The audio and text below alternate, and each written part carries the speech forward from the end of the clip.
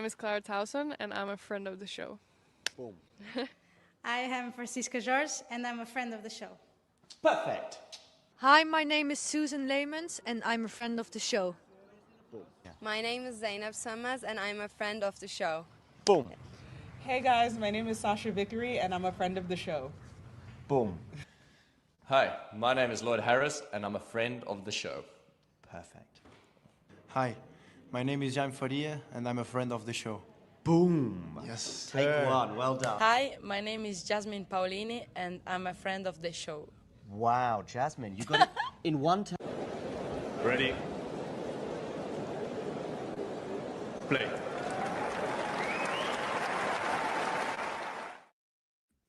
Hello, everyone. We are here to preview the upcoming French Open men's singles final between Alexander Zverev and Flavio Cobolli. An unlikely final in many respects, Brenner, but I would just posit one thing. Actually, despite the chaos of this French Open, once the draw was made, I suggest that there was probably only one or two losses necessary for this final to manifest itself. I saw Flavio Cobolli's draw. It was nice. I didn't like his first-round opponent, Pellegrino, but that aside, I thought he's probably making the semis, all being well. And same for Zverev. I thought he was probably going to make the semis as well, and maybe even beyond, given the absence of Carlos Alcaraz pre-draw. What are your thoughts on this final and their paths there? Yeah, I would say I'm similar to you in terms of the draw kind of opening up for them, and at least from the outside looking in, it like isn't as unlikely as maybe some may seem. But I was probably circling that sort of, let's say, France Cerundolo versus Cobolli, round of 16 type of match. Okay. Cerundolo went down to Schweida in a big upset, so I thought that would have been a little bit more of a testy match. And for the Zverev, it's hard for me. I did think Casper Ruud would make it to that semifinal, and that would have posed a different sort of challenge. Yeah. The Mensik, but I did have at least one Italian in my final, but it was not Flavio Cobolli. So no, of course. I mean, I get that. And we were kind of all waiting for the Sinner coronation. But once the Djokovic absence as well, or him going out to Fonseca, added to it. But to be honest with you, the whole thing until today and until the final flipped in many ways with the minute Sinner retires ill, cramps, whatever. Or he doesn't retire, sorry, but he completes the match. But obviously the whole tournament flipped in a way in that moment. And yet me personally in my draw, I did have Zverev getting to the semis, and I did have Cobolli as well. I think I might even have had Zverev getting to the final over Djokovic. I had one or two doubts about Casper, partly because I thought his draw was tough after Safiullin, and that did kind of manifest itself. But anyway, this is the final that we have. Let's have a quick look at Zverev's path. Straight sets wins over Bonzi and Mahac was followed up with a 4-set win over Halles. And then we had a straight sets win over De Jong, and then that was backed up with another straight sets win over Hodar before a 4-set win today over Jakub Mensik. Just give me a few thoughts on his run to the final. I'd say it's job well done, kind of. That's all you can say. And I think that's really what Zverev has referenced in every presser this week and even last week. But right, you can only play who's in front of you, and people will be like, okay, he didn't even play a top 20 player en route to this final. So I think that's kind of the casual perspective, but in sports, upsets happen all the time, as we know, and it's easier said than done just to chalk it to the next round. And that's why I'm not trying to go outside the guardrails here, but Sinner being the heavy favorite once Carlos Alcaraz withdrew from the tournament. Well, we saw what happened, right? There's different sort of things that can happen in a tournament, whether injury would be the one that we all point to. So you just have to play who's in front of you. But going to the run, it's just very solid performances all around. Only dropped 2 sets. Probably could have gotten it done versus Mensik in straights. And he's only wavered a bit, especially in these first sets. You know, you think back to Jesper de Jong. He was down an early break there. Rafa Hodar served for the first set. And, you know, Zverev was able to tighten up. And once those players weren't able to get the job done in the first set, the match completely flipped in his favor. So I'd say, you know, it's just complete, and you check the box and you play who's in front of you. But all in all, performance-wise, you know, 8.5 out of 10 for the last 2 weeks, I'd say. Yeah, something like that. Today's similar in a way. I thought he was solid today. A lot of people talked about pre-match nerves, and in fact, pretty much every day since Sinner went out, they've been talking about this. My take was that he would have to be pushed. Let's if we think about the times when we've gone, oh, I think Zverev didn't quite have the courage or didn't quite have the nerve management to get it done. It was in a 5th set trying to serve it out against Carlos Alcaraz, or it was in a 5th set against Carlos Alcaraz when you were leading 2-1, perhaps.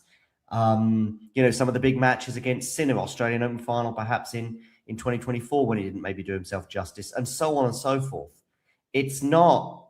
Yes, he does have some inexplicable losses in other tournaments, 1000s, etc., but actually in slams, Wimbledon aside, he's very, very reliable, really, to get to the quarters and semis. Now, there will be others. There'll be 1 or 2 tournaments in the last 5 years when he didn't make it, but I bet there's probably only 2 or 3 in the last 4 or 5 years when he didn't go deep. And when he's going deep, he runs into Djokovic in 2024, for example, 2025 in the quarterfinals in the French Open, or Carlos Alcaraz in the final in 2024. And, you know, I mentioned these are the names that are beating him, the 3 best players on the planet over the last 2 or 3 years, sort of post Big 3. And of course, one of the members of the Big 3 is still in there. He's just not being pushed enough for really nerves to be a problem. We might see it happen on Sunday, but we'll come to that shortly. Any thoughts on what I've just said? Yeah, it's kind of the reality that we're dealing with here, and something that Sasha has to deal with on a week-to-week basis. But he knows that there's going to be 8 weeks that are scrutinized significantly more throughout the 47-week season that we have, and then those are going to be the majors. You know, someone who's now made 3 slam finals, a few of them slipping, of course, and the most recent one being losing that French Open final to Alcaraz from 2-1 up. But yeah, I think you make the real point here is that there hasn't been much to deal with, right? Going down a set against Jesper de Jong isn't gonna, sway it one way or another. Of course, you're like, okay, I don't have as much insurance to play with, but he's probably going to get it done in 4 sets. So I think that's the reality of what we're dealing with here. It's always a talking point with him. So I feel for him, but at the same time, it's sports. And then I'll go back to this point quickly. You talked about his kind of ranking and just how he consistently goes deep. He's been like a number 3 in the world mainstay for the last 2 years. And I think there's typically a pretty big gap after him. So I remember Fritz made a little run, got up to number 4 in the world, but still far away. And that goes to show how consistent he is. The reason why you stay at number 3 is because you consistently go deep at the big events, and that's what he does. But, now he's found himself in a final. He's the favorite in the final. I don't know. You would know better than me if he was favored. He was a favorite going into the Dominic Thiem final. But I mean, listen, this is me feeling rather than checking bookmakers, etc., etc. I would have said that was a really finely balanced 155-45, but it would have been probably just in Dominic's favor. He'd been in a couple of French Opens already by then in the finals. his hardcore prowess, the manner in which he beat Medvedev in the semi-finals as well was probably more impressive than Zverev's 5-set win over Carreño Busta. So I think, but it was finely balanced. We weren't exactly shocked when Zverev was leading that final 2-0. Yeah. Okay. So that's the takeaway. I think here, any sort of casual and anyone who follows tennis closely would give him at least a good favor going into this final. Wimbledon aside, I think it is because Wimbledon, I think, is just an anomaly for him because the grass is not necessarily suiting his game, despite the big serve, etc.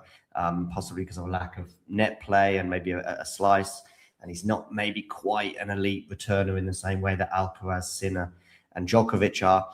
But Wimbledon aside, he's just, there's only once, and that was 2025 US Open, when he didn't make the quarters in the last 3.5 years or so, since the Australian Open of 2023 when he went out in the second round. So his slam results then, ignoring Wimbledon, have been semi-final, quarter-final, semi-final, final, quarter-final, final, quarter-final, and then there was the third round loss at the US Open and then semi-final in Australia this year. So he's just always there. I think one in about 10 or 11 slams when he hasn't made it. As I say, Wimbledon aside, where he's never gone beyond the fourth round. And I think he probably will have a quarterfinal or a semi-final and win him at Wimbledon someday. And who knows, that might even be in a few weeks. But I'm not expecting him to lift the title there anytime soon. So yeah, that's where we're at with Zverev. Regarding Cobolli, okay, who's going to be on the side of the net. Just first of all, there is this point that he did give a joint press conference today with Matteo Arnaldi. I know they socially distanced themselves, but I have to say I'm a bit like Sloane Stephens. I think she made a comment saying it's a bit unnecessary to probably have that press conference in such close proximity to someone who has a virus. Don't know if you've got any thoughts on it. Yeah, I mean, my only takeaway is why did Cobolli have to be in that press conference? You know, I mean, like maybe Cobolli said he wanted. I mean, I'm sure because they're pals, they're both Italians, etc.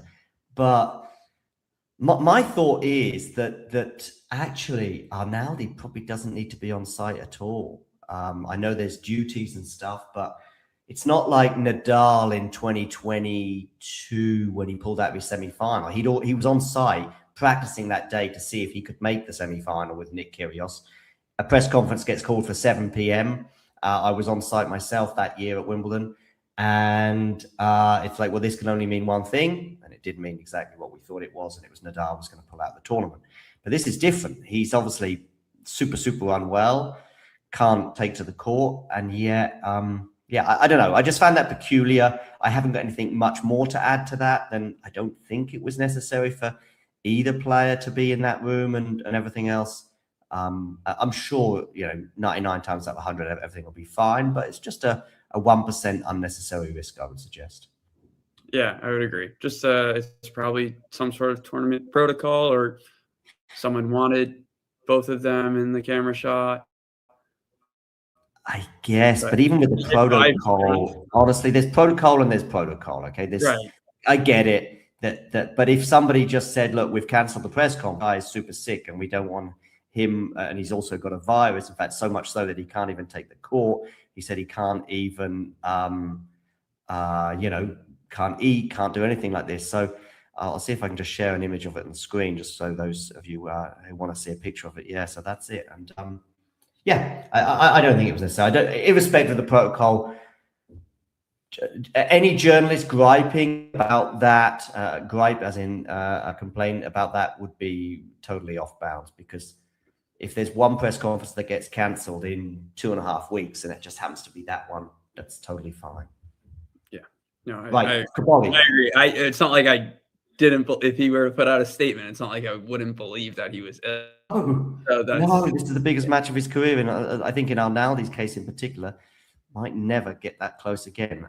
Anyway, right, Cobolli, route to the final.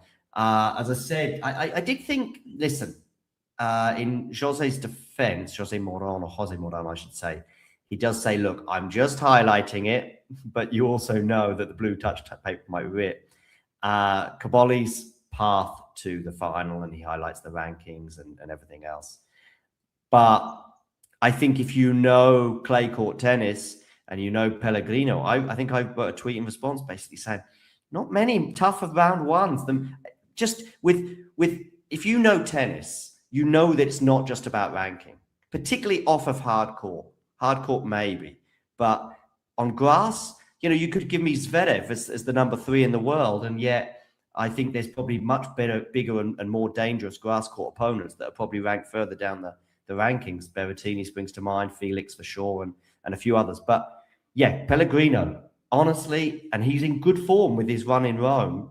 I thought that was a dangerous opponent. I thought Cobolli would win, but he was the biggest concern I had between him making the semifinals. Honestly, including Tien in the third round and Felix in the quarters. Pellegrino was the one I had him tipped to get to the semis, but I thought could blow up my face in round 1.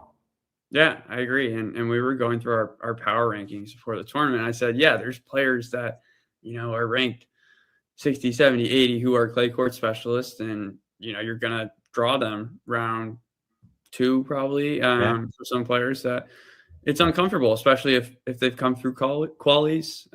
They're playing with good rhythm, their form, confident, and they go into it as the, quote unquote underdog.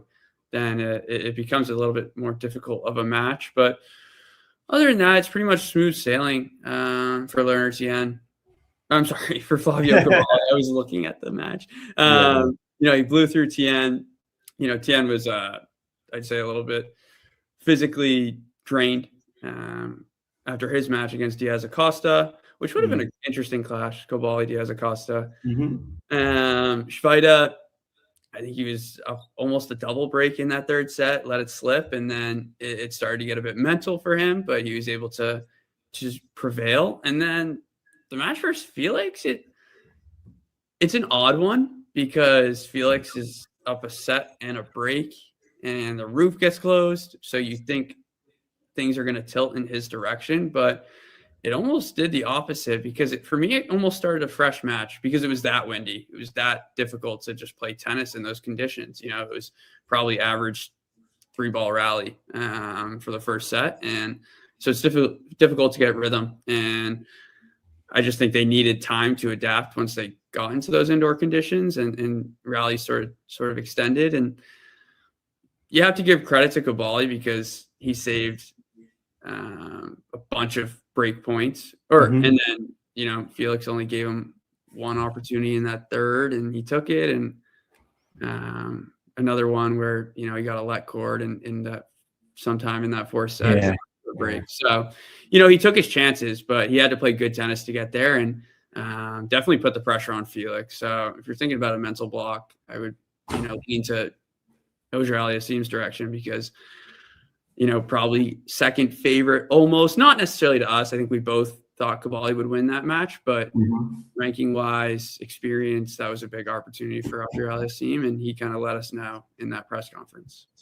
Yeah, the one thing that Flavio had against Felix that he won't have against Zverev is that there's no obvious sort of shot that you can just go for on a regular basis to give yourself some cheap points. And what I mean is that basically cross court into just basically into the Felix backhand.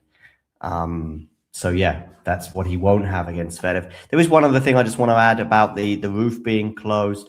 I do think that it's not such a big thing against it at Grand Slam levels in these big arenas.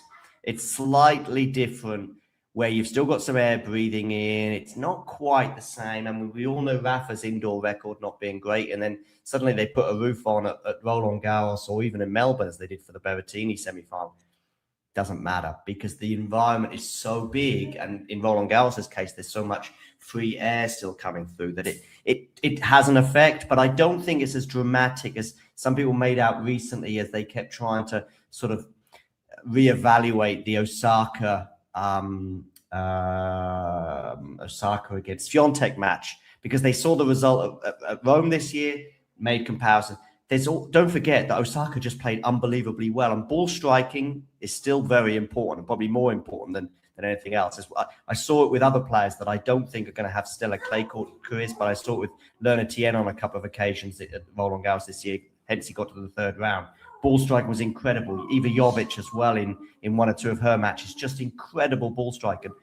Doesn't matter, right? Indoors, outdoors, even play. There will be certain things that change, especially when the margins get fine. But if you strike the ball a million times better than your opponent, you're going to win. Okay, Cobolli. Oh, do you want to say something in response to that? No, not really. I think what I do want to say is maybe we'll do kind of a post Roland Garros recap in terms of just what went on at this tournament, because I think obviously the chaos was in the scoreboard, but I think the tournament infrastructure is a talking point. I think the roof closure is also a talking point after midway through the women's semifinal. Right. Yeah, that's a serious questions for me. So, and I think there just needs to be sorry, Brennan, there just needs to be a rule on it, and it should be black and white, because one or two players, I think it did. So the where the roof does come in, Brennan, I will say this: wind. Now then, it does play a difference, for sure. But if we're just talking about Zverev being an indoor goat, and I do subscribe to that when we come to Basel or some other, exactly, Paris-Bercy to some extent, and so on and so forth. But it doesn't quite translate at Grand Slams in these huge environments where still air is seeping through. But you're right, definitely with the wind, I will say it is a factor, and I think that Sabalenka probably does win that. In fact, I'm really sure that she wins that quarterfinal against Schneider if the roof was closed. Okay, Zverev Cobolli though. I don't know about the weather for Sunday. I just looked at it. And what is it like? It's going to be overcast. It says high of 72 Fahrenheit. So unfortunately, I don't know the Celsius. 22. I've just got it myself, at least more or less 22. Yeah, it'll probably be like, 60, 68 degrees. Pretty generic overcast weather. And overcast. Perfect. Probably similar to today. The only other factor will be about the wind. It says light winds on the BBC website for what it's worth, so probably not as bad. Probably, again, similar to today, because I think today, just from the casual observation, there seemed to be a little bit of a breeze, but it didn't seem as chaotic as it was yesterday or, of course, in last year's women's final. Yeah, I'd say that's... 3-1 is the head-to-head, but actually I think there is a significant, probably the most significant, but Munich, so they're 3 of the 4 out matches have been on clay, but actually they've had 2 on clay this year. 1 in Madrid, very different conditions. Munich, bit of altitude there as well, but maybe a little bit more relevant than Madrid, where Zverev is certainly very, very potent. That's not me predicting a Cobolli win, but I think it's something for Flavio to think about. Do you remember that match in Munich they had a few weeks ago? Yeah. Are you referencing Madrid or Munich? Munich. Okay. Yeah. That was kind of I'll just go for it here. I think that was it was, as Flavio Cobolli put it, it was one of the best matches of his life. And if you recall, he was inspired due to a passing of a younger friend of his. And on the day, I think he was just on it from the jump, and he was smashing winners left and right. And, he was amazing on return, and it was just, his day. And as you can see, like after the match ended, just blew up in tears. So I think that was just, it was just one of those days where he was on, and it's a little bit tough to kind of evaluate that. But smashing performance. So he knows he's capable of it. You don't think he could just be on Sunday? He definitely could be on. I think your confidence has to grow. And I don't know if you thought about it at all today, John, but we spoke just a day, I think it was, after the Davis Cup. Oh, yeah. Last year. Italy was crowned champions. Flavio Cobolli was the star of the show. And we talked about it. Does Flavio Cobolli have top 10 potential? I don't know what his ranking was going into the season. I want to say 34. Really? Was he that low down? Or was he 22? Like, those two numbers are in my head. So regardless, today is the day where he has cracked the top 10. He will be number 10. the next time the rankings update, which my point was he just has to be super inspired, proud of himself for, it's such a big accomplishment. And also just looking at the last 2 weeks, has to be full of confidence going into this final, knowing he's played really good tennis to get here. Yeah, indeed. So, yeah, he actually did still train tonight on the court in Paris, as Matteo here highlights. All right, let's get into, one or two patterns of play and then ultimately a prediction. I don't think Cobolli, as I said, can find a weakness in Zverev's play in the same way that he could with Felix, and there are obviously other opponents that both of these will have played and had that advantage as well. So I do think it's about really who plays better on the day, and Munich was a great example where, as you said, Cobolli was just, everything he was hitting struck gold, and that could happen. Of course, it's less likely to do so over 5 sets than 3, or best of 3 compared to best of 5. Zverev, I think, not quite on his racket. That would be too much, as clearly Munich showed. But if Zverev is as solid as he has been throughout the last 10, 11, 12 days, I make him a warm favorite. Yeah, I like what you said there in terms of Zverev's ability just to be solid. And what else you pointed to was the best of 5.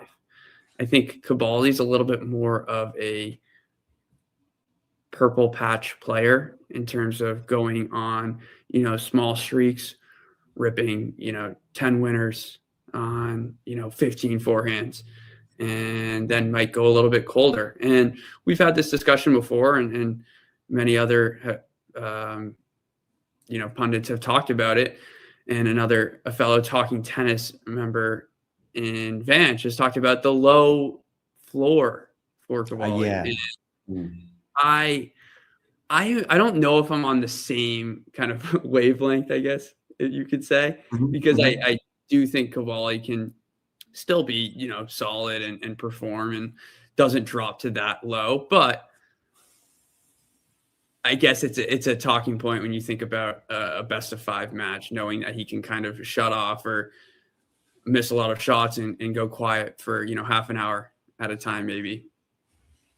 Yeah, although Vanch says that, he's also very big on Flavio in general, and did say, I think at the beginning of the year, it might have been pre-Acapulco as well, that he thought that he would make his top 10 breakthrough at some point this year.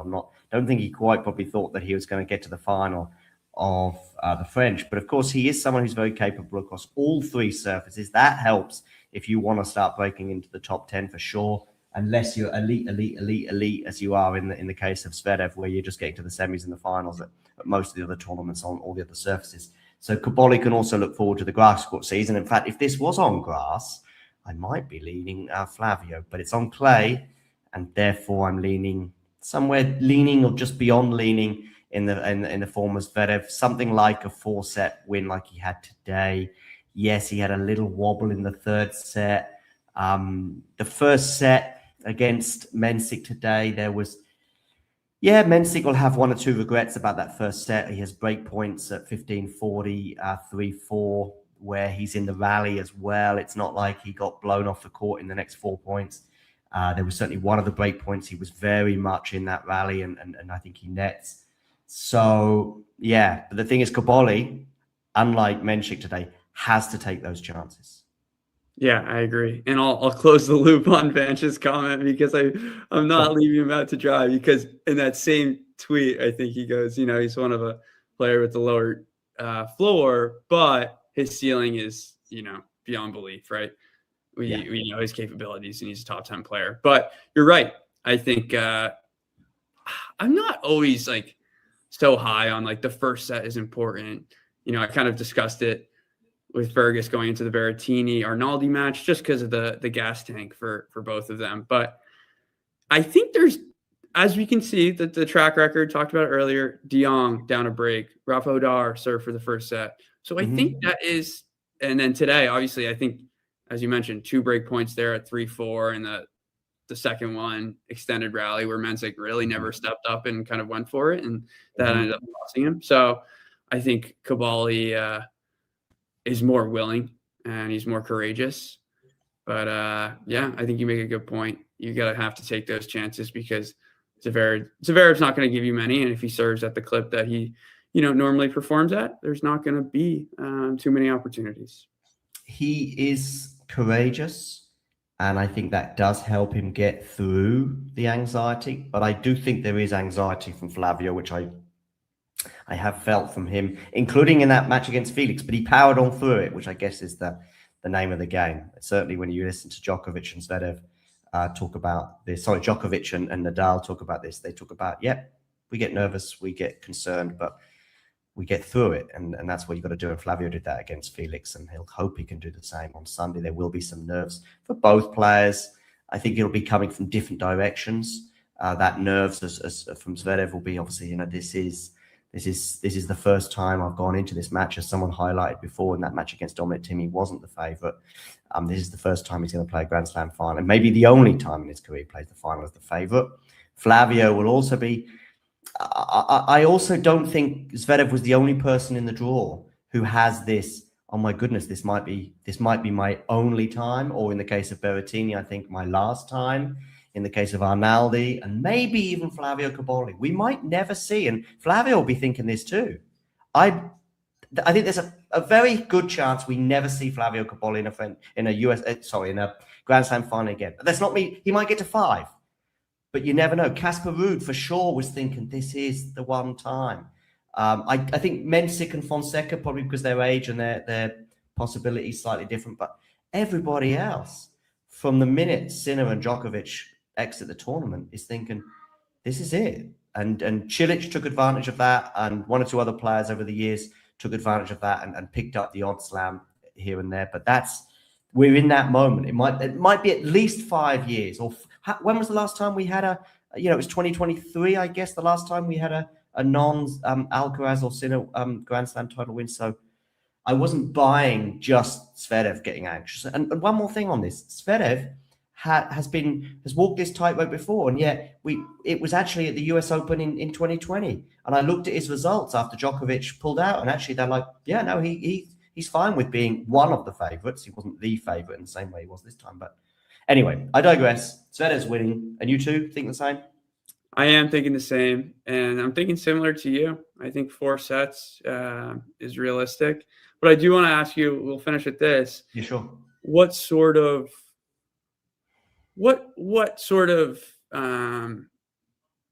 let's say, how does the experience help Zverev? Been here 3 times, lost 3 times, knows what it feels like to prepare for this, Grand Slam final. What can he take that can, give him that extra edge going into Sunday? I mean, he'll know whatever he's done the previous, few occasions. He's obviously been in the Australian Open final of 24.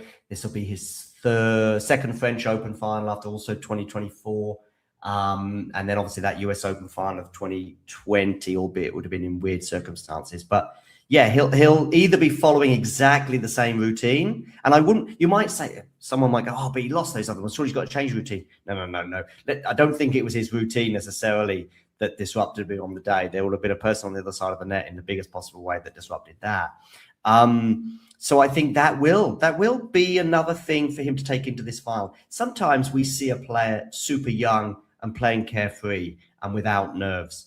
I don't think that'll be the same with Flavio, because he's kind of, like I say, he's in that sort of in between moment of this might be my only chance. It might be my best chance, because he might get to another final in the future, but he's playing Jannik Sinner at Wimbledon or the Australian Open and just doesn't have a chance, or he doesn't make another final. So I think there will be nerves on both sides of the net. And I also think Zverev will remind himself of that. He probably couldn't believe it when he's coming up against Alcaraz, the 5-set king, or a recent Australian Open king in the form of Jannik Sinner. In fact, you'd probably say a hard court king, full stop.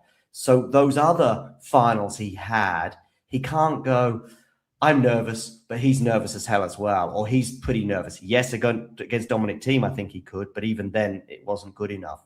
Whereas actually on Sunday, he can go, I think Flavio is feeling it too. Yes, I'm feeling it a little bit. But I think it's really important as a player. You're often consumed in your own world and you're anxious, but you forget that the other guy can be anxious too.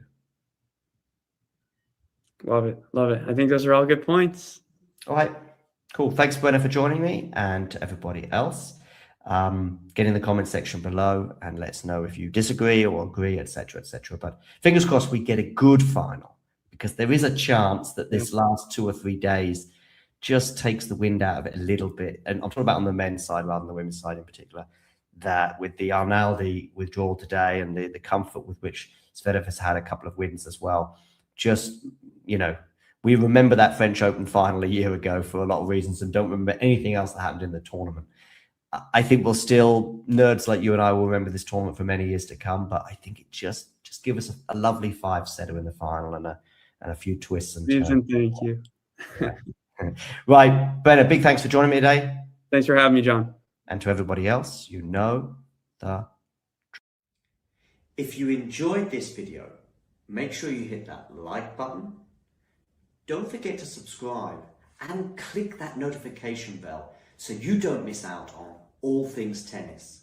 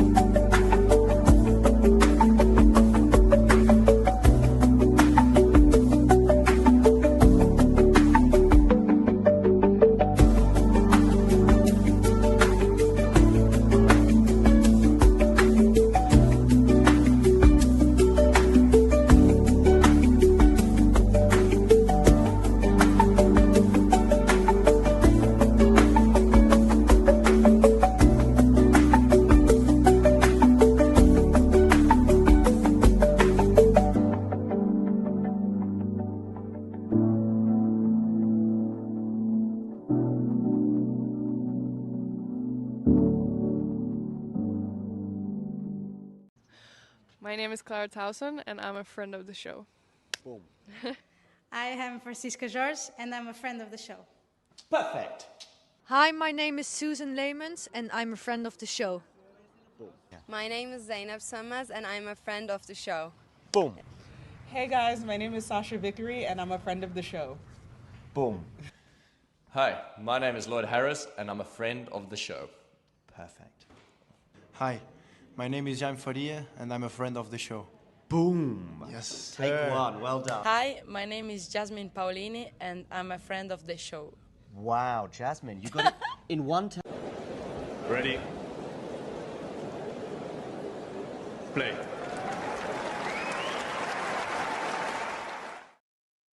As we also welcome those of you watching Alexander Zverev against Flavio Cobolli in the men's final of the French Open. That is about to get underway with the players just warming up on court as we speak. So those two players will be beginning their match in the next 5 minutes or so, maybe even less, because they have, I think, just done the coin toss. Coin toss. I haven't seen who won that particular toss, but we'll come to that shortly. We, of course, also have the Birmingham WTA 125 final happening right now in the third set. Bartenkova won the first set by 7-5. Iala won the second set by 6-3. And in the early stages of the deciding set, the two players are on serve, with Alex Iala serving at love 1. Over in Paris, the French Open men's final, the tail of the tape. Cobolli versus Zverev.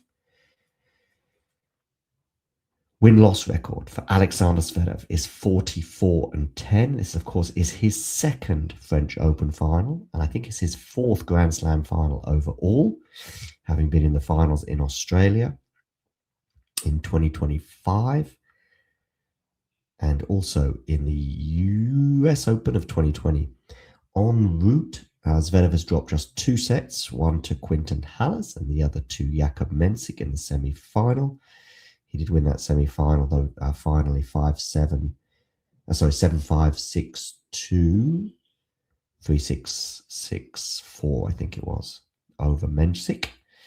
So I saw as well a graphic that actually showed that Zverev had been on court 1 hour longer than his opponent today.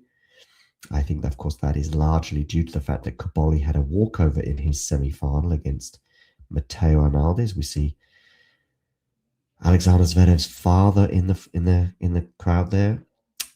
Who is there more pressure on today? Alexiala holds for one game all over in Birmingham. So now it's over to Barton-Kova to serve. But Alexiala's been serving very well since the beginning of the second set. Oh, yeah, the head-to-head between Zverev and Cobolli. Zverev leads it 3-1. But there was a big match just recently in Munich in the semi-finals there that Cobolli won. Zverev won their most recent meeting in Madrid.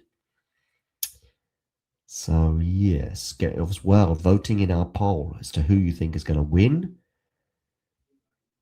Also, make sure you hit the like button. And if you haven't already done so, please hit subscribe. You will see just below the screen, just here, it'll either say subscribed, in which case, fantastic, thank you very much, or it will say subscribe. And if it says subscribe, it means you haven't subscribed. So please do click that button. Yeah, just over 14 hours on court for Zverev and just over 13 hours for Cobolli. Also, let me know in the live chat, where are you watching this match from? Maybe you're in Germany like me. Maybe you're in Italy, where Flavio Cobolli is from. Maybe you're in the Philippines, where Alexiala is from. Or maybe you're in the Czech Republic, where Nicola Barton-Kova is from. Talking of which, Barton-Kova here now up 30-15 on her serve. Zverev and Cobolli just practicing serves as they warm up.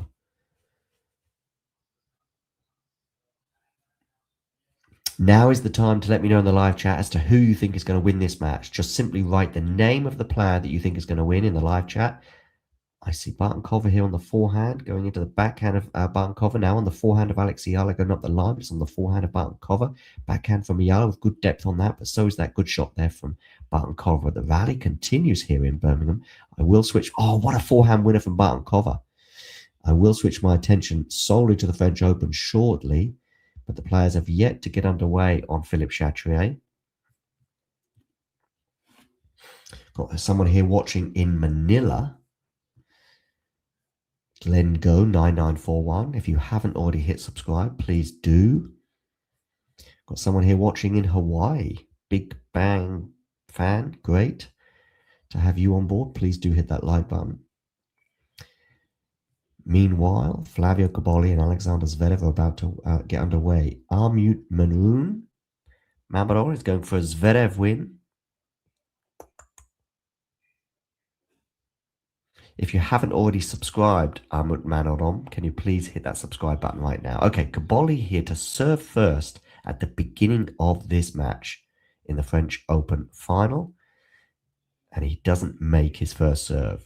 Who is the more nervous today? Who has the more pressure on them? Barton-Kova here with a game point. Got someone here watching in Barcelona. Cobolli goes long, so love 15. Not the ideal start for the Italian. I see pressure on both players today. A lot of people talked about the pressure on Zverev, but I'm not so sure. Ayala fighting. But that's a big, big hold for Barton-Kova.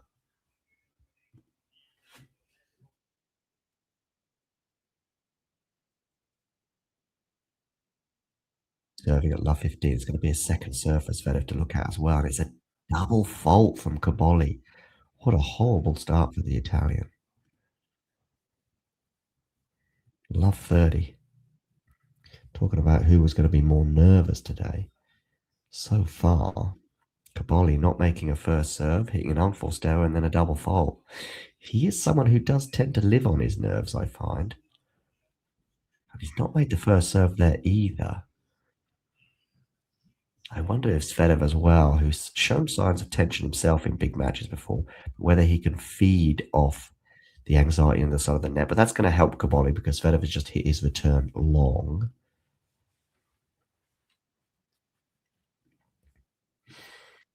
So it is 15-30.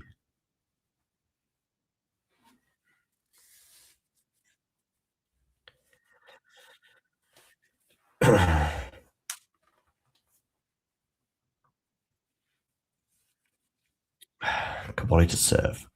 Out wide, backhand return from Zverev. Now it's on the forehand. Good forehand there from Zverev, though. And that's going to go long from Cobolli. 2 break points for Alexander Zverev at the beginning of this match to take an early break advantage. Who can forget a year ago, the French Open final? Alcaraz and Sinner. I think there's a lot more expectation for that match than this one, but we'll see. Maybe this will deliver as well. Another first serve from Cobolli goes into the net, so it's going to be another second serve for Zverev to look at. Definitely the first of the two to settle, but again a return sails long from Zverev. That's a nice gift for Cobolli. 30-40. Barton-Kova and Iala are back underway at the change of ends. Iala serving at 1-2, and it is love 15 to begin this service game for Iala. It's now a straight one-set shootout for the Birmingham title. Good serve down the tee there from Iala. Good forehand from her. Wonderful forehand from Alex Iala, 15-all. Meanwhile, Cobolli and Zverev, break point here for Zverev, on his forehand, on the Cobolli backhand. Some very nervous looking shots here from Cobolli. I don't think he's settled at all at the beginning of this match. He's on the defence. He's on the defence. Both of these players not really hitting with huge amounts of depth at the moment as they just feel their way out. Oh, and a big backhand from Zverev goes into the net, so it's deuce. I don't think the quality's been there in the first 8 points of this match, but we'll see. Nice aggressive play from Barton-Kova at the net to get to 15-30 over in Birmingham.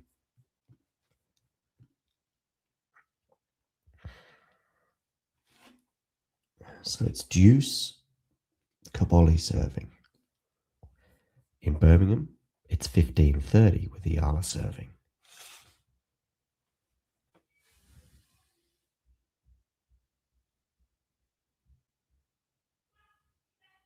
Serves that wide, does Iala. Now it's on her forehand, but she can't deal with it.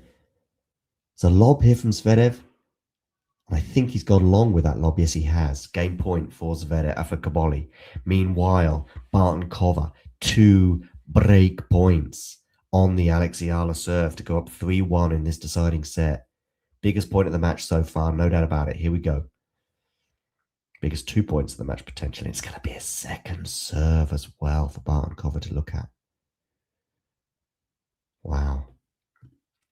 Second serve here at 15-40. I will come back to Cobolli and Zverev in a moment. Misplaced ball toss there from Iala. Oh, Zverev saves the game points. They're back to deuce. Okay, run around forehand here for... Oh, what a lovely drop shot.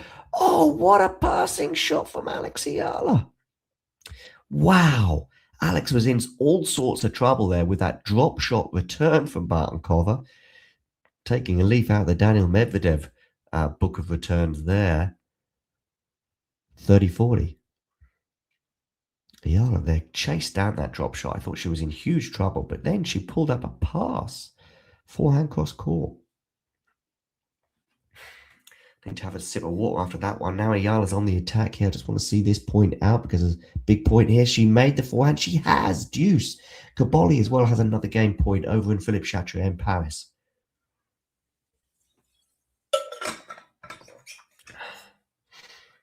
Wow. 2 huge points there for Alex Iala to win and 2 incredible forehands. One responding to the drop shot and producing a sensational pass, and then a fantastic forehand just there that painted a line and one other point with a winner. Oh, that's a great backhand cross-court winner there, though, from Barton-Kova. And now she's going to have another break point. Meanwhile, Cobolli has a game point on his serve. This is a lengthy first game of the match over in Paris as they exchange backhands at the moment. This time, Zverev is not going to change direction. He is now. And the forehand from Cobolli goes into the net. So deuce.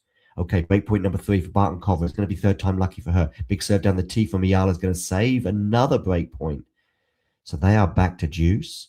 Both of these matches are at deuce right now, but at very different stages. Alex Iala is serving at deuce 1-2.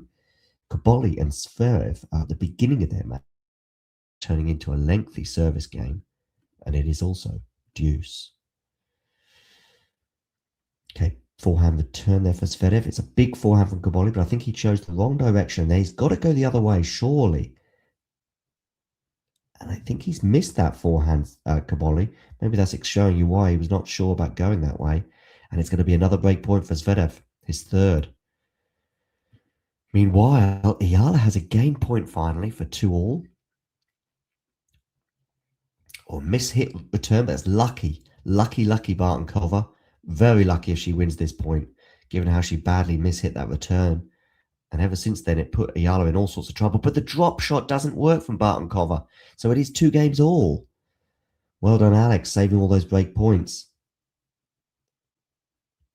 Big serve from Cobolli out wide saves the break point over on Philippe Chatrier. So they are back at deuce. Cobolli and Zverev. I wonder if this could be a long one today. I think I see an Irish flag there. Hello, Jake. How are you?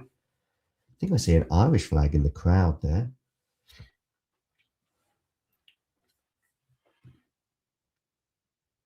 It is best of 3 in Birmingham. Yes, the Kind Warrior 10. The Kind Warrior 10, can you do me 2 things? 1, hit like on this video. And 2, hit subscribe if you haven't already. That was a horrible point there from Cobolli. He really should have won that from the net exchange that they just had. The drop shot wasn't great, but then he gets that. Dearie me. Okay, another break point for Alexander Zverev. Bartenkova here serving at 2-all. Jake, I'd love to get your thoughts on Bartenkova. Decent serve, decent all-round play. Seems to be pretty good on the grass. Not bad at the net. Return, not great. Not today anyway. Movement, I'm not anticipating from Bartenkova kind of Iva Jovic style. Oh, Zverev gets the break. 8 minutes on the clock. 1-love, he leads. It's really nervy start from both players, but Cobolli in particular. Bunch of first serves missed.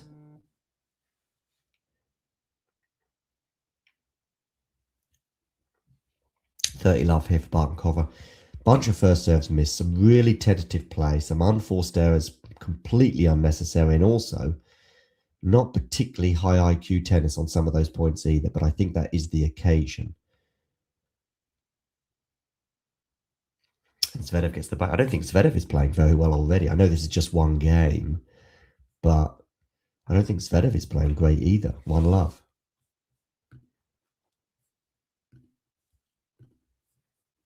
Okay, over in Birmingham, it's 30-15 for Bartenkova.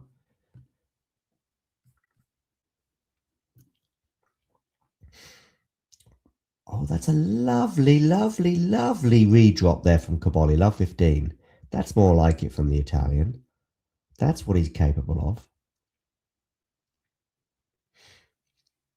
I think I made Zverev the warm favourite before the match and certainly see no reason to change my mind after these first 10 minutes.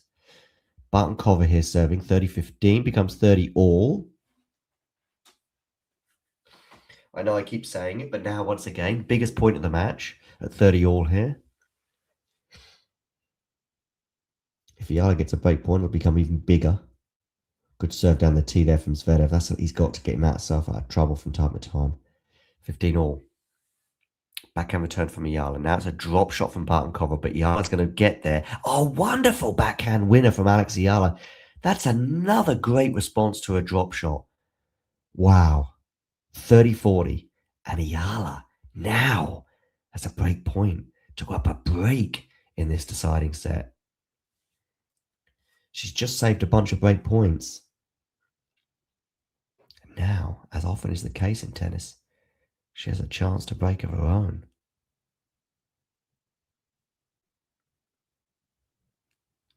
Forehand return into the forehand of Bartenkova. It's a backhand from Ayala, which is pretty big. And that's going to go long from Bartenkova. 3-2. Ayala leads with a break in this deciding set. Wow.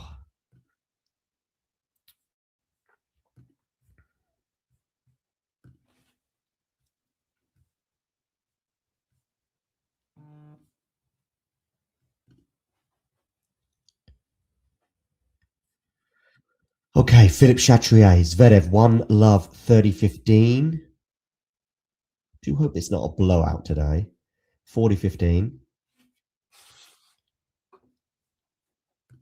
Yeah, I agree. And to be honest with you, there is something worse than listening to Agassi Ghosty. It is the takes that I've been watching for about a year now, where it's like, oh, it's so great and refreshing to have Andre Agassi and blah, blah, blah. And they're just parrots. They don't really know or think or have an opinion. They've just seen one person of authority say it, and then everyone just copies, and everyone retweets and likes it and goes along with it. No one's thinking about what he's saying. No one's applying any critical thinking, and it drives me nuts. For the first time, people are just starting to catch on to this. I'm not going to say who, but somebody very deeply ingrained in tennis who knows Andre a bit, let's say. Let's just say he doesn't trust Andre as far as he can throw him. Okay, forehand into the backhand here of Cobolli, going cross court to the backhand of Zverev. It's 2-love already, and it could be 3-love as well soon, because the way Cobolli is playing right now does not fill me with great amount of hope. Love 15.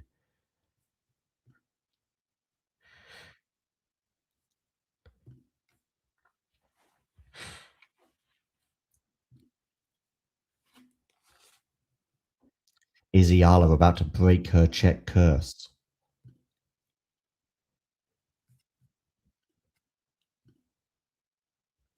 Cobolli feels cursed in this French Open final. Not settled at all yet.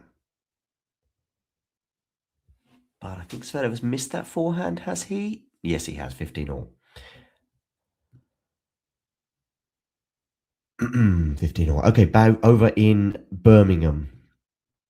The Czech curse, which still feels very real. It's love 15 here on the Iala serve. Good forehand from her at the line, though. 15-all. 14 minutes on the clock in Paris. Cobolli already down an early break. So far from ideal start for the Italian.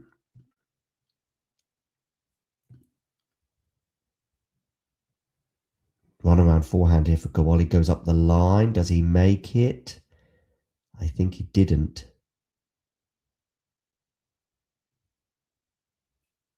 Yeah, we did. Wow, what a forehand up the line that was from Cobolli. 30-15.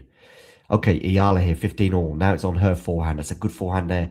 Bartenkova just about equal to it. So the rally continues. And again, it's Bartenkova on the backhand. Just getting that over the net. Iala goes for the drop shot, and it's too good. 30-15 for Alex Iala. The Czech curse for Iala, if you're not quite sure what I'm talking about, is basically she keeps getting knocked out by Czechs at all these tournaments.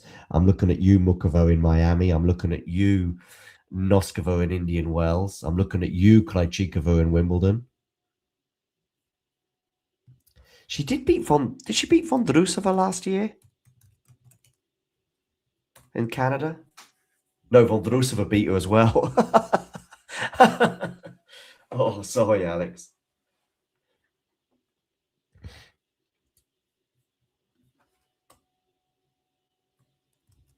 Oh, good hold there finally for Cobolli from love 15. What about Valentova, Iala? Wasn't that a win for Iala? No, she lost to Valentova as well in Qatar. And in Japan. I see what you mean about this Czech curse. It's just getting worse and worse. Okay, Iala here serving 30-all.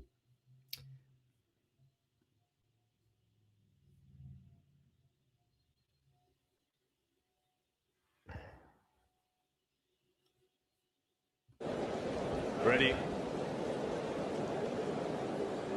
Play. You join us here for the Seville ATP Challenger. Rocco Batalla to serve. What's he going to serve up? Some tapas? A good first serve.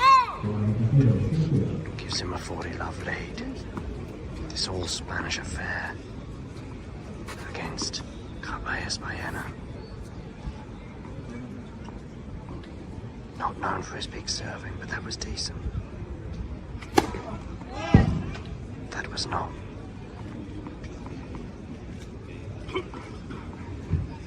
tennis do the talking.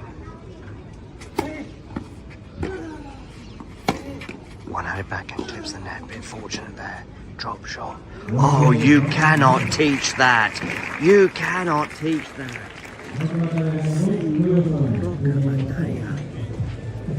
Takes a 2-1 lead. If you enjoyed this video, make sure you hit that like button. Don't forget to subscribe and click that notification bell so you don't miss out on all things.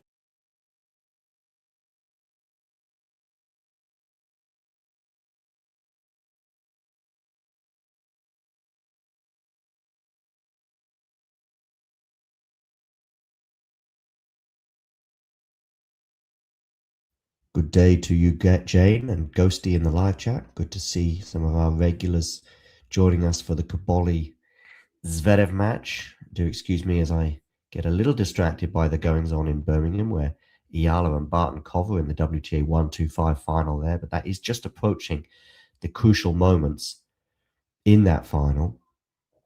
So that will be concluding very soon. What won't be concluding soon is Zverev against Cobolli, despite Zverev taking an early break here, because, of course, this is a best-of-5 match, whereas the final in Birmingham is a best-of-3. In fact, it's a straight one-set shootout at the moment. And it is Iala who is the slight favourite, given her advantage in the match. But that's an ace down the tee from Barton Cover to get to 30 love. 18 minutes on the clock in Paris. Backhand here from Zverev into the backhand slice of Cobolli. Now on the forehand of Zverev into the backhand of Cobolli. Backhand from Zverev up the line is fantastic. Well, it's been called out, but I thought it landed in. Zverev is not happy with that, but it has been called out. I was just saying what a fantastic backhand up the line it was, but it wasn't. 30-15. Misha Zverev there and Alexander's brother. Oh, good net play there from Barton Cover to get to 40 love.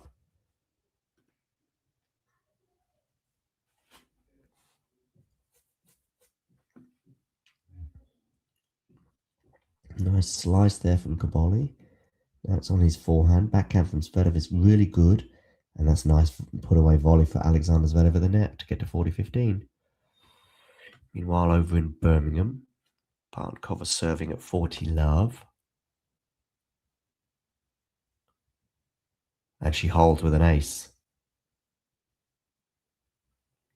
So 4-3. Nevertheless, Iala 2 holds away from her first grass court title.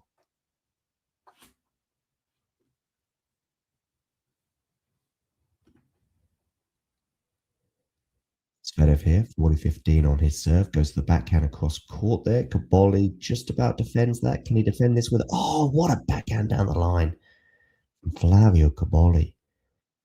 40-30. Not seen enough of that yet today.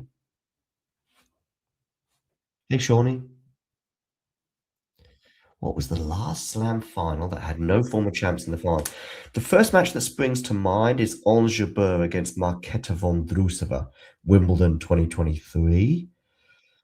On the men's side, I'm thinking, what was the 2024 Australian Open final? Yannick Sinner against someone. Who did he play in that final? Oh, good forehand winner there for Zverev to get to 3-1. Who was it Yannick Sinner played in the Australian Open final of 2024? Otherwise, Alcaraz Ruud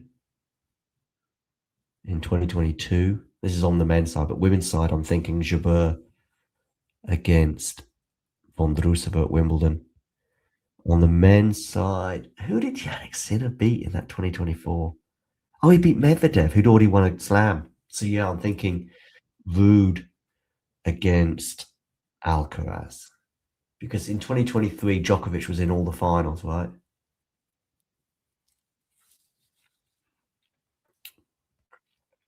And yeah, on the women's side, I think Vondrousova against Jabeur in 2023 Wimbledon.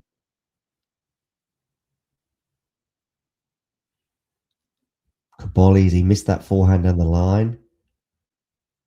Yeah. 15, love 15. Meanwhile, over in Birmingham, Iala 2 holds away and she leads 4-3, 15 love.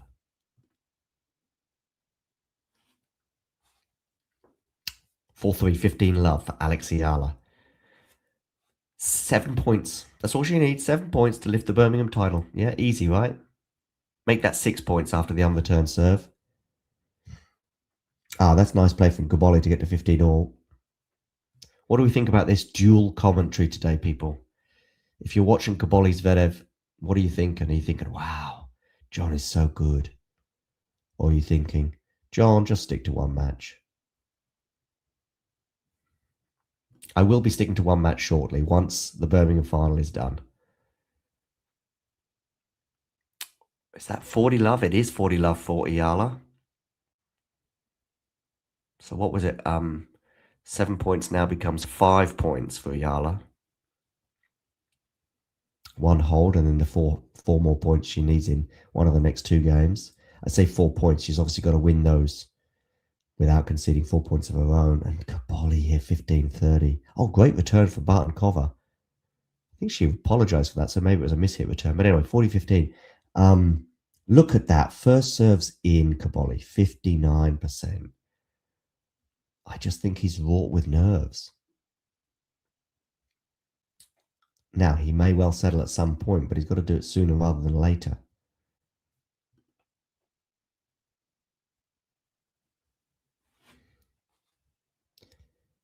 So quiet, Philip Chatrier right now. Distracted by John's pink kitchen. Makes me want to go get some cupcakes. Yeah, it does look sort of like a... It's actually not a kitchen that I'm in, but it does sort of look kind of like Cupcake Cafe type of thing, doesn't it? Iala holds for 5-3. Woo! Ladies and gentlemen, Iala is 1 game away from her first title on grass. Barton-Kova staring down the barrel, 3-5 down in this deciding set. Great backhand at the line there from Zverev, but well defended by Cobolli. Now it's on the backhand of Cobolli himself, but these balls are just way too short. And he's missing when he's got the chance to attack like that. 15-40 Cobolli. Oh, Iala goes long on her return, so 15 love for Barton-Kova.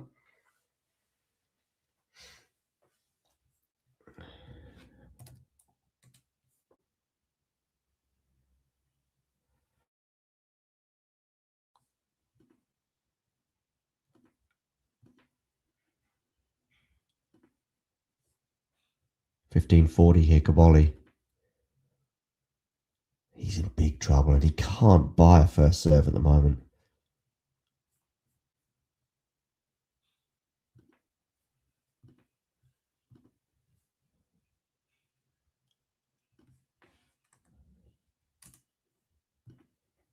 Cobolli here on the forehand into the forehand of Zverev. Now it's a Cobolli drop shot, which is not going to work.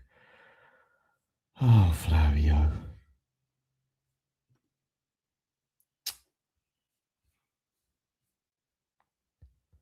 (4-1) Zverev.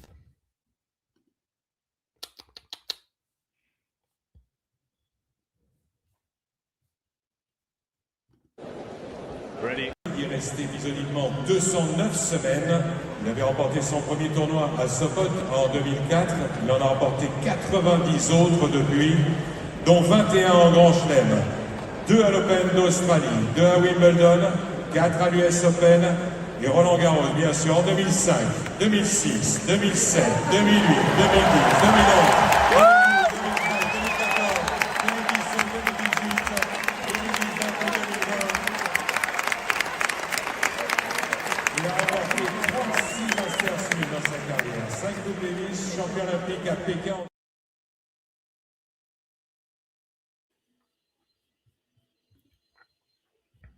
Okay, Barton-Kova here. Huge pressure on the Czech's shoulders. Iala, can she break the Czech curse? No, the Czech is bouncing right now. 40-30.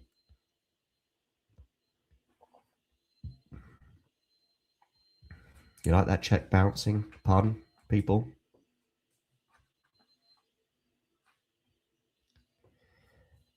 Surely, I think it was always a danger for me. I was always a bit worried that that would be the case.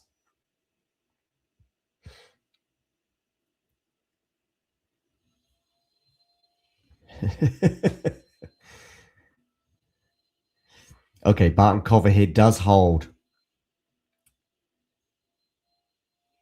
As they head to the change of ends, I see Arsene Wenger there in the crowd in Paris for the French Open final between Zverev and Cobolli. Zverev leading with a double break. The Italian yet to really show up. Iala and Barton-Kova were at a change of ends. And when they return to the court, Alex Iala is going to serve for the title. Can she serve it out? It's been a while since she was broken. I don't think Iala's been broken since the beginning of the second set. She was broken in quick succession, wasn't she? Where Barton-Kova won 3 games in a row, maybe, from 5-4 down in the first set. Barton-Kova winning 3 games in a row, then 4 games in a row to break at the beginning of the second. But Ayala broke back immediately and winning 5 of the next 6 games, put herself really in charge, not just of the set, but arguably the match.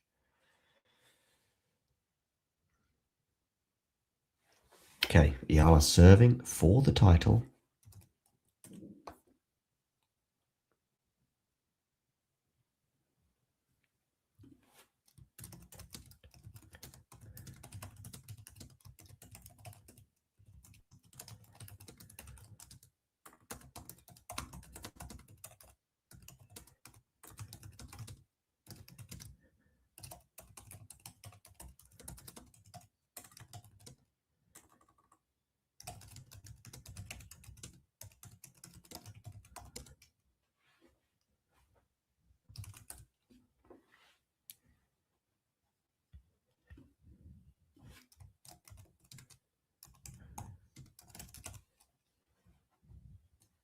Okay, let's hone in for a moment on this final potential game.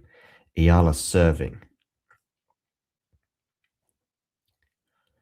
Body serve there's not bad. Ayala on the attack on the backhand side, but it's a good forehand of the line for Barton-Kova. Love 15. Cobolli here has 15-30 on the Zverev serve.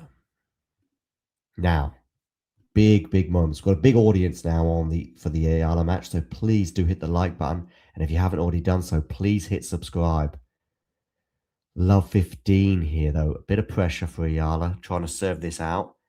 Good backhand return there. And has Ayala gone long? No, she hasn't. That's a great forehand from Barton-Kova. She comes into the net, puts the volley away. Love 30. Ayala serving for the title, and she's love 30 down on her serve. She's making her serves, but maybe they're not quite potent enough. And Barton-Kova, when she gets that return in play, is suddenly up in the point, which shouldn't be happening on grass.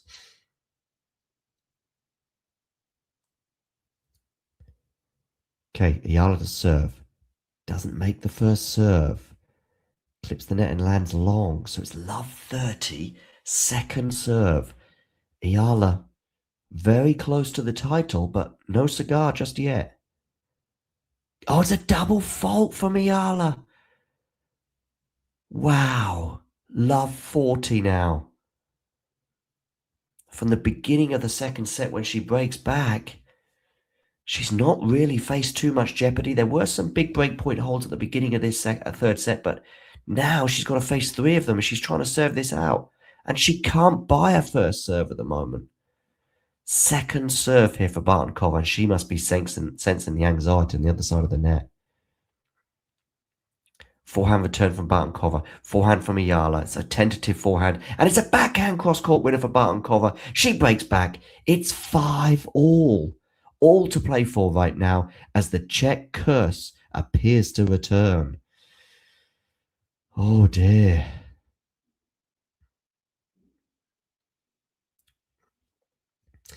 No, they don't, Ghosty, in terms of your underdog comment.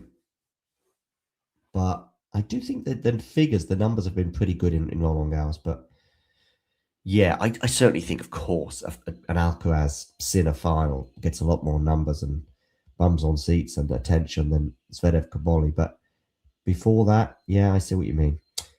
Oh, what a horrible volley from Flavio Cobolli. It's been a horrible performance so far from the Italian. Honestly, Zverev hasn't had to do a lot. It has been. Look at that technique on the volley. Just all wrong. All wrong. Roland Garros, it was nice knowing you. Roland Garros 2026.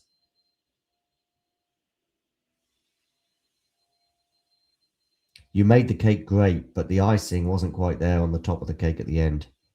Oh, Alex, you are responding well to the disappointment of not being able to serve it out because you are now love 30 up on the Barton cover serve. Yeah, maybe. Maybe, Ghosty. Okay, love 30 here on the Barton cover serve.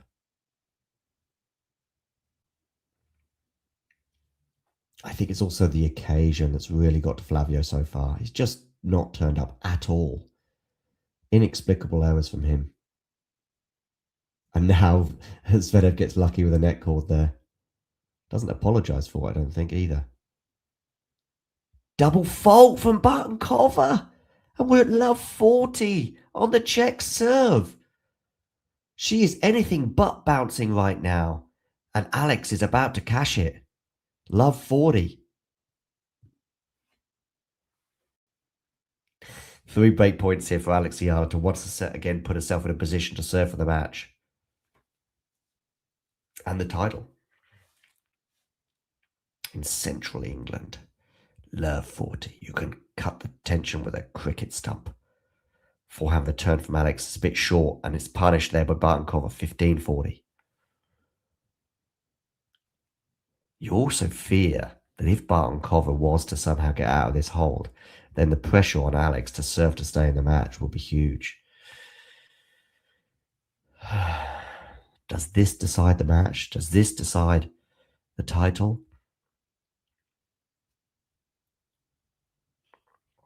Okay, backhand return from Alex. Forehand chopped into the court. Now it's a forehand from Alex into the backhand of Barton cover. Alex is up in this rally, but can she take advantage? Not sure. Cross court from Alex goes into the backhand of Barton cover. Alex has another forehand to hit. It's a pretty good one, and she's going to get the break.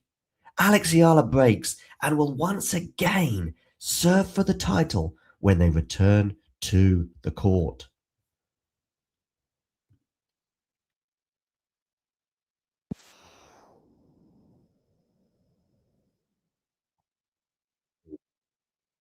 Serve.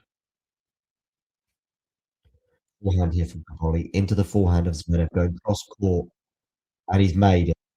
Zverev wins the first set by 6 games to 1. Flavio playing horribly. Horribly, Jake. Playing like a club player. Hope he's not got a virus like that press conference with the ill-stricken Arnaldi. Meanwhile, in Birmingham, change of ends. Flavio Cobolli is going to go off court, it seems. I don't know if he needs some medical attention. In Birmingham, Alex Ayala. Il est resté isolidement 209 semaines. Il avait remporté son premier tournoi à Sopot en 2004. Il en a remporté 90 autres depuis, dont 21 en Grand Chelem. 2 à l'Open d'Australie, 2 à Wimbledon, 4 à l'US Open et Roland Garros, bien sûr, en 2005, 2006, 2007, 2008, 2010, 2011.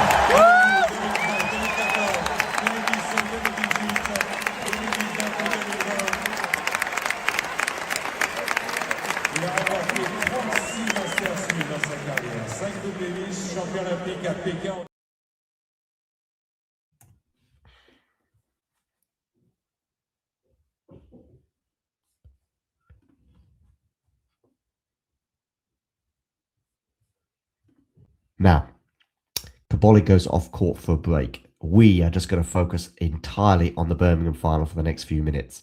Ayala serving, and she's lost the first point on her serve. Love 15.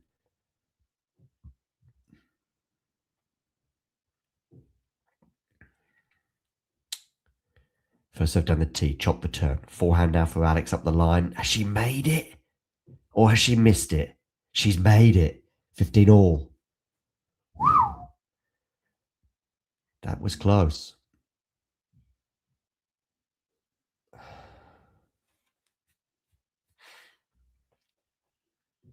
15 all, people. Alex here serving for the title.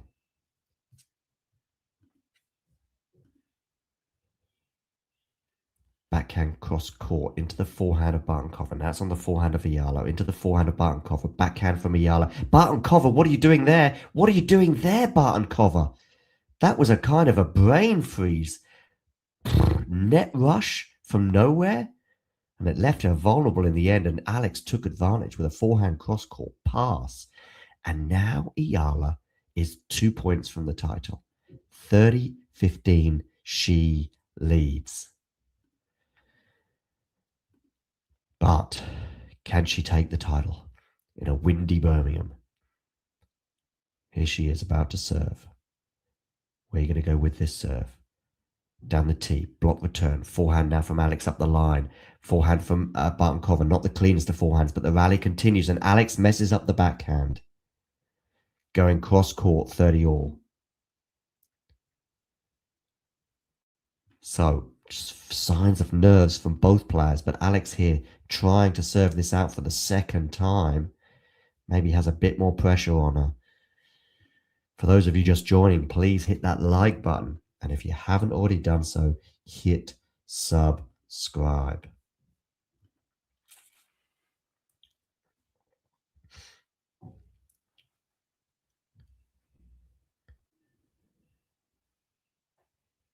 Oh, a horrible first serve there from Alex. Miss-hitting that completely. 30 all. Second serve. Match point or break point incoming. Where are you going to go? Oh, it's a tentative second serve, but the rally continues. But now that's a nervous forehand from Alex that goes long. And it is 30-40.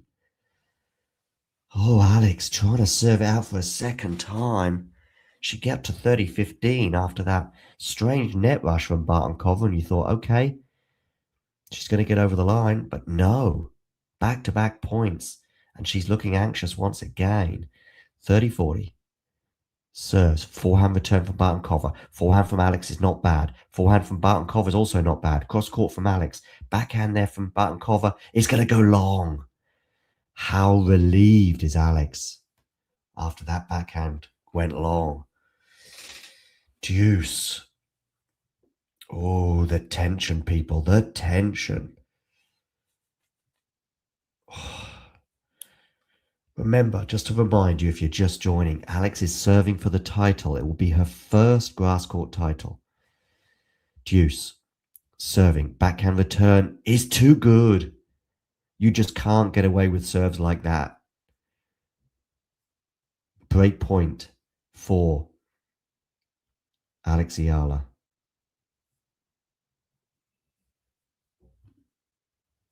Sorry, break point against Alex Ayala for Bartenkova.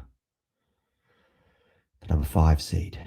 Okay, Ayala misses the first serve, and it was by some distance. She was going down the tee, and she needs first serves right now, and she can't buy one. So second serve here on a second break point. Backhand return. It's going to go long. Again, Alex Ayala breathes a sigh of relief. Because, again, she's got out of jail free.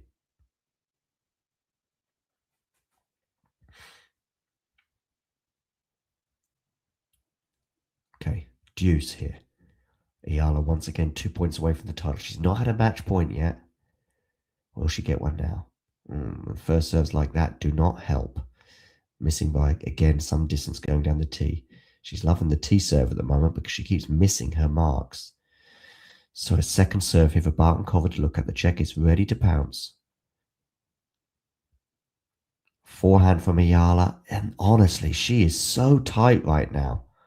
The second serve was tight, and it was lucky that it landed in. Then she gets a forehand, fairly routine, but she goes long. Another break point for Bartenkova for a potential tie break.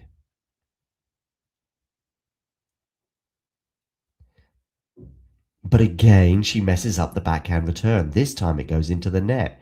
It was a good serve, that one, to be fair, from Alex, and we are at deuce. Wow. I will return to the Cobolli Zverev French Open final shortly. Just to let you know, Zverev has won the first set there. There, just at the beginning of the second, on serve. Iala here serving. Deuce. Goes down the tee. Backhand return. Forehand now from Iala. Has got good depth on it. Decent depth, though, also from... Oh, and Barton-Kova goes into the net on the backhand side. We have our first championship point here in Birmingham. Wow. It's been an epic encounter, not always of the highest quality. Alex won't care about that right now. She has a championship point, 6-5, her advantage on her serve. Where are you going to go with this first serve? Down the tee, back forehand return, backhand from Alex, decent depth on that. Oh, and the forehand goes long from Barton-Kova. And it means Alex Iala is a champion in Birmingham. She wins her first title on grass. It is a WTA 125, so it's not main tour, but nevertheless, she won't care about that right now. She is a champion. Winning. And what circumstances to win this match too. Let's have a quick look at the stats as well. Just want to share these with you on the screen, but she's won from a set and a break down. She also couldn't serve it out at the first time of asking in the third set. And then finally got over the line at the second time of asking. As you can see the stats here. Most important stat, of course, of all, after 2 hours and 37 minutes, is that the Iala's won it in 3 sets. 5-7, 6-3, 7-5. 2 aces off the racket of Alex and 5 from Barton-Kova. There were some nervy double faults from both players at various stages, especially from Alex when she was trying to serve it out. She hit 5 across the match and 4 from Barton-Kova. Alex crept up with that first serve percentage in. At one point after the first set, I think it was still in the 50s, but it did creep up to 66% overall. 67% of her first serves won, 59% of her second. That will disappoint Barton-Kova. I don't think she did enough on the Alex second serve. Alex winning 107 points overall to 101. And Alex broke the Barton-Kova serve 4 times, whereas Barton-Kova broke Iala 3 times. The match began pretty nip and tuck, both players serving and not having to save any break points until we get to 5-all in the first set. And Barton-Kova made her move to break for 6-5. She then saves a break point en route to winning the first set 7-5. And all the momentum was with the Czech at that point as the curse looked like it was going to strike again. Iala losing to a bunch of Czech players in the last couple of years. Mukova, Krejcikova, Vondrousova, Valentova on a couple of occasions spring to mind. Linda Noskova as well in Indian Wells. But on this occasion, Iala broke that curse. And she broke it from being a set and a break down because Barton-Kova, all the momentum was with her at that point. And then Iala wins 5 of the next 6 games to put herself in charge of the second set and arguably the match. She does see out the second set 6-3. Then Iala saves some break points at the beginning of the third set. And then, as often is the case when you save those break points, she then struck herself, goes up a break. But she was really nervous trying to serve it out, wasn't she? As she couldn't quite get over the line at the first time of asking. She soon went love 40 down on her serve when she was trying to serve it out, and she couldn't seal the deal at that time. But then she broke again immediately and eventually served it out 7-5 in the third. Barton-Kova on the turn, just not quite good enough today. I don't think Alex was at her best. I think both players caught up with the occasion, plus, of course, the conditions. Ultimately, though, it is Alex Iala lifting her first grass court title, and she will head to Queens, where she will play a lucky loser or qualifier in fine fettle. And by the way, a Wimbledon seeding beckons.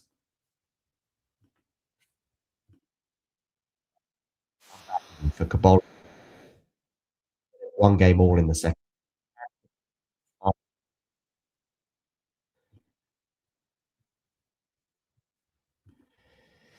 1-all, 30 love for Zverev.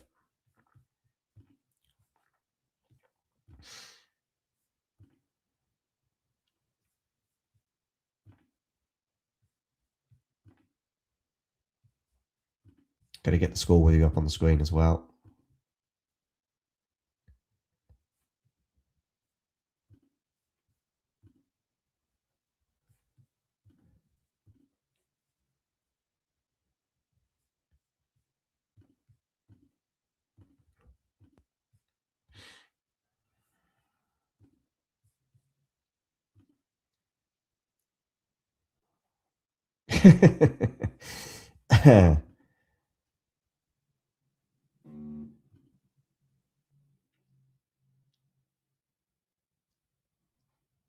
Okay. Let's get that score for you up on the screen. And if you are a fan of Flavio Cobolli and you've just joined, you're not going to enjoy what I'm about to share with you. He got smashed in the first set, 6-1. And it is on serve in the second. 2-1, Zverev leading.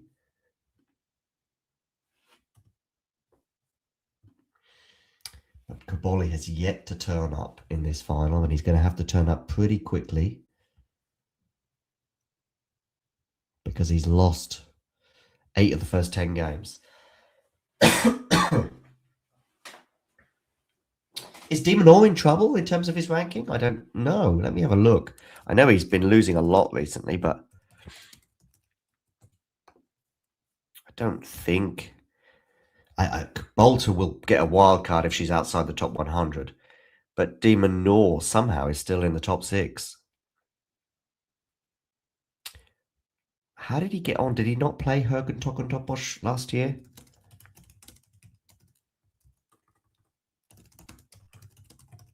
I think he might have withdrawn. No, did he win it? Who won? Yeah, he won the title in Libema, so that's a lot of points for him to defend there next week. Or 250 anyway.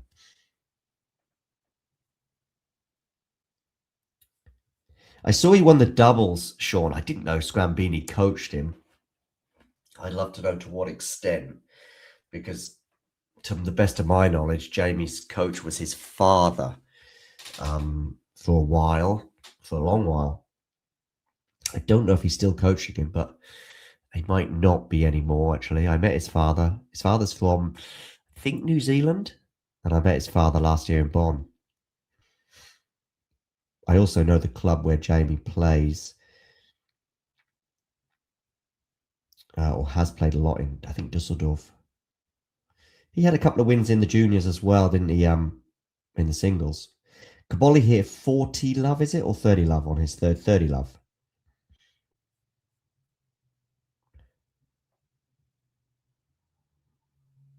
Ah, okay, he helped him out a bit. Yeah, well, what do you mean helped him out? He saw him struggling with some groceries, getting out the back of his car, and he rushed over to help him.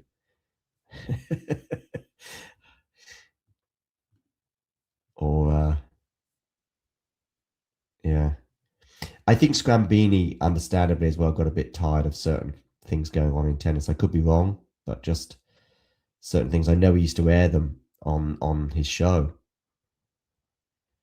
How frustrated he got with certain things. Just like I do as well, you know, with how tennis is being run.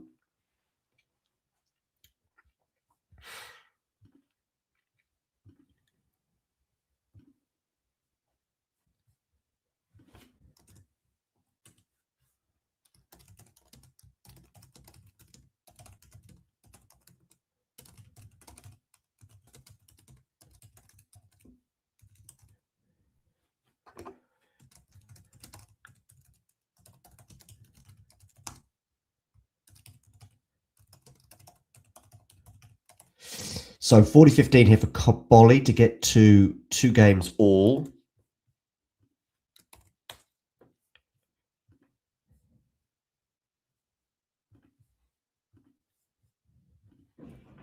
There's Cobolli. Look, he's cheering himself up and he's cheering the crowd up, trying to get them on board.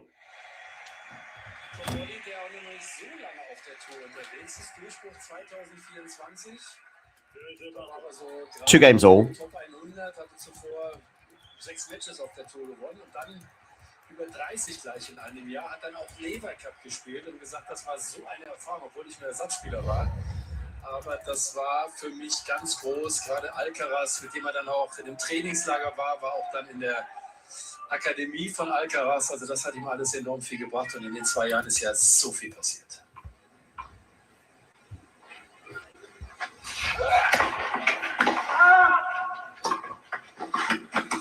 Okay, got a smash here from Zverev.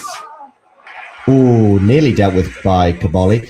Becca in commentary just said Achtung. I don't think I need to translate that as he went for that smash.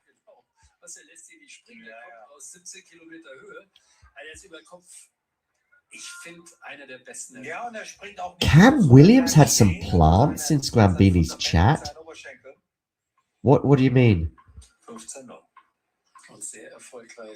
He sent some fans to go and do what?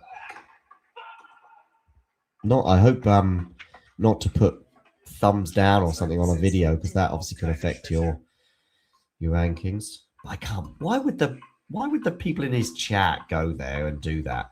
Imagine I said it to you guys. Go to someone else's YouTube and do that. I would imagine if any of you are worth your salt, you'd all stop watching me. I don't know about this, Sean. I think I've got Scrambini's phone number. I should probably give him a WhatsApp.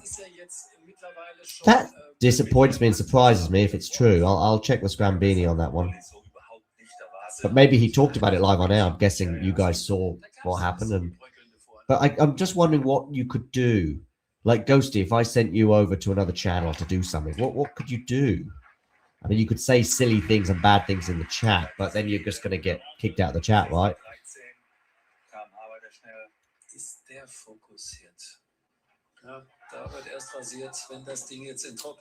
Let me see if I think I've got his WhatsApp. 82% der ersten Aufschläge gewinnt er und die kommen zu fast 80%. Das ist ja schon mal alleine Bank.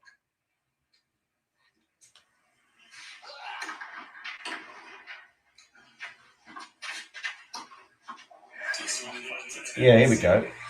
Und Zickes, wow, ist das souverän. Also hat sich auch spielerisch gegenüber dem ersten nochmal gesteigert.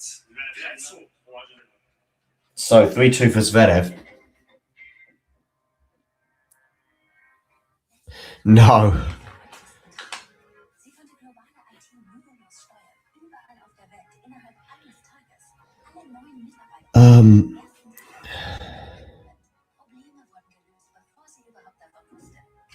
Even one of the Cam Williams wrenches loves to block me.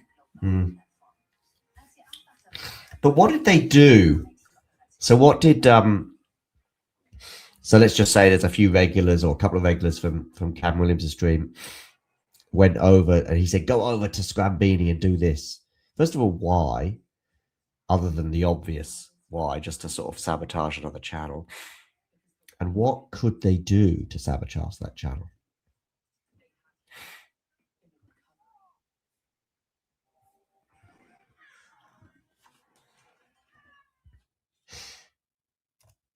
I just don't know how you would do it. There might be a way. I just don't know how. Other than just putting thumbs down.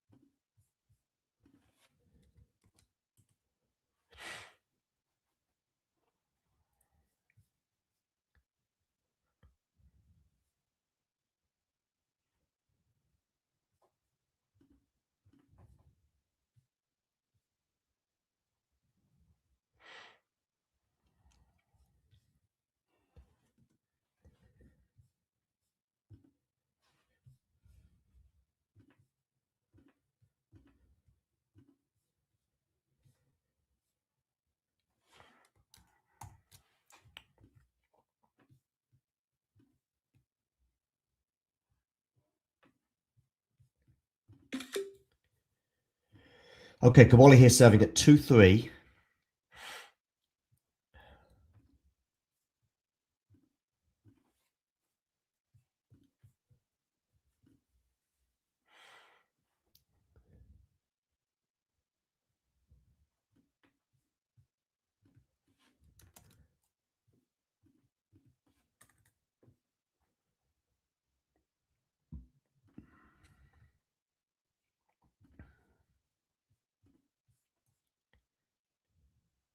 15 love. Flavio cannot afford to go a set and a breakdown.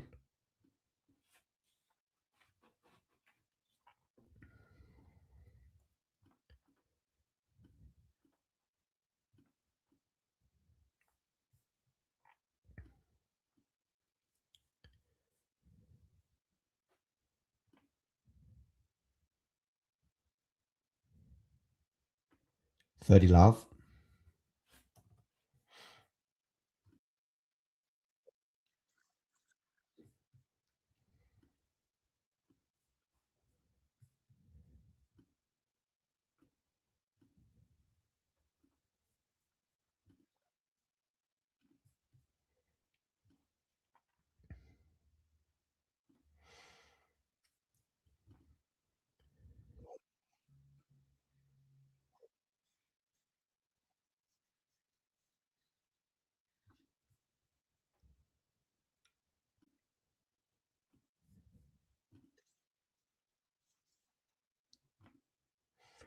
Okay, 40 love here for Cobolli. On the forehand, which is going to go long, so 40-15.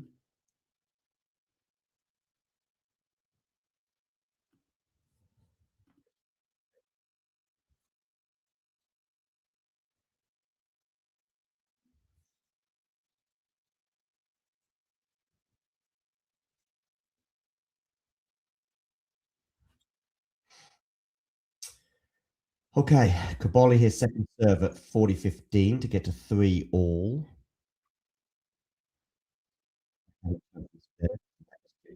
Might have done. Probably won't know because I don't think Zverev apologizes for net calls.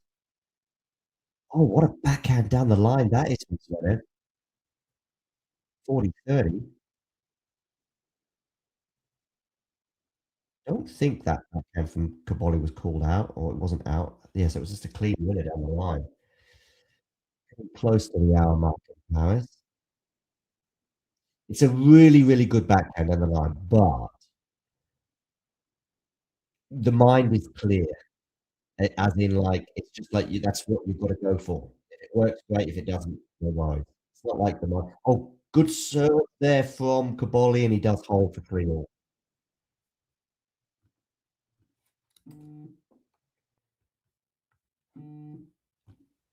Yannick Scrambini has just WhatsApped me. I will respond to you in a moment, Yannick. Not that I'm guessing you're not listening to my YouTube stream right now.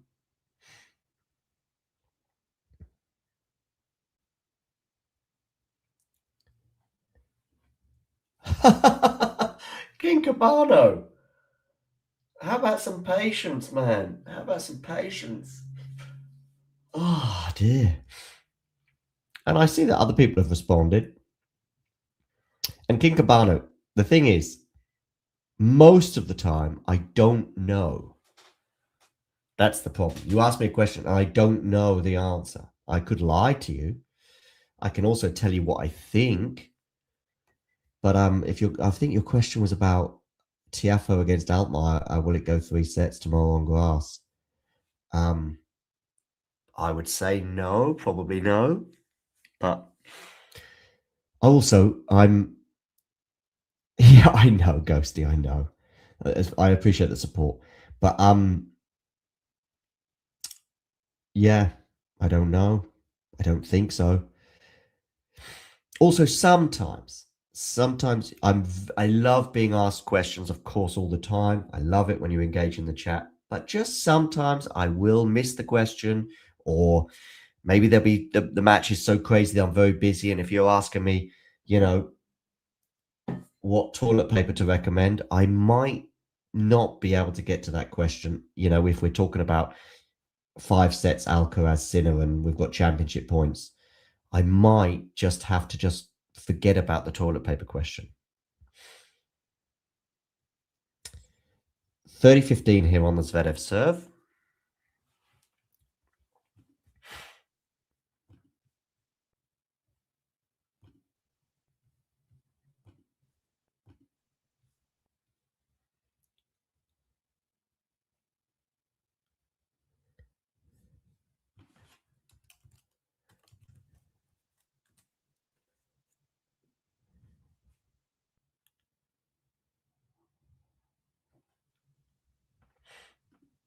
Oh, 30 all. Oh, hello, hello, hello.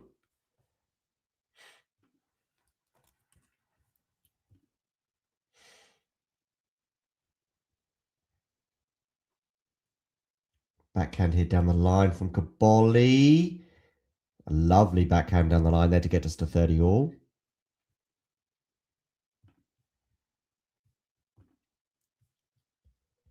Yeah, indeed. What a passing shot. 30 all. Zverev serves down the tee. Backhand return. Backhand now from Zverev is screwed. Wide. And we have a break point for Flavio Cobolli. Now, is the final coming alive? Just after an hour. It's his first break point opportunity. Feels quite big. It feels like he's got to take it.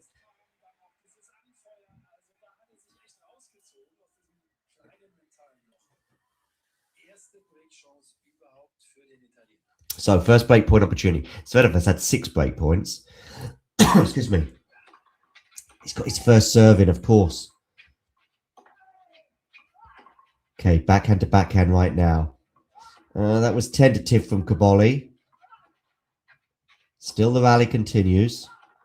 Huge backhand up the line. Well defended by Flavio. Now it's on the forehand of... It's a runaround forehand for Flavio into the backhand of Zverev.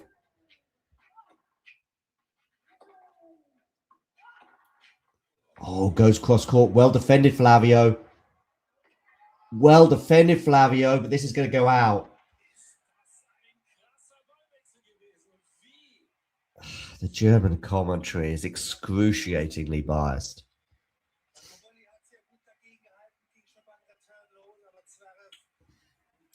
It's not just Germany, by the way. I know the UK. I'm sure the US too. I'm definitely Spain. So I don't think it's exclusive to Germany, but that's obviously the commentary I'm tuning into. I actually find Becker more impartial than his co-commentator. Okay, deuce.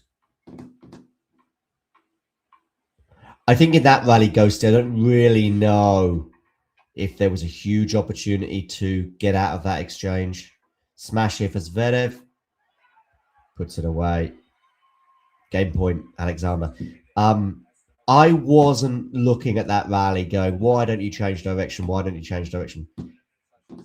I could be wrong, but that's how I was viewing that rally.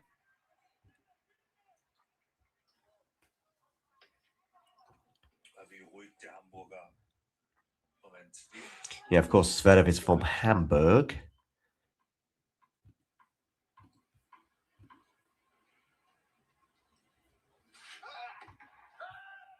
This is the first serve, Mr. Zverev. Also, das steht jetzt natürlich so, dass es schräg von vorne rechts kommt, aber ihm macht das eigentlich relativ wenig aus.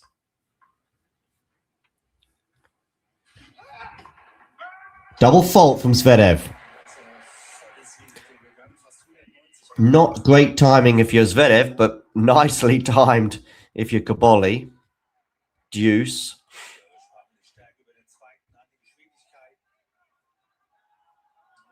Now, if this match gets tight, one of the reasons I've said that Zverev has not really shown nerves in this tournament is because he's not really been pushed much.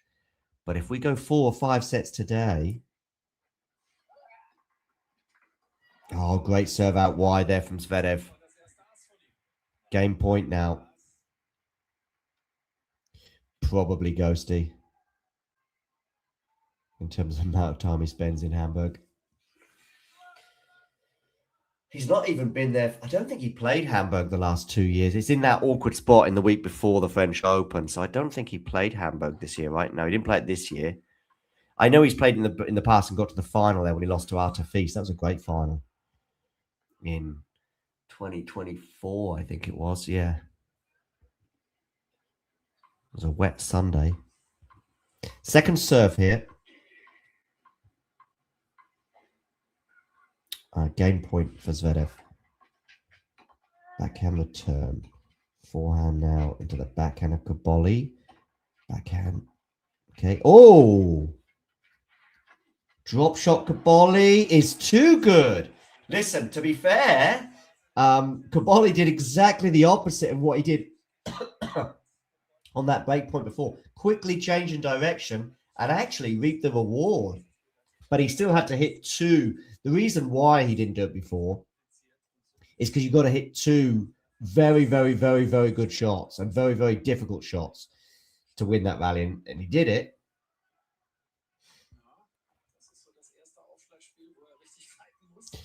I don't know, Ghosty, but I don't know. I don't think I would go as far as that can't be right. I know what you mean. But think about all these proud people from all these countries that say that they're so proud to be from there and then they're not paying tax. Novak Djokovic springs to mind, but he's one of millions of people that say how patriotic they are. Rishi Sunak, another big one. I'm pretty sure Boris Johnson too, but Rishi Sunak I know. And there are others. I'm not. They're just two that I'm very familiar with.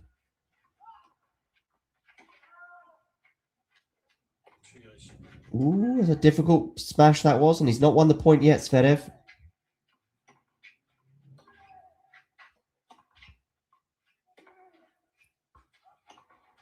Oh, it's a good forehand from him. Drop shot from Zverev is too good. Game point.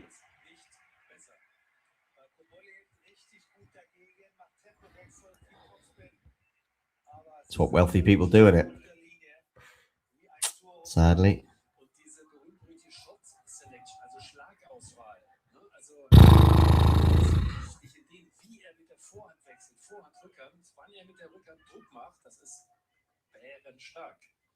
Kostet alles auch ein bisschen Kraft. Erster Gewinn nach dem Stopp des Punktes.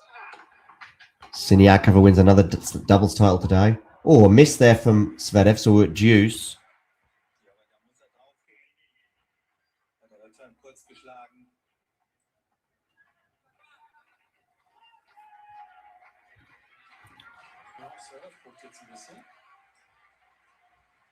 Jetzt sind wir wieder beim ominösen Spiel, Matthias. Wir haben es versucht zu klären die Woche. Statistisch längst erwiesen, dass das alles Quatsch ist.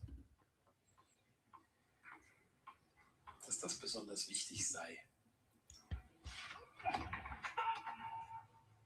Das hat eben mal Günter Bosch behauptet. Vielleicht war es ja früher so. Da kam das her.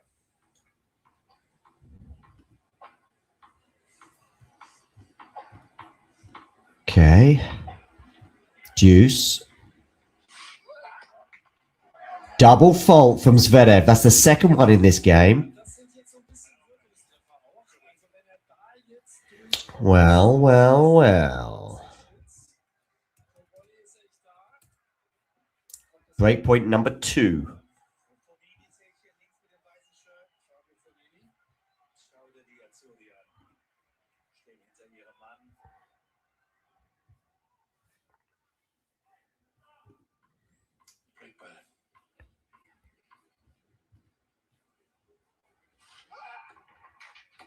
Forehand return. Forehand now for Zverev. He's missed it. He's missed it. Flavio Cobolli gets the break.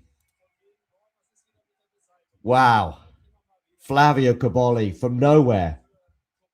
I mean, he gets the break point kind of from nowhere. He then gets in that rally, which is backhand to backhand and can't seem to get out of it. And Zverev is turning the screw and ultimately saves the break point.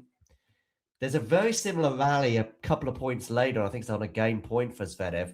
And on that occasion, he just got out of it immediately, went down the forehand side with a tricky backhand shot himself up the line, going over the high part of the net. But he ends up reaping the reward of taking that risk because then he hits a drop shot exquisitely to save the game point.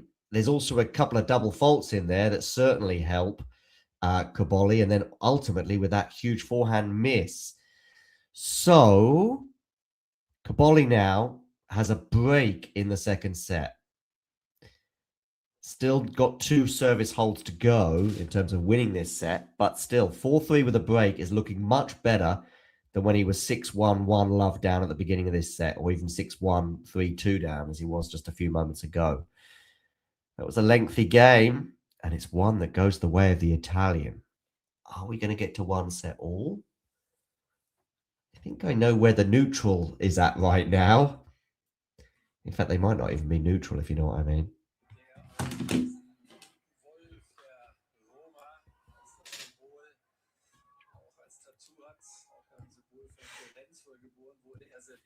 For those of you wondering about the Zverev cloud, and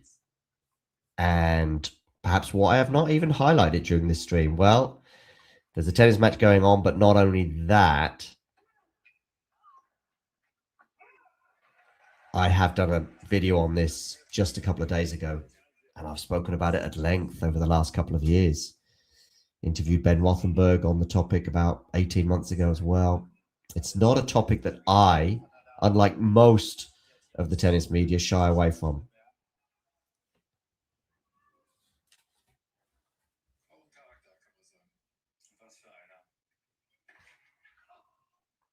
And I have heard some people suggesting that people report on this for clicks and for bait and views. Actually, I can tell you it damages. It does more harm than good. I can tell you now that we lost subscribers because of the video I did on. Always miss that forehand Cobolli because of the video we did on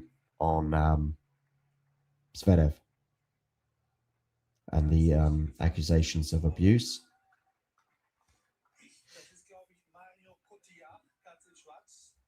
I'm just reminded of it because I saw a comment from Ben Rothenberg on Twitter that said he won't be watching the match today, of course.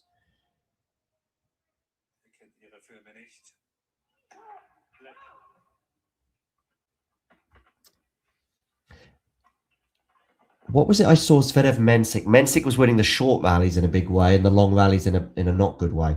I don't know how it is today with Cobolli and Zverev.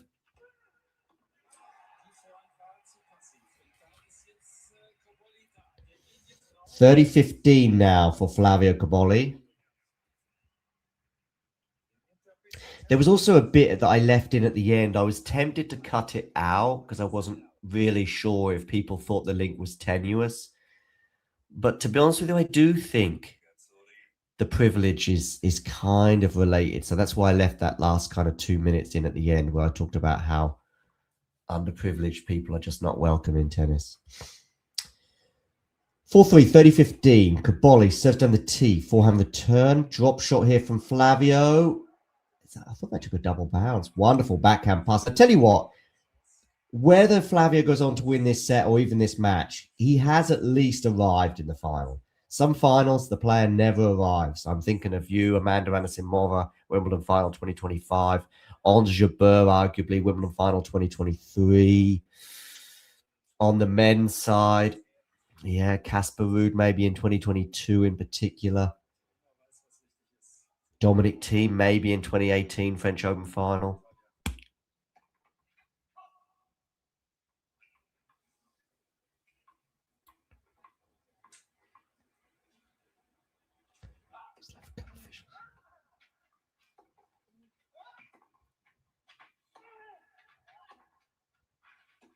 Slice here from Cobolli into the forehand of Zverev.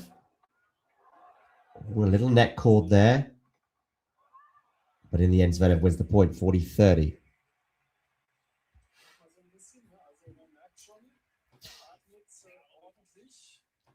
Is that Lenny Kravitz?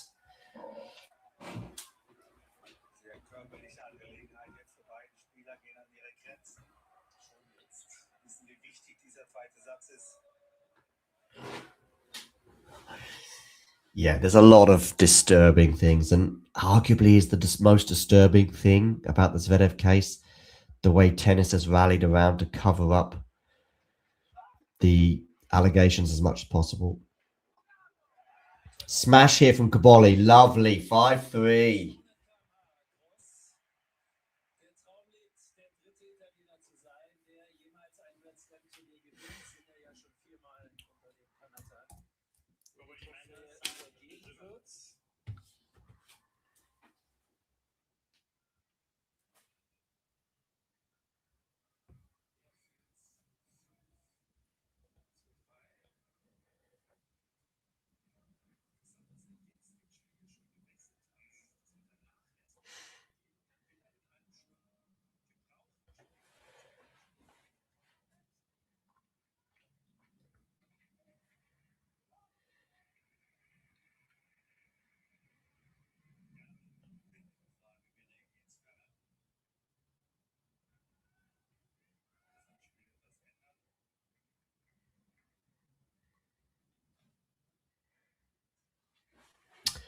Okay.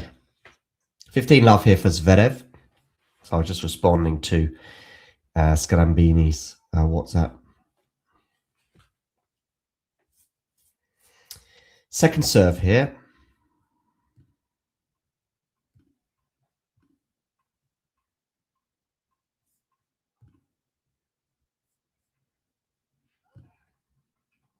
Backhand return, forehand from Zverev.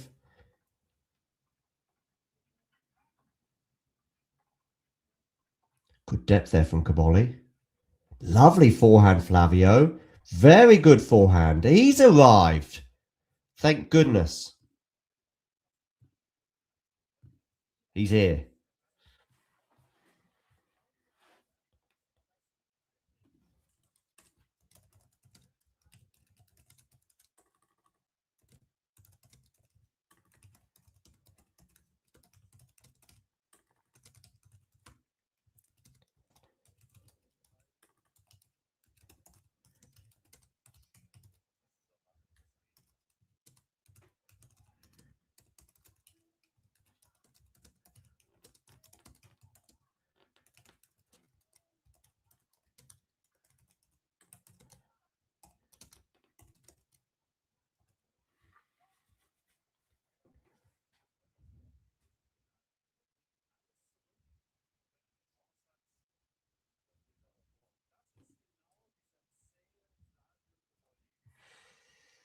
$15.30, ladies and gentlemen. $15.30.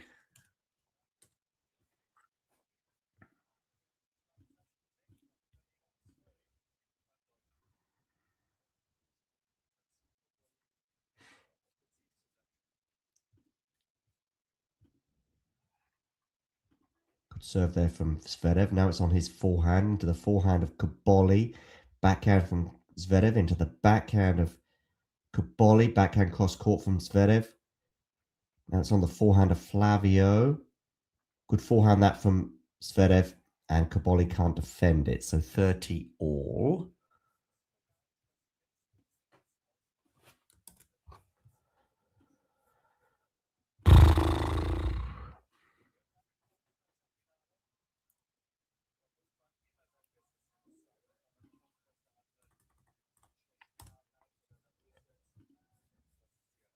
So 30 all.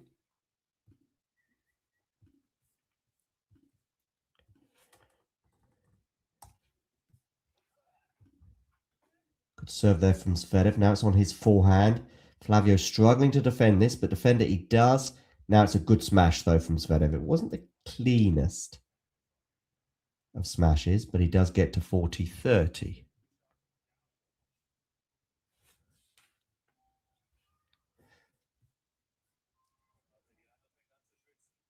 Is that Henri Lecomte? I think it is.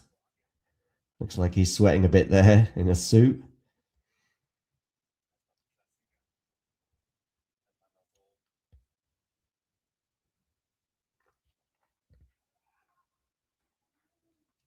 Oh, great return. Flavio Cobolli, deuce. I'm guessing Scalambini's a fan of doubles, and Bublik has been critical, has he, of the level or something? I don't know. This is me guesstimating.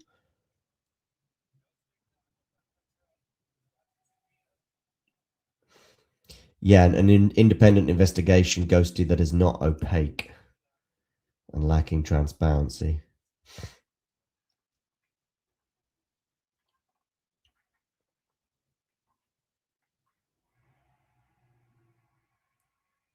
I actually was not commenting that much on Zverev until 2024.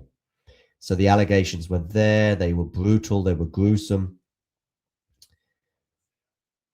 But I made it very clear the day he decided to end that and settle that case was the day he opened for me a can of worms, in that he decided to go down a path by paying his way out of it. And yeah.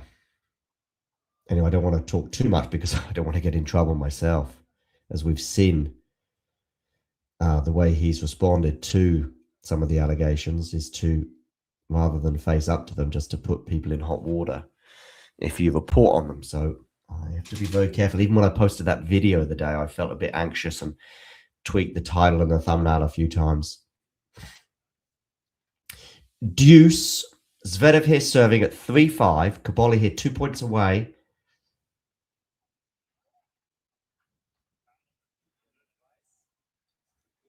Oh, wow. Okay, Jane. I mean, I don't dislike the comment. If I was playing paddle to a good level and I love tennis, but I couldn't quite make it, I would probably just go, yeah, that's right. I mean, paddle's still a great sport, but is it as easy to master as tennis? Is it as difficult, sorry, to master as tennis? Of course not. Game point here for Zverev to get to 5-4.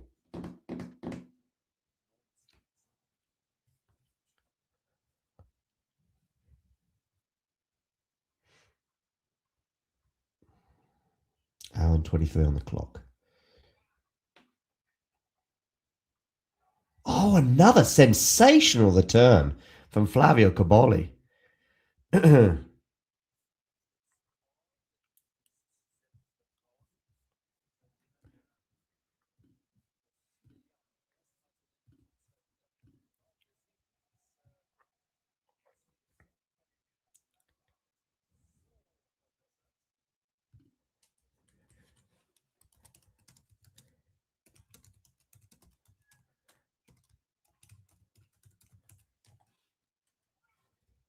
Okay, slice here from Cobolli into the Zverev forehand.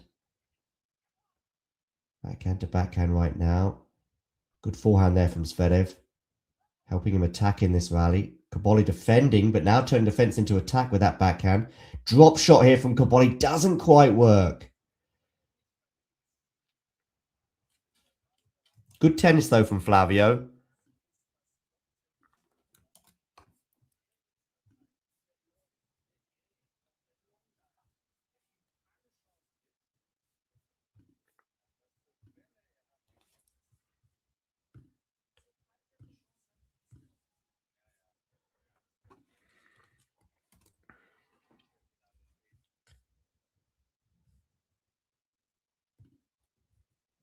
Okay, game point once again for Zverev.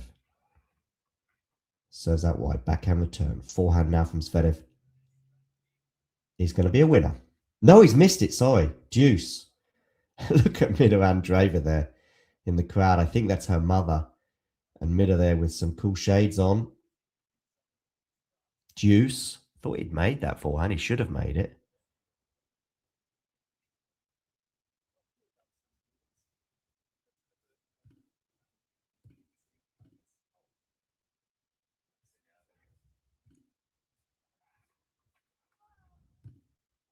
Backhand here from Zverev. We're not at a set point yet, I don't think, in all of this.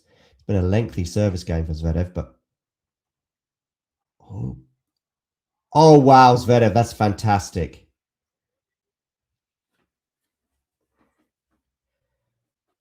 The way he responded there when Cobolli went huge with that forehand. Great defense, and also, of course, it turned into an amazing drop shot from Alexander, and he has a game point once again.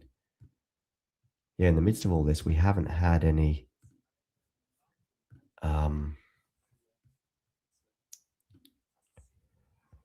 set points. He comes in for a serve volley here, which he puts away, and he does eventually hold for 5-4. So there will be the pressure of trying to serve out this set for Cobolli. I don't think, at least in terms of what's been going on in the rest of the tournament, there'll be any huge fatigue issues for either of these two players. I think Zverev's been on court for 14 hours, Cobolli 13. Cobolli probably saved a bit in terms of being able to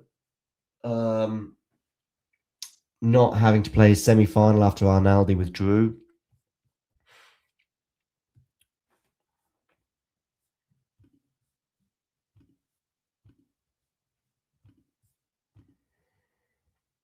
So that will help. But when we return, it will be Flavio Cobolli serving for the second set.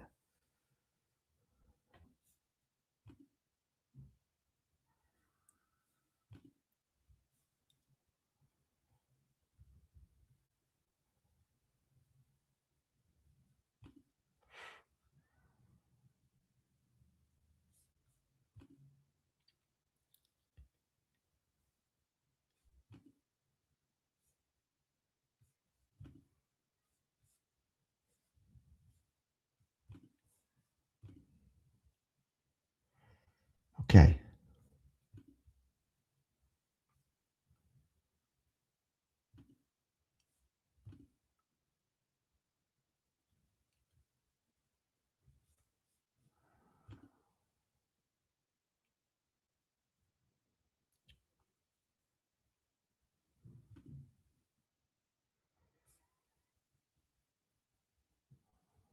Forehand return. Oh, I think he's made that return and Cobolli hasn't dealt with it, so it is love 15.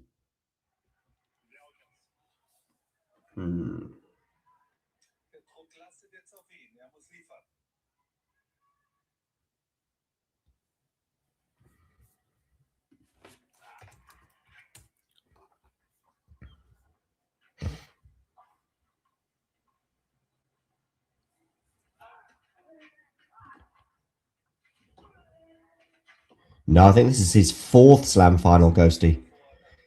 This is his 2nd French Open final, 2024 Roland Garros, now 2026.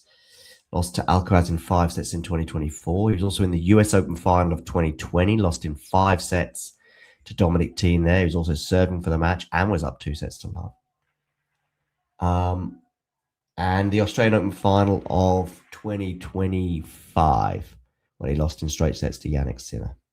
15 all. Good serve out wide there, Flavio. Ace. 30-15. I think he wants the same ball back. If I was a tennis coach, I would not like to see that. I feel that too much attention to that is not good. I'm not super confident, Matthew, even at 30-15. As I said before, and I'll say it again, Flavio is someone who lives on his nerves quite a bit. Backhand return here from Zverev. Wonderful backhand up the line from Flavio Cobolli. 40-15. I don't think he always is ghosty, but he was on that occasion in terms of superstition. So 2 set points here for Flavio.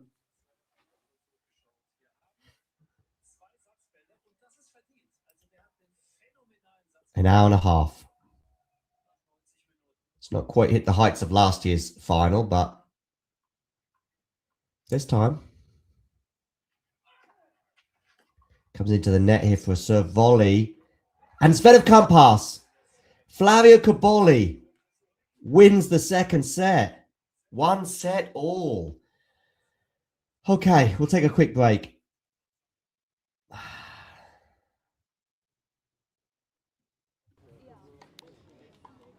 Here we are for this very special encounter at the Bonn Open between Jeffrey Blancano against Damir the Demon Jumur. He's very much demonized thus far, showing a bit of frustration after losing the 1st set. Anyway, the Frenchman to serve, 15-30. Bit of pressure on that Frenchman's shoulders, like a couple of baguettes weighing over him. Needs to take some time. No hurry, he says, at 15-30. He's up a set, 2 all here. What are you gonna do? You're gonna go there down the middle, and that is a shank. One that even Stefanos Tsitsipas would be proud of.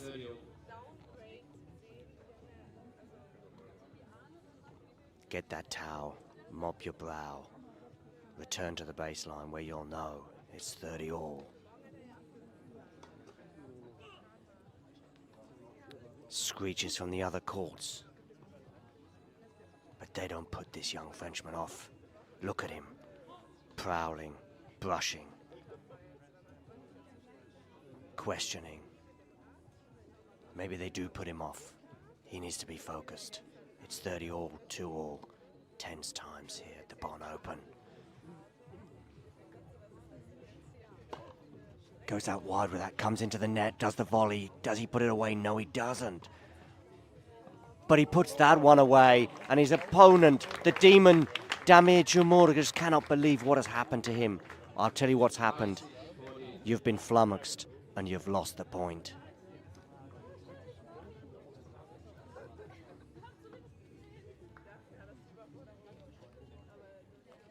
We would take another look at it if we had a replay, but we don't.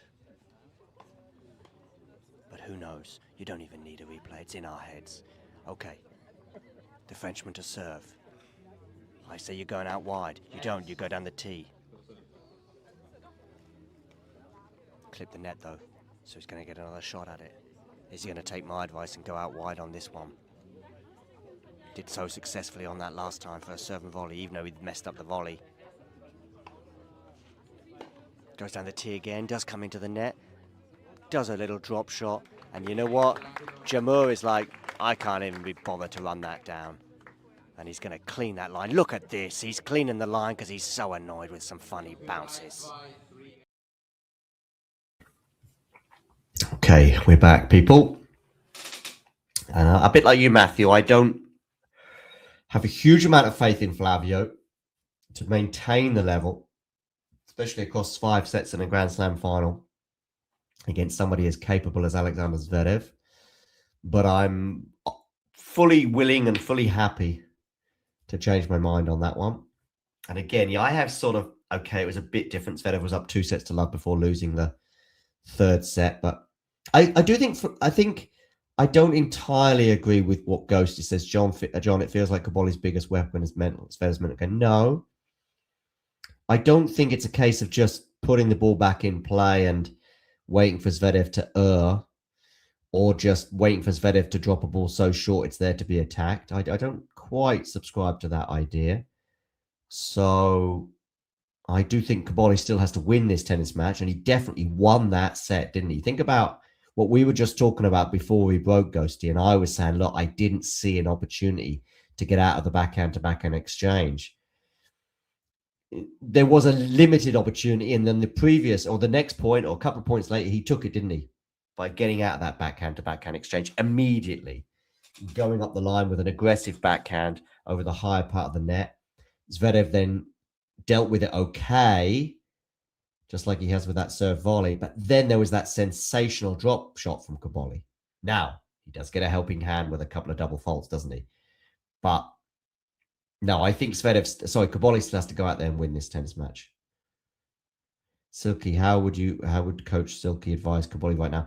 I would say keep going for it in the same way you did when you got the break, because I think he was far too timid, far too intimidated by everything in the first set, including the occasion.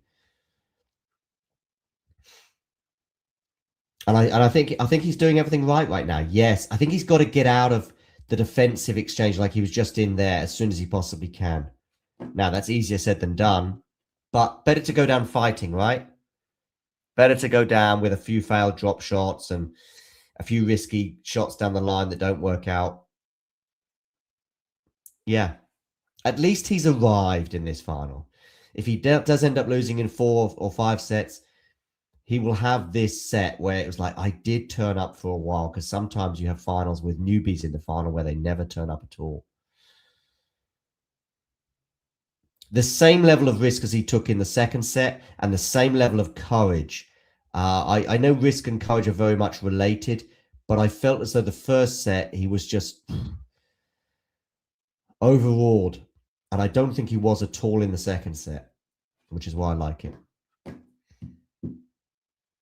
He just mustn't get anxious now thinking, oh, hello, I've got a chance of maybe winning this match. Because as soon as that happens, there he goes with a drop-up. And he's got Zverev where he wants him. Coach John.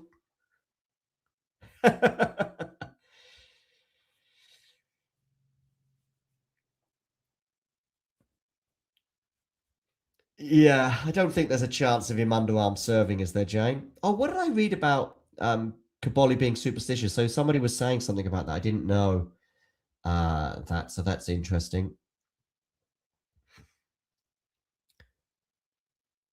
15 all. I mean, the 2024 French Open final was good, wasn't it? Oh, look, Dominic Thiem in the crowd there. I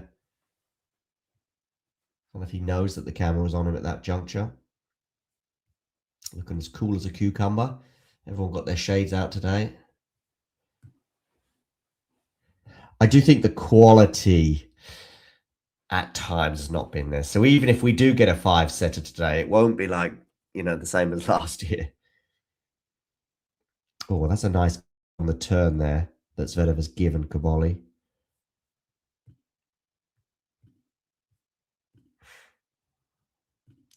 Going to do a cheeky Q&A tomorrow. It might be a bit too early for those of you stateside, but I want to have a good time for those in Asia, where we do a Q&A on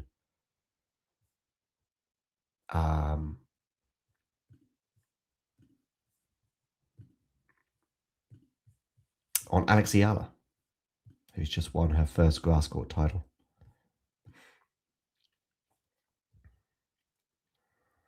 Going to do it I think about 10 o'clock in Germany. Forehand here from Zverev into the backhand slice of Cobolli. That would not have been what I would have told him, but that doesn't matter because Zverev has erred on the backhand side, 40-15.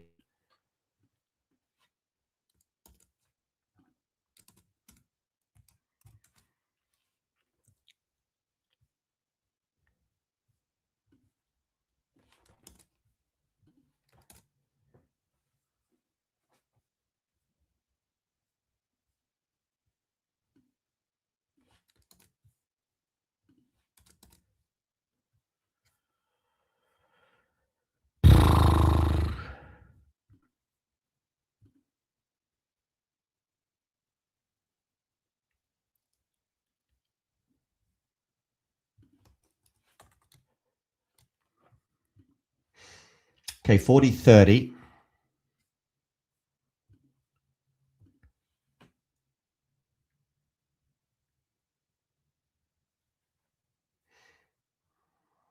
We will have ATP Weekly on later on today. Yeah, but you've also got to hit better slices than some of those slices that Cobolli hits. Oh, he's held there to 30. It's not really a tactic that people use against Zverev in the same way that they've used it against Medvedev in the past, for example. Although I think Medvedev has improved in that category, dealing with the slice. Think about how Nadal used it in the US Open final of 2019 against Medi.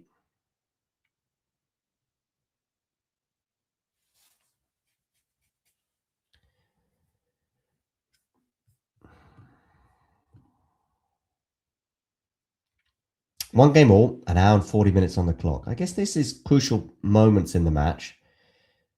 You know, the next person to break will be the favourite, I guess. I still put Zverev as the favourite for the title right now. But if he goes down a break in this third... He's just taken a year off. Medvedev, what about Medvedev winning Wimbledon? What about that for a left field shout?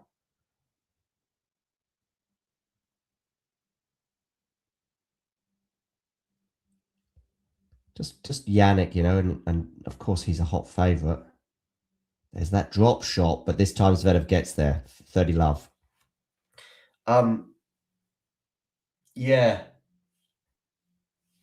Just be in the opposite side of the half of the draw of Yannick, and hopefully something happens like happened here. In terms of if you want to win the title, I'm just saying, because in the absence of Alcaraz, Sin will be a warm to hot favourite. No comment, Ghosty. Hour and 42 minutes on the clock. Zverev serves out wide, forehand return. Good depth on that return from Cobolli. Big point, this one. Goes up the line, but misses. Yeah, that was there to be hit, to be fair, Flavio. Don't blame you for taking that one on. Yeah, don't blame you at all, my friend.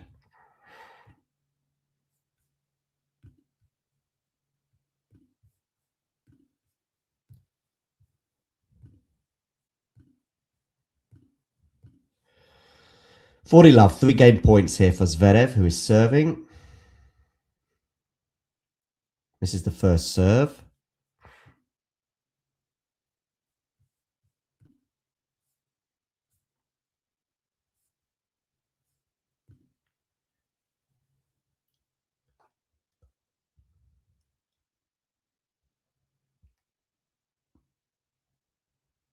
Oh, he's double faulted Zverev, 40-15.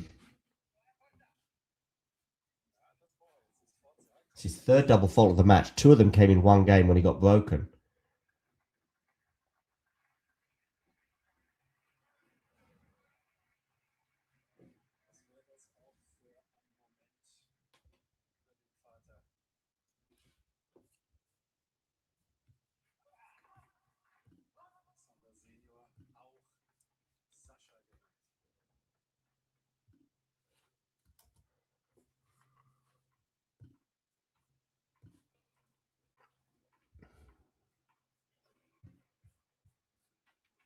Okay.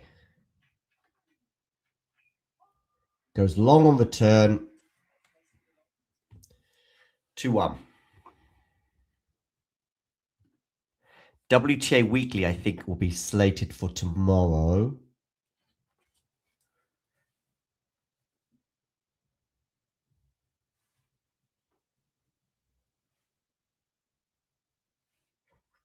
I think tomorrow.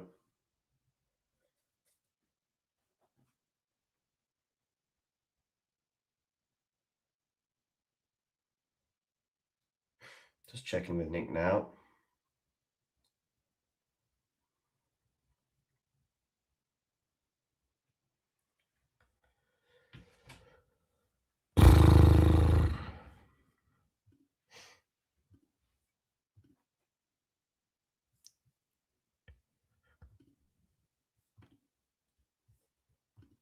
Do we know Ayala's opponent yet in Queens? I don't think we do we? That's coming up next week.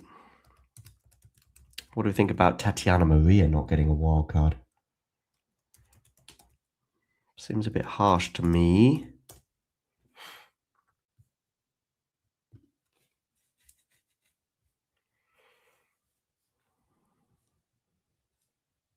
Got some qualifying matches right now in Queens. Vekic, who's in a bit of a hole in terms of her form at the moment, is down a break in the first set to Blinkova. Oh, and Tatiana Maria, it looks like she has qualified as the number one seed in qualifying, beating the British player Miyazaki in 3 sets. If I've understood that correctly, I think so. So I'm guessing the qualifiers have yet to be placed as it's not over with yet.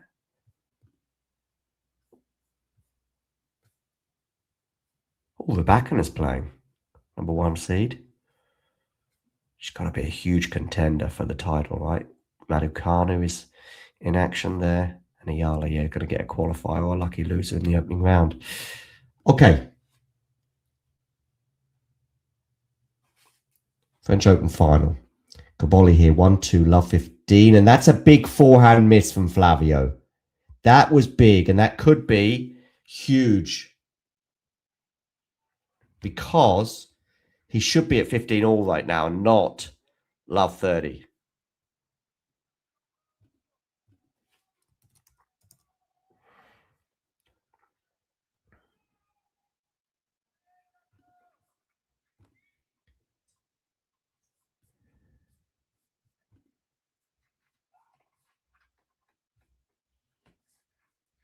Forehand here from Flavio is really good, but well defended by Zverev, is it? No, it's going to go long.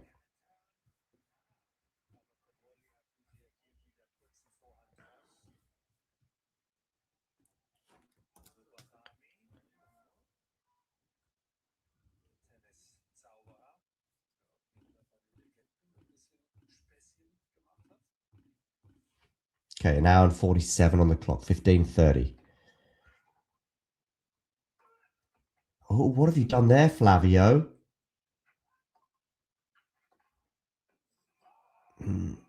He's missed that backhand pass, but Flavio there with that forehand, he's got to hit it much closer to the tram lines. Instead, he hits it down the middle of the court, and Zverev is back in the rally. Deary me.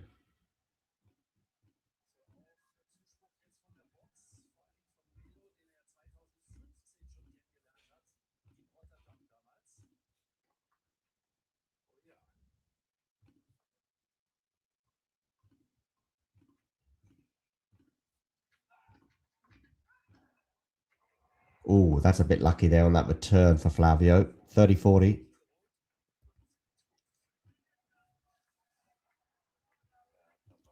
I wonder who the last person to win a slam title was who was coached by a parent.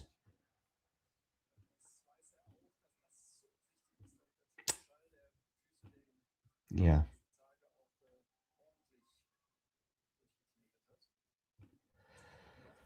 $30-40.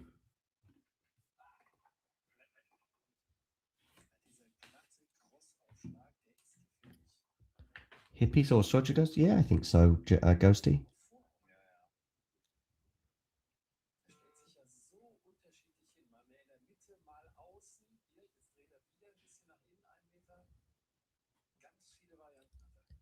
Okay, Cobolli serves out wide, comes in for a serve volley, puts it away. Nice one.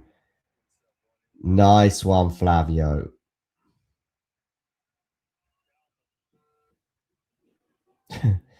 I'm just getting some WhatsApps from Scrambini at the moment, and yeah, they're not very complimentary about Cam Williams.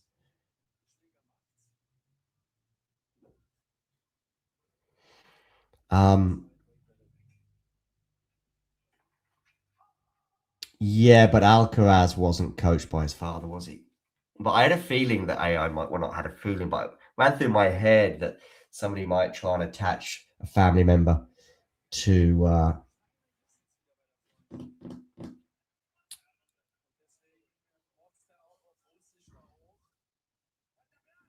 Alcaraz. But I mean, if you think about it, think about the players that have won slams: Alcaraz, Djokovic, Sinner, and either of Flavio Cobolli. Even if he wins today, he's got to gain point now, getting out of this hole that he was in. It's going to be a second serve. That can return from Zverev. Great forehand. Now, when you're so far back on the court as Zverev was there, and you hit that return like that, you've got to punish it. And I tell you what, I like the response there from Flavio Cobolli, not just to winning the game, but also just being 15-40 down. See, you can hit that forehand up the line there quite short, if you know what I mean. In fact, you hit it so short that Zverev is just too far away from it.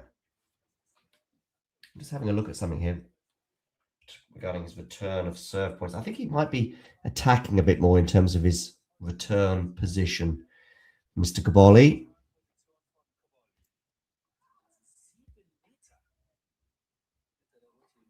Easy smash that one for Zverev.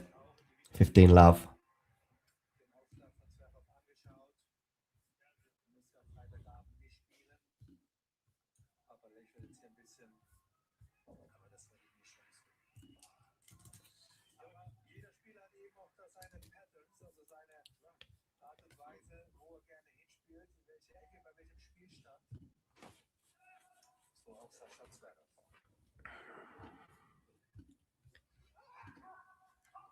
This is the first serve here, does Zverev?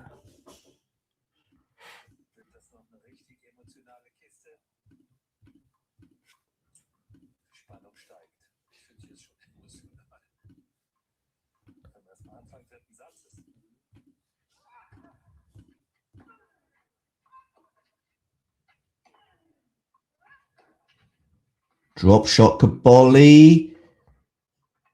Out. The drop shot wasn't good enough, but Zverev didn't punish it. It is out, 15 all.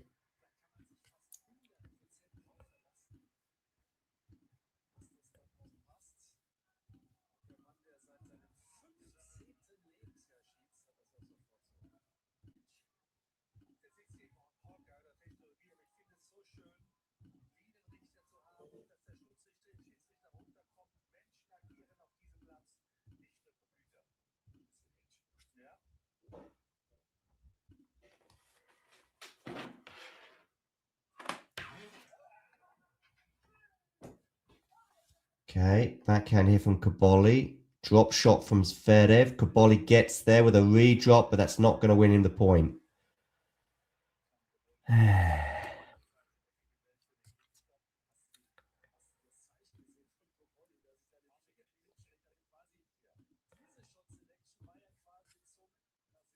30-15.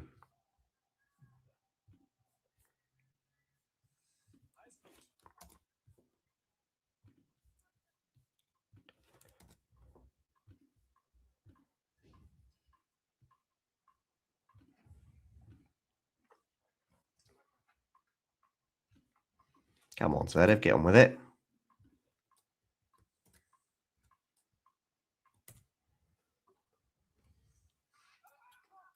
Down the tee serve. Forehand goes into the net on return. So 40-15.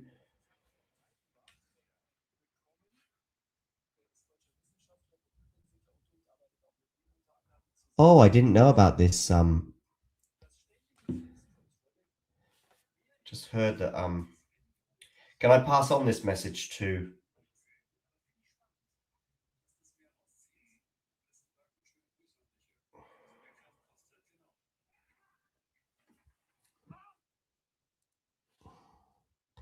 $40-15 here.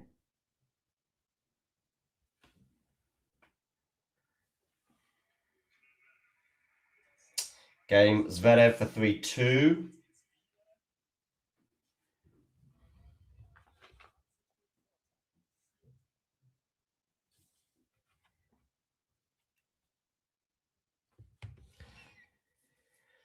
So, Zverev's still the favorite for me right now.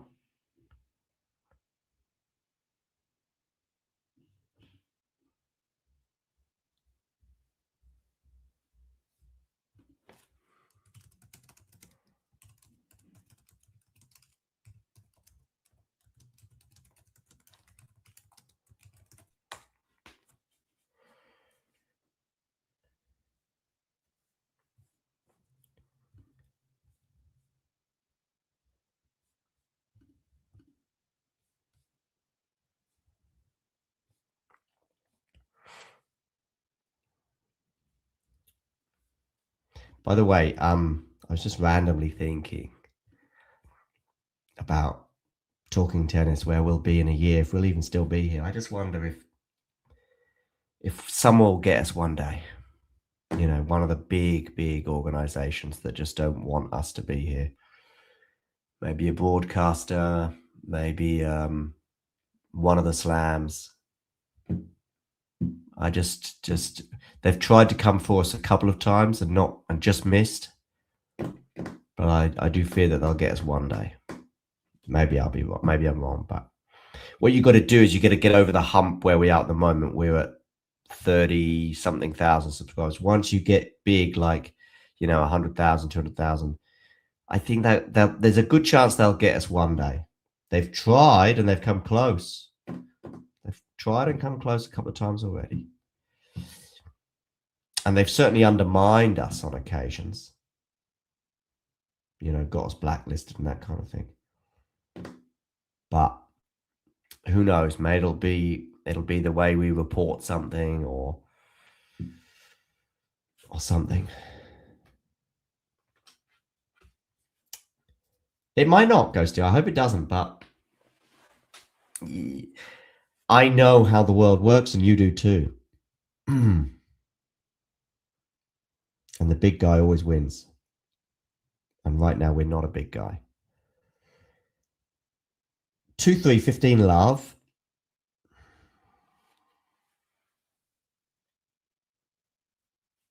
Yeah, Matthew, that feels about right. I think, yes, Zverev in 4. And it still feels like that, despite that, response from Flavio. And that's a great pass from Zverev to get to 15 all.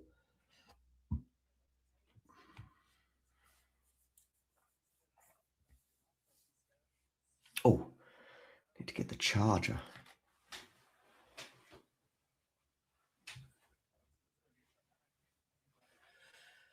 From somewhere, I need to get a charger. I'll be back in 30 seconds. I need to get the charger for the laptop.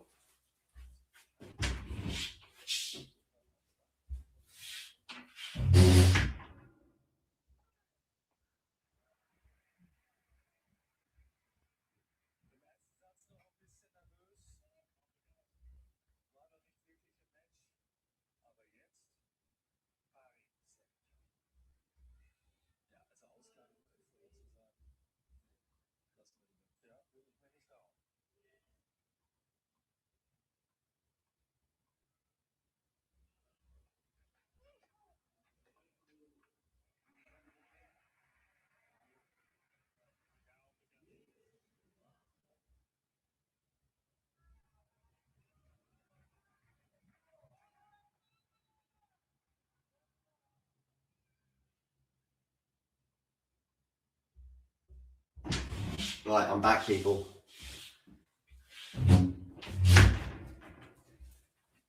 Oh, we've got more people watching now than when I was here. Oh, nice one, Cobolli.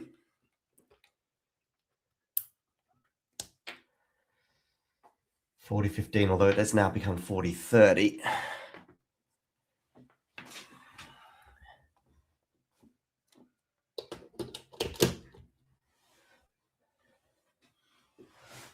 Okay. 40-30 on the Flavio serve. Oh wow, Ghosty, I did not. That was not my pitch.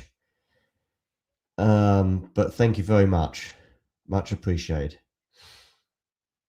I'm kind of lost for words, so I hope it doesn't look like I'm underappreciating it, because yeah, that's huge. Thank you, Ghosty.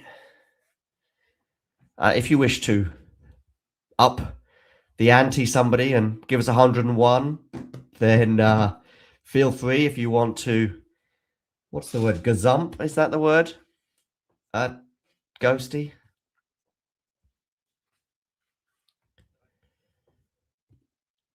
Yeah. Yeah, if you wanna outbid him, feel free. And if you do offer $101, by the way, or more, I will then be like overwhelmingly grateful to you, and actually less grateful to Ghosty for his, if you gave 101. The problem now is if someone goes, you know what, I'd like to give something as well, but my $5 won't really, will get it pale into insignificance. No, you can still give us 5, and I'll give you a shout out. It won't be quite as big and as emotional as I was. I will give Ghosty 20 times the amount of emotion and gratefulness. Gratitude. Gratefulness is not a word. See, look, I'm losing. I am lost for words. In fact, I'm even inventing words right now. There you go, Ghosty. That counts as well. In fact, I'm wondering, Jane, if you're spending $2 or $3 a month, that's probably over $100, to be fair.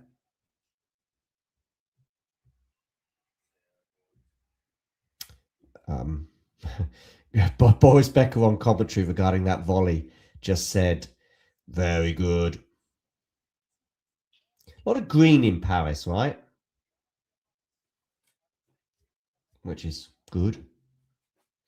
Green is good. Just like the color of Jane's membership color.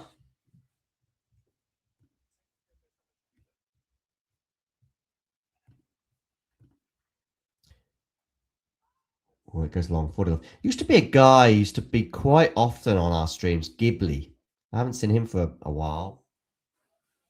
Maybe even since Damien passed away, I haven't seen him, which, yeah, I don't know if he knows.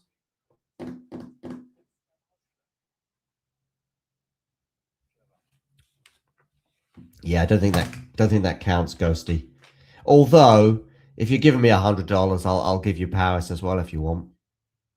Well, Nerlan as well. I haven't seen him for about 6 months, which is a real shame. 4-3 here for Zverev, which some people might also say is a real shame as well.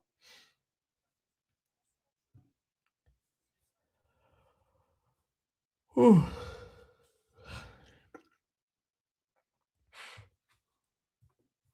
Do check out our sister channel, Talking United.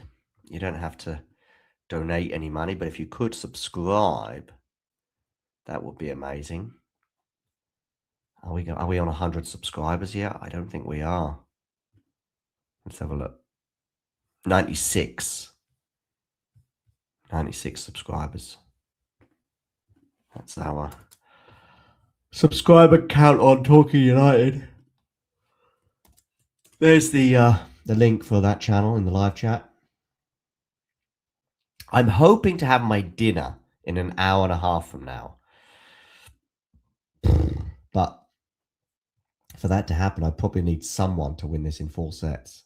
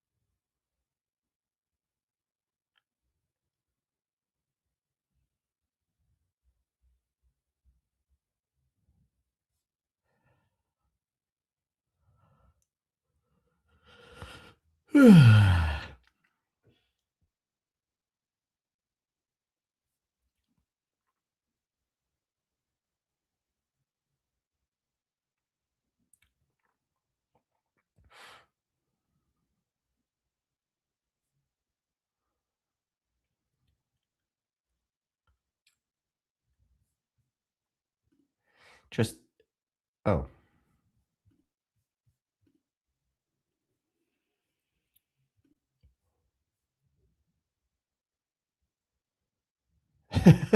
This is funny for Miles.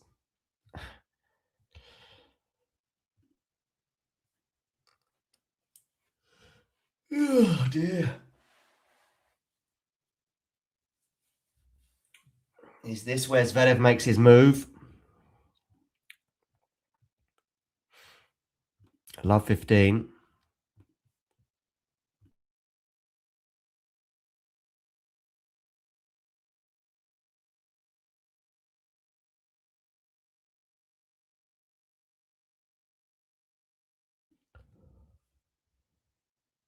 Lovely volley, Cobolli.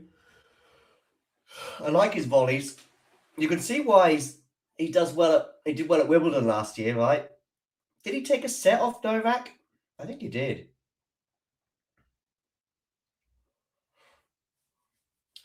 Novak's chances of another slam.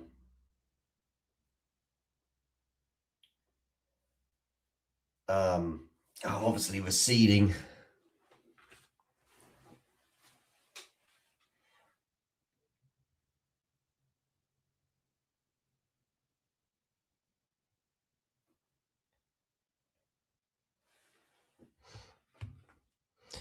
$30.15 here for Flavio.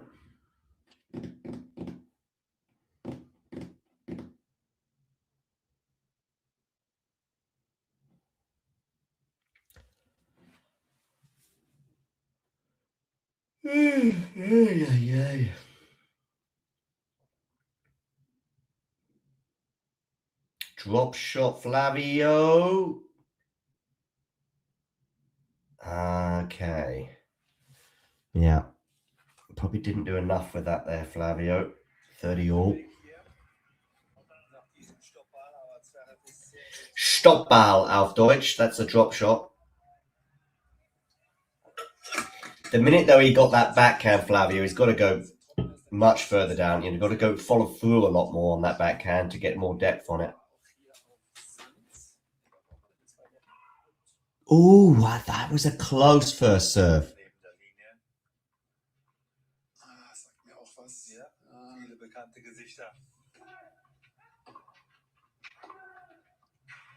Comes into the net, puts away the volley. That's what I mean. Be courageous. What is it? Fortune favors the brave. And what's the tenacious line as well at French Open? You know the one I mean.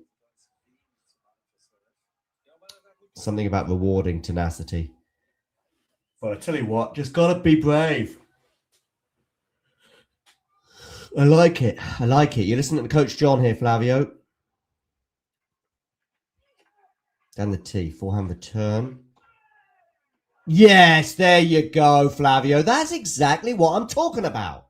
That is the tennis that may win you the French Open.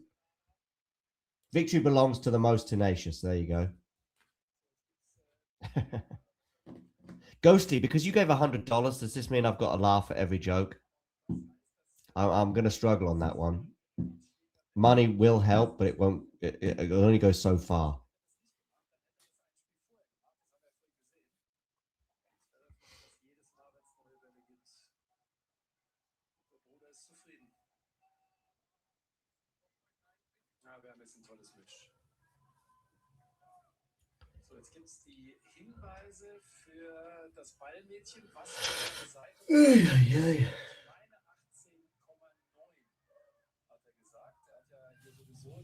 Oh, I'm struggling a bit here. Went to a wine festival yesterday. In fact, I commentated on the match point of Alex Ayala in her semi-final yesterday at the wine festival, next to a tree in some drizzle. And I'm not talking about the drizzle from the wine. I'm talking about the drizzle from the sky. And yeah, it wasn't like I did the whole match from there. I will say that. And the reason why it was just the match point is because I just came back online just to do the last 2 games, I think, because of course it was rained off at 5-2. Got new balls here for Zverev, 15 love. I think it was an ace down the tee. Oh, very good, Ghosty, very good. That's in the 90%.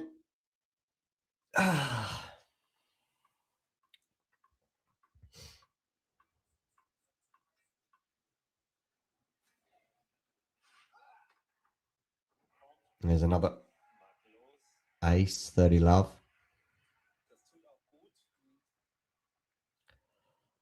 Let's get to a tie break. Cobolli stays brave, wins the tie break, and things come alive. Big style.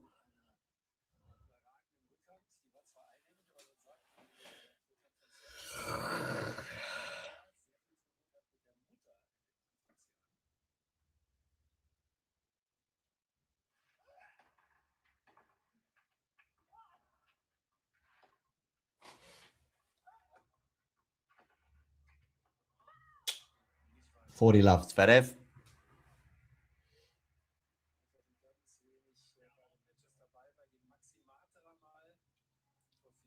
It is a bit of a slog, yeah.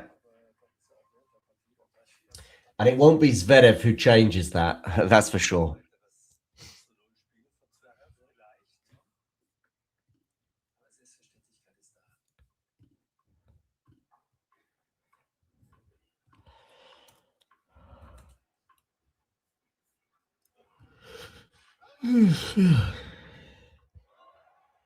Oh, that's nice. 40-15.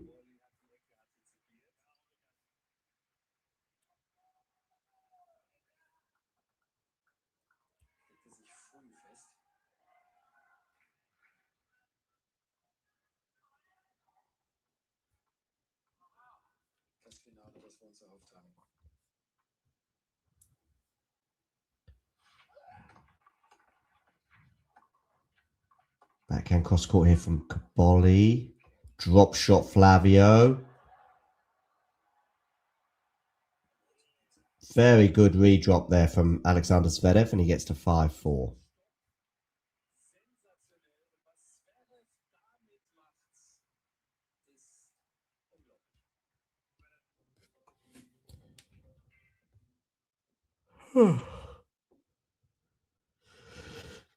Oh dear. So 4-5. It was a really good get, Matthew. Yeah, it was a really good get. I agree. And now Cobolli's serving to stay in the third set. I'll get it right in the end.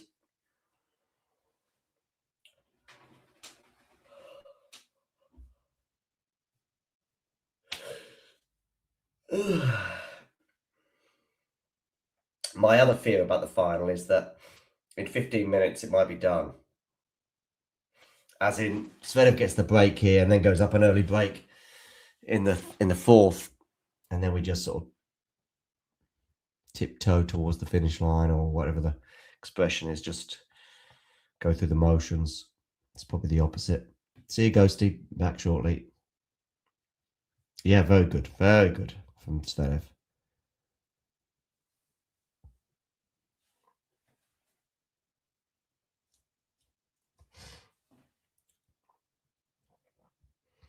So Cobolli here, 4-5.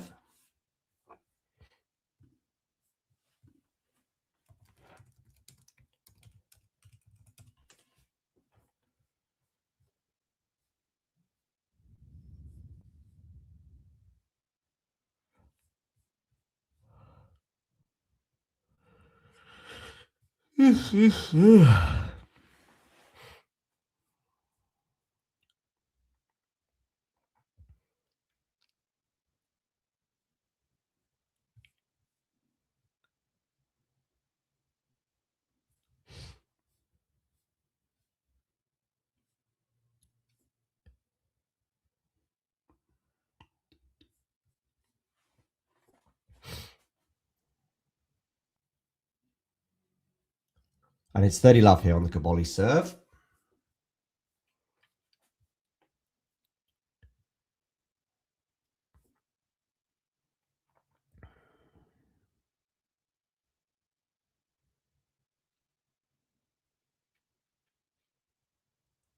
Okay, forehand here into the backhand of Zverev. Now it's on the forehand of Cobolli here at 30 love. Does Cobolli miss that forehand? Yes, 30-15.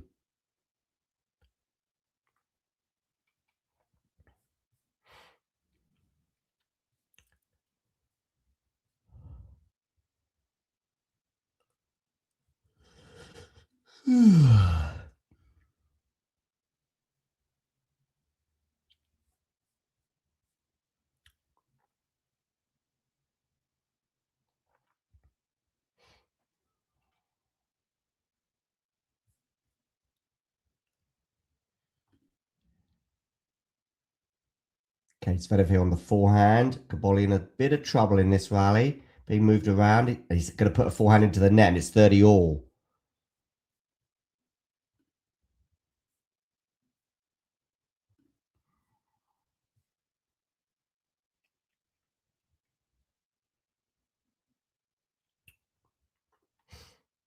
So 4-5, 30 all. Big couple of points here coming up. Zverev 2 points away from winning the third set. Also from 30 love down in this game. And he's missed the first serve, Flavio. Don't double fault. Close to a double fault. Ah, and he's put the forehand into the net. 30-40.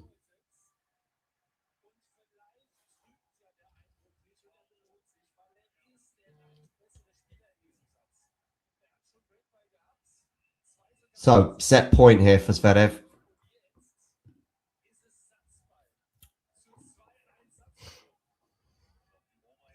On the Cobolli serve. Cobolli needs a first serve here.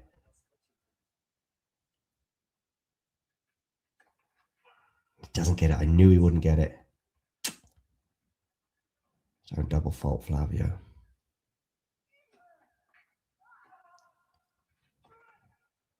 And he's missed the forehand.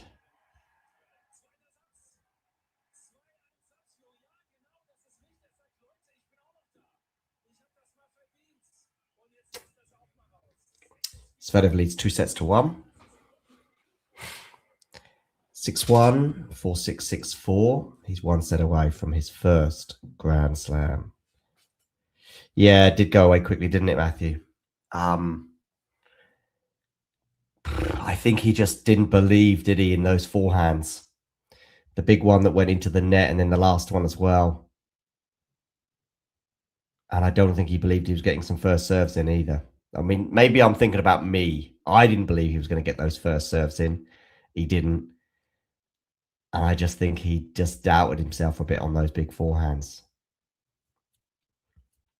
I mean, I don't dislike the idea of going big on those forehands. I think he's got to play aggressively to win this match. And he's got to go down with no regrets. But yeah, 30 love to then get broken. And now Zverev one set away from achieving the French Open dream. Of course, he was 2-1 up, wasn't he? 2 years ago exactly, to Carlos Alcaraz. But Carlos Alcaraz at Roland Garros is slightly different to Flavio Cobolli at Roland Garros. All right, we'll take a quick break. What should we play while we have a quick break? All right, I think I know what I'm going to play. Where are you? Here we go. Ready? Play. 19 what? 19th of April, Stuttgart. Quarterfinal day. Poland versus Great Britain. May the best. But I wonder I'm why gonna play with the winner. I wonder why the tennis players don't shake their hands before the match. Only at the end, yeah. But will we be shaking hands in a few minutes? I don't know. So, should we just have a little practice? Yeah. Just a little practice? Oh, bloody hell. Oh, wow. Zelislav, you have to. It has to hit the table, okay?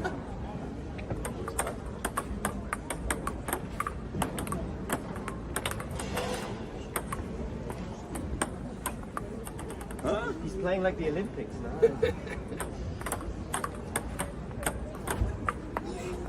Okay, let's play. Let's play. So two sets. Every set is 2-6. Okay. One service, so like in tennis. And you have to win by 2 points? Yeah. Yes. So, yeah. If it is 6-6, it's tiebreak. Okay. But now we start. Okay. It was just like for the entertainment. Now we start. So you start. Ah, scheiße.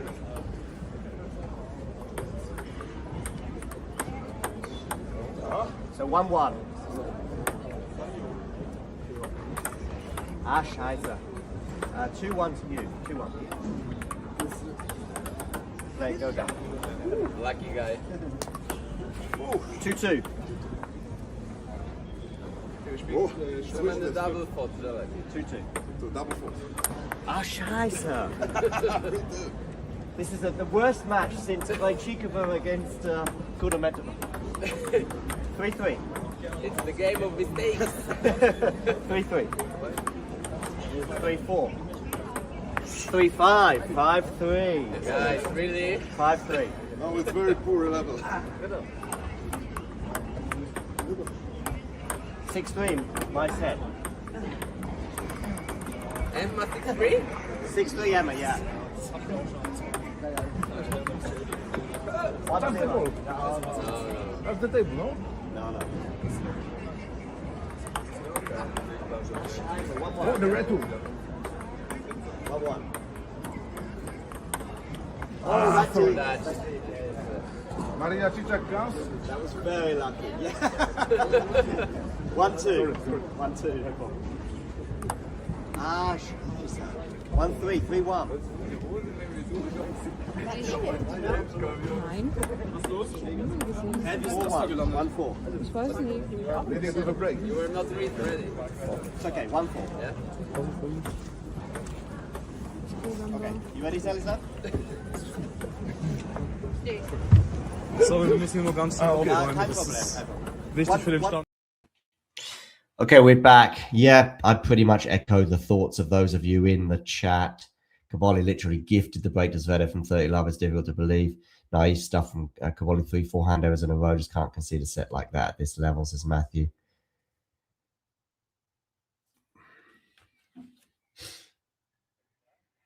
Not getting enough first serves in as well. Not backing himself, I think. Well, he's sort of semi-backed himself, didn't he? But right, anyway, Zverev serving her at 15-30. My concern was, I think at 30 all or something like that, I was saying that in 5 minutes this match could be done. And that was if Zverev got the break in the set and then goes up 2-love at the beginning of the fourth. But 15-30. And a second serve. Am I right in thinking, though, that the Zverev has only been broken once in the entire match? I think Cobolli was broken 4 times in the first set.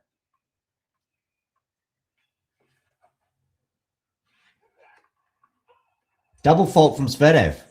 There's been a few of those today, right? A few more than you, or 1 or 2 more than you might expect. 15-40, so a couple of break points here for Cobolli.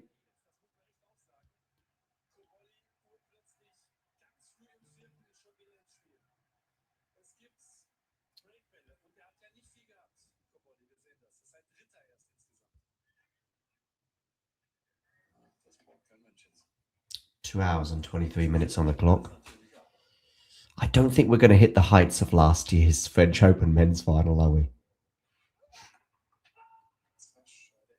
Man, if you think about it, those 2 French Open finals last year, because Goff and Sabalenka, I think, gets forgotten about. I know it was a very windy day and all the rest of it, but it was still very, very entertaining.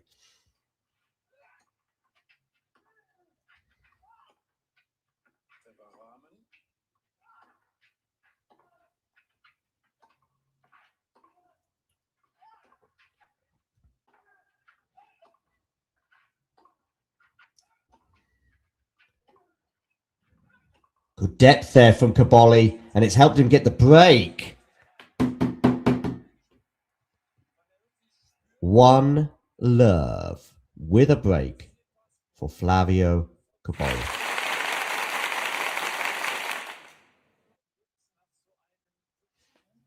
So, interesting 5 or 10 minutes.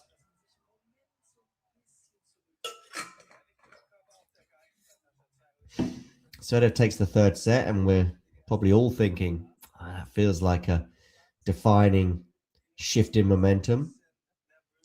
Flavio Cobolli now, though, says, hang on a second. Hold the back page. I'm going to get an early break in the fourth. But can he consolidate? Can he get to 2-love? Can he get to 3-1? Can he get to 4-2 and so on and so forth?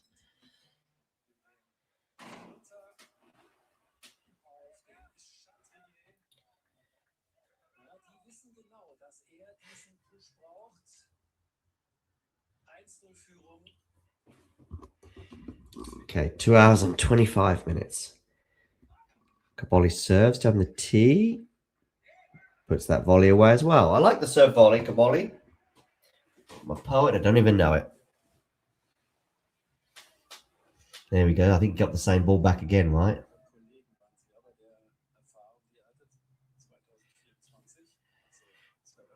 So, are we going 5? I mean, it's a long way away yet for Cobolli. Especially if he doesn't get his first serves in, but got his first serve in the first point, but not the second.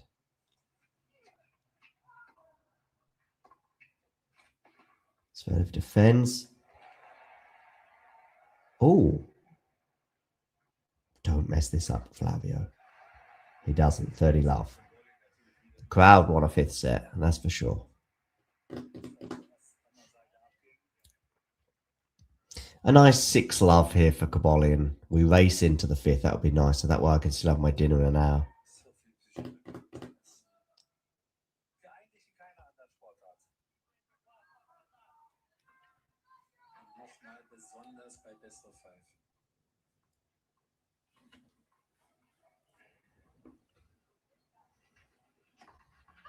Ooh, missed that first serve by a long way. A long margin, I was going to say.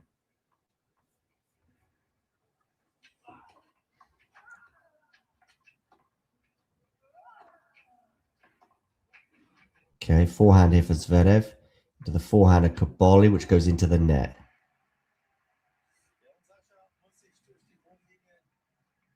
(30-15).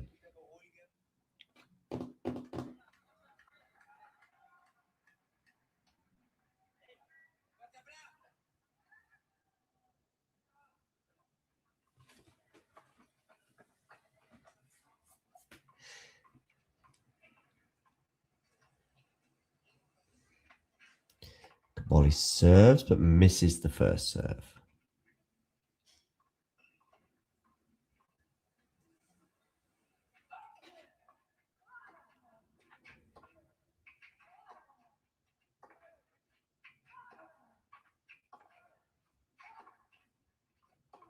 Good depth there from Zverev.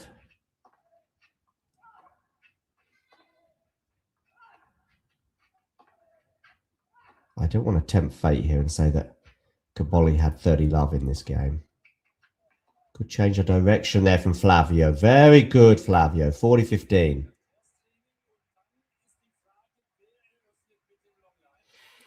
I just had memories of the 30-love he had when he was serving at 4-5.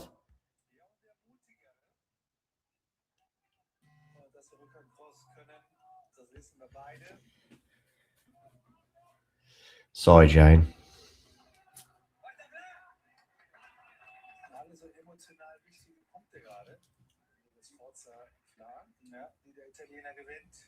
Okay, Cobolli here serving 40-15. 2 game points for 2-love.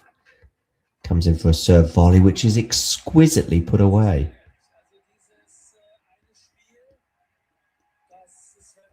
So, 2 games to love for Flavio Cobolli.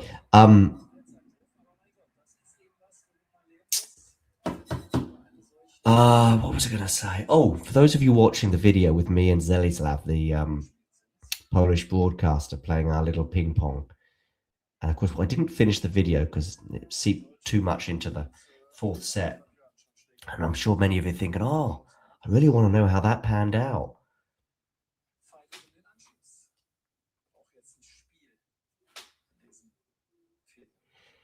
Oh, well.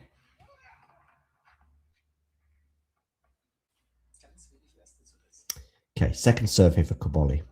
Oh, a little cheeky double break would be nice, wouldn't it?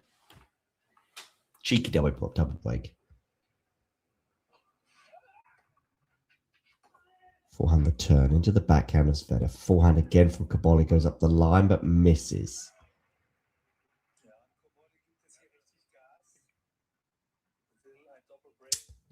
$15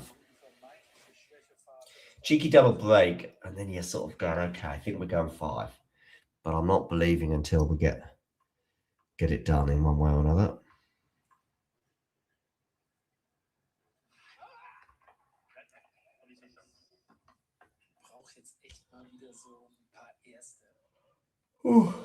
Ay.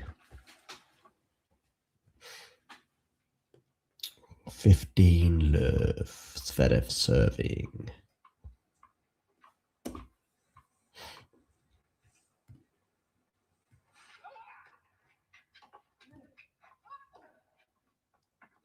Good forehand there from Zverev.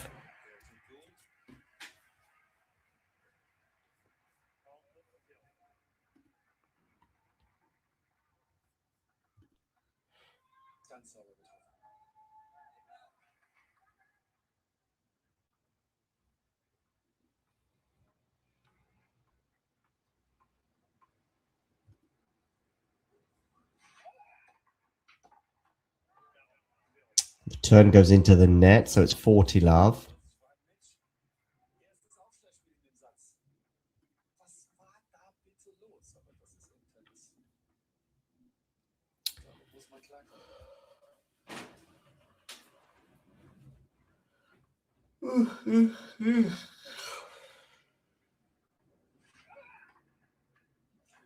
Ace down the tee. 2-1.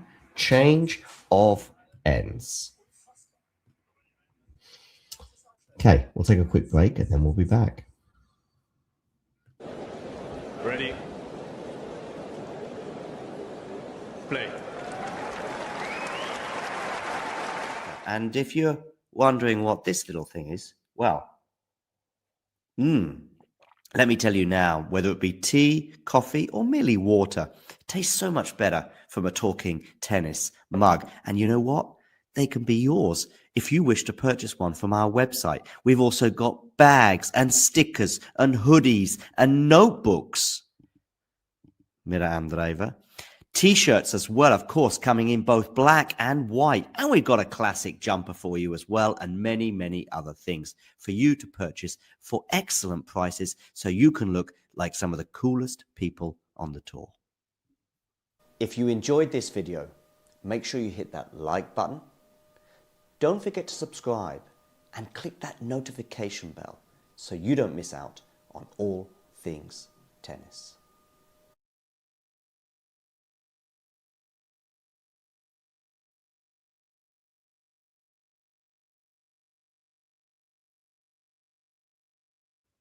Oakley dokley. 2-1. Flavio Cobolli serving in the fourth set. He is up a break. 2 hours and 32 minutes on the clock. 6 o'clock exactly in the evening. Here at the Roland Garros final.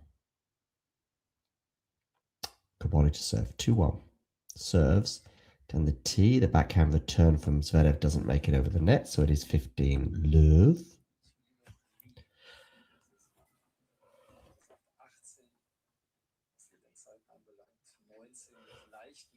Excuse me.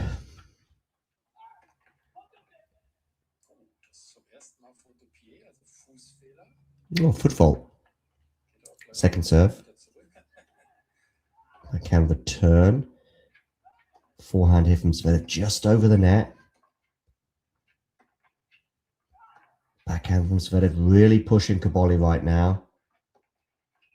And it's Cobolli who breaks down on the backhand side, so 15 all. As I said before, getting to 2-love is something, but you've got to get to 3-1, 4-2, and 5-3 at least before I'm believing that we're going 5. And Zverev was kind of on top of that rally from the first ball, really. Drop shot here, Flavio. And it's going to work. 30-15. Shakes the racket.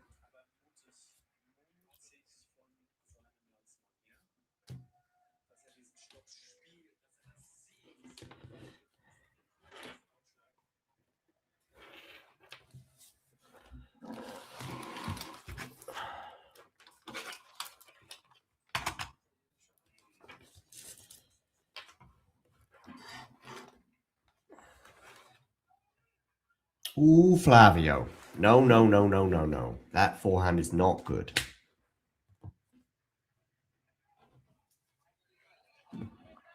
So 30 all.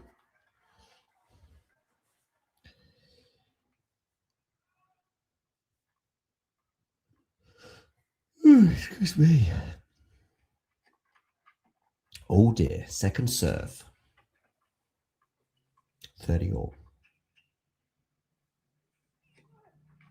Forehand return from Zverev. Forehand from Flavio. Forehand from Zverev. Drop shot Zverev. Flavio should get there. He should win the point from here, and he does. Very well done, Flavio Cobolli.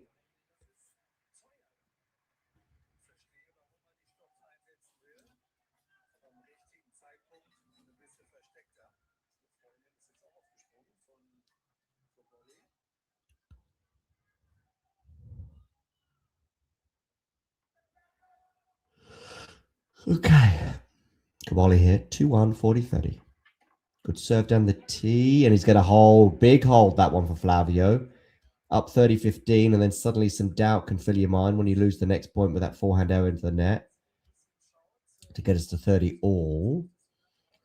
But 2 points in a row. Good first serve there on 40-30 as well down the tee.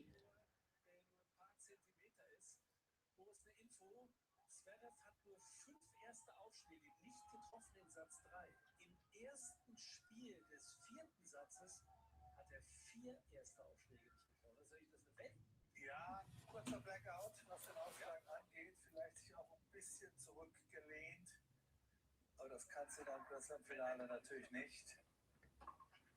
Alles nachvollziehbar, wir sind alles Menschen, nochmal, wir sind keine Maschinen. Aber das ist der Grund, warum wir Okay, Zverev here serving. 1-3.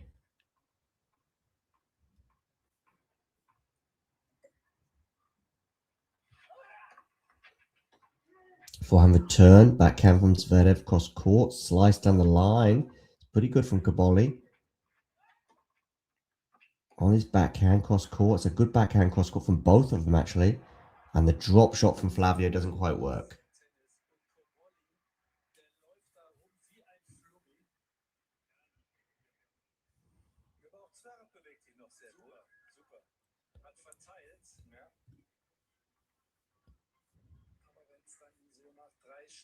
Wenn es dazu kommt, vielleicht ja auch nicht, wenn er noch die Wende schafft, dann wird es echt physisch.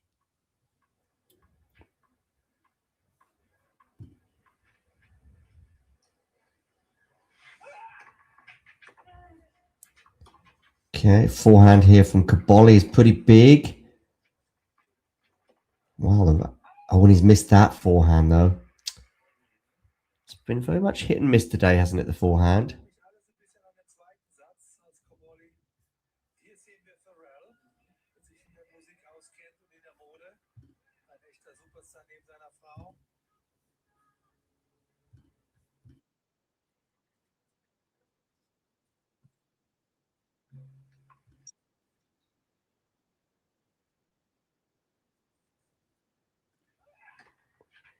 Okay, backhand return here. Backhand from Zverev cross court. Slice there from Cobolli. Now he's on the forehand where he goes up the line. Cobolli on the attack here. It's a lovely slice down the line there from Flavio. Quite a few tricks there in that rally.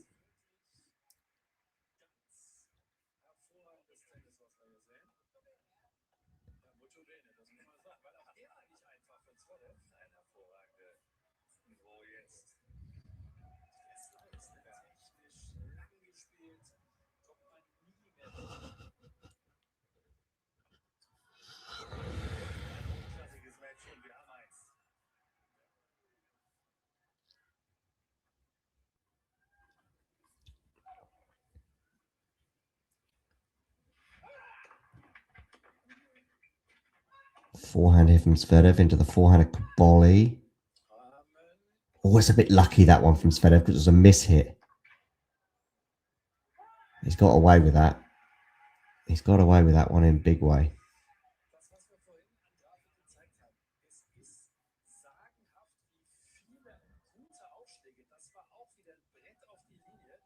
Cobolli wirklich neutralisiert, weil er sehr gut antizipiert, weil er schnörkellos retourniert und dadurch die Bälle immer ganz gut trifft mit dem notwendigen Tempo.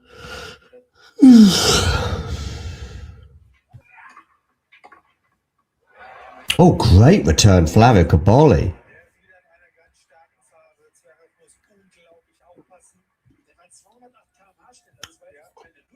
40-30.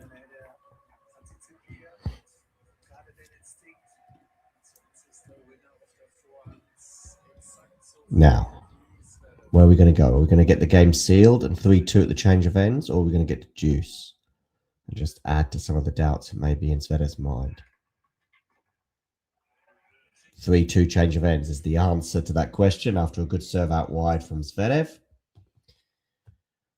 We'll take another quick break and then we'll be back with you.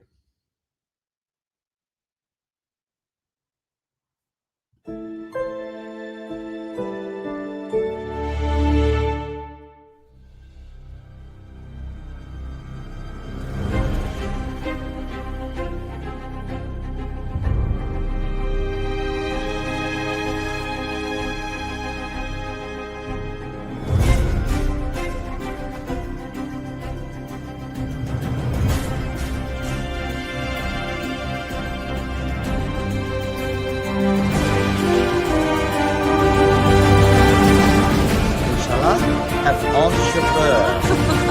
Shisha.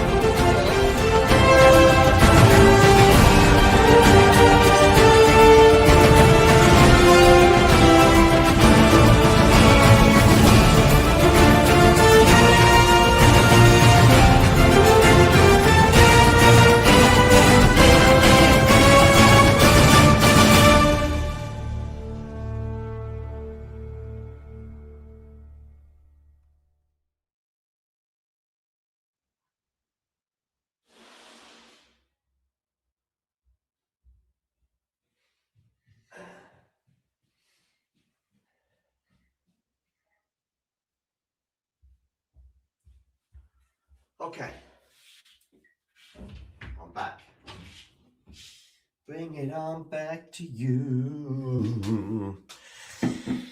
Cobolli here serving at 3-2. Double fault. Love 15.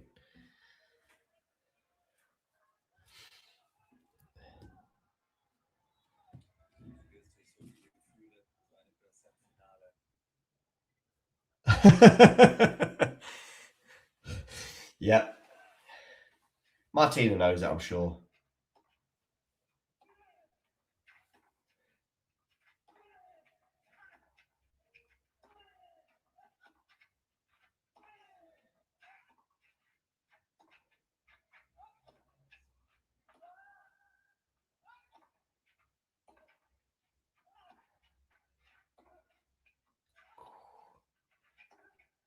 Oh, wow. Oh, Cobolli's gone long on that forehand. Love 30.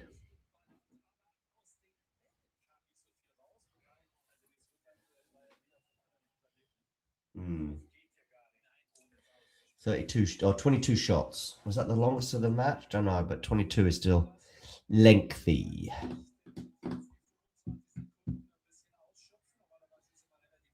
Yeah, you double fault to begin your service game and you're immediately on the back foot. You then hit a forehand error, and there's been a few of those today.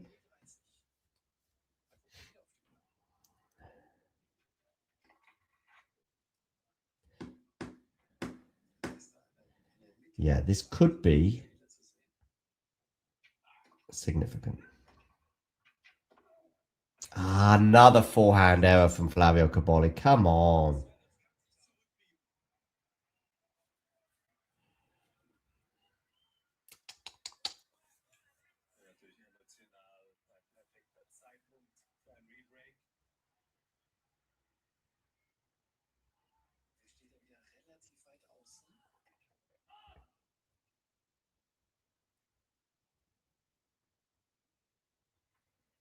Love 40, second serve. Backhand return. Got a good depth on that one from Zverev. Oh, and he's put a forehand into the net. 15-40. 15-40, people. So, 2 break points to go. 1 down.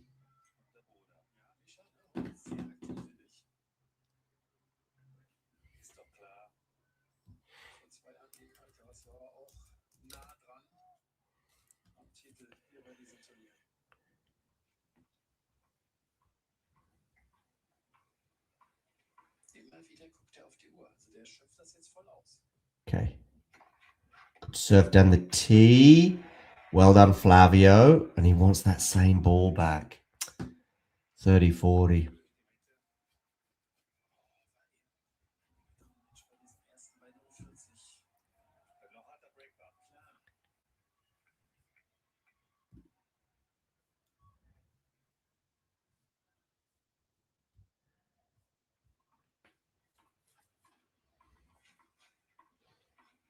Okay, 30-40.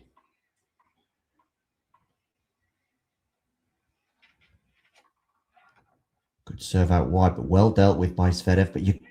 Oh, wow, he's not dealt with that. Deuce. I was just about to say to Flavio, you've got to go to the net there. Now, it didn't matter because Zverev shoots a forehand super long.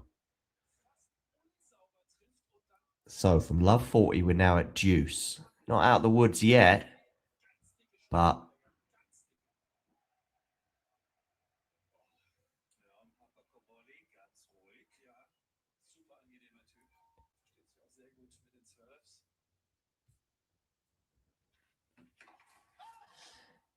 Cobolli misses the first serve down the tee.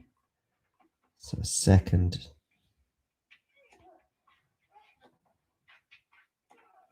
Oh, the forehand again from Cobolli.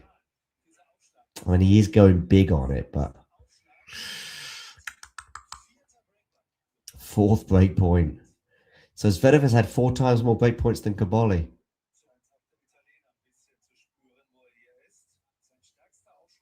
(6:15) local time. Big game, this one. Zverev breaks, and I think he wins the match in 4. Cobolli holds, and I think we're going 5. Misses the first serve. Oh, I don't like the look of this at all. Don't know if I'll go and watch. Great depth on that return from Zverev.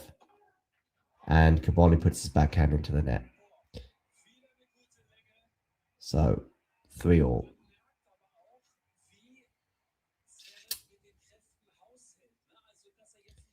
It feels like the match, but sometimes feelings trick us. We'll see.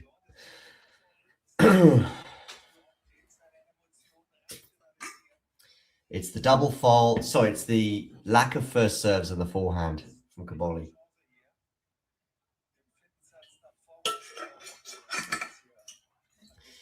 Gonna have a quick look at the French Open. Yeah, I agree, Matthew. I agree.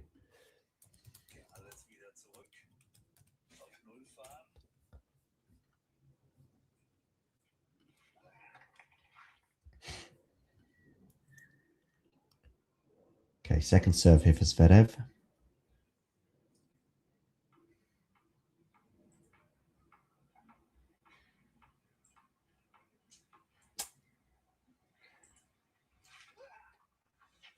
Forehand return.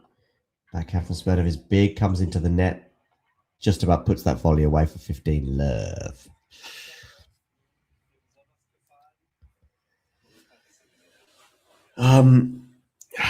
Cobolli's first serve percentage in is 53. And when you're winning 49% of your second serves, yeah.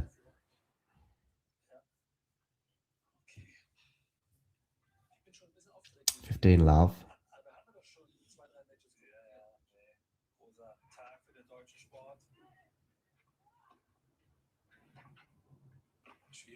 Oh, that's a difficult volley, and Zverev doesn't make it 15 all.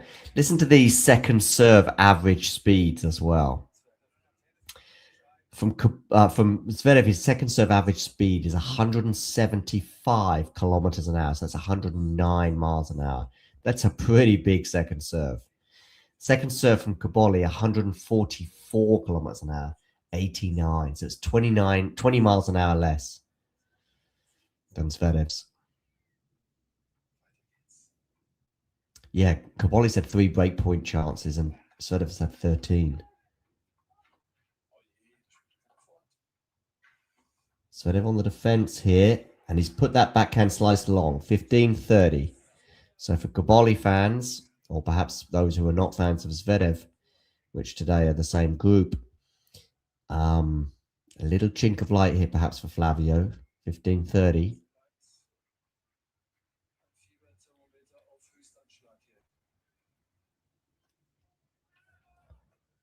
Flavio winning 81% of his points at the net, and he's not had a single love game in the match.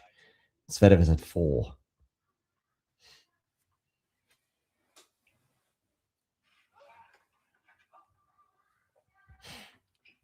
Okay, bringing you up to date with all the stats.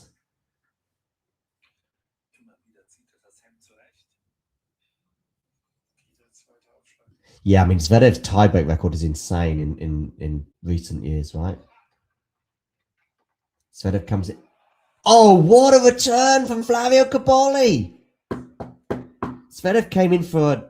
Did he come in for a... was that on the second serve there from Zverev? I think it was. Came in for a serve volley on the second serve. Unusual tactic there from Alexander. Maybe he's feeling it a bit, physically, mentally, don't know. If he is, then he needs to be pushed to a 5th set for him to really go, really start to put pressure on that stress. As I said, the margins are not close enough for Zverev to feel it yet. Comes in again for a serve volley. It doesn't make it! Flavio's up a break again, 4-3 in this 4th set. I mean, he's been given a huge helping hand there by Zverev, though, with the serve volley on the second serve, which doesn't make any sense to me, especially when you're not the best volleyer in the world. And it was shown in that serve volley on the first serve there. Wow.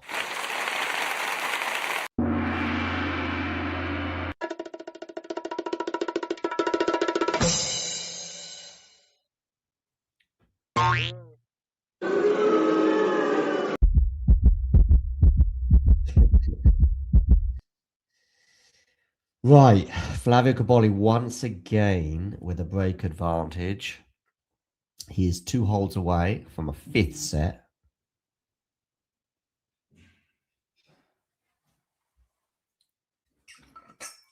Yeah, I am actually could do with a lovely, beautiful siesta.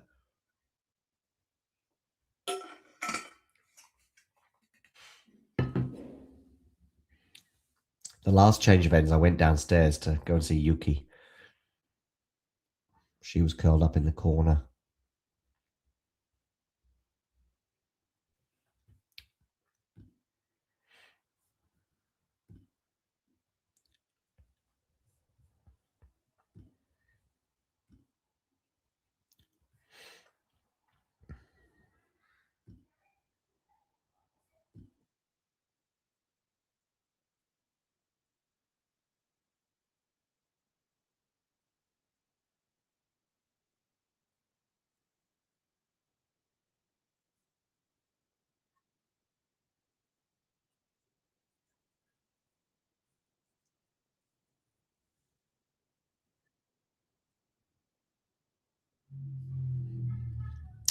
$15 love here for Cobolli as he seeks to get to 5-3.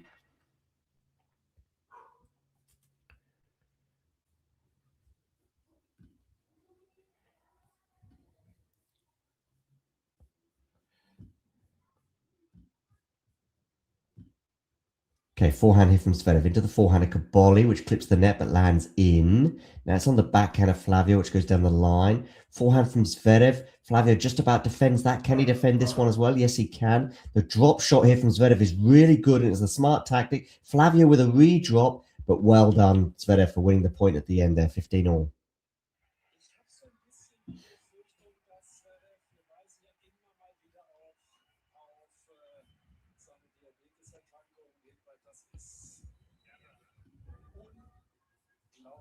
Was der Kerl leistet, gerade bei diesen langen Matches. Aber ich habe so ein bisschen das Gefühl, dass er körperlich jetzt schon ein wenig unter Bereich. Ja. Und zwar nicht irgendwie muskulär, sondern wirklich auch von der Beständigkeit. Mal sehen. Hoffen wir es nicht.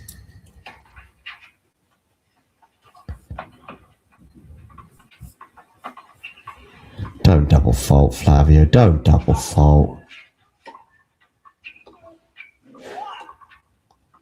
Backhand here from Flavio is going to go long, 15-30.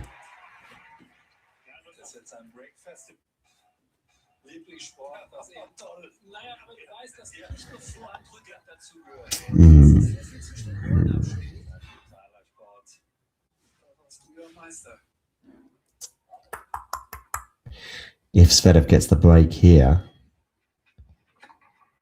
he's very close to winning the match in a way. I mean, okay, he's still only on serve in this fourth set, but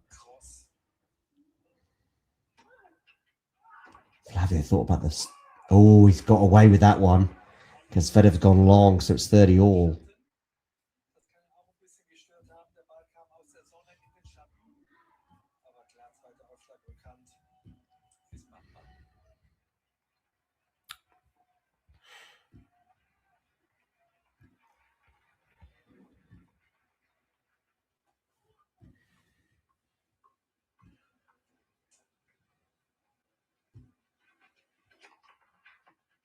First serve goes into the net.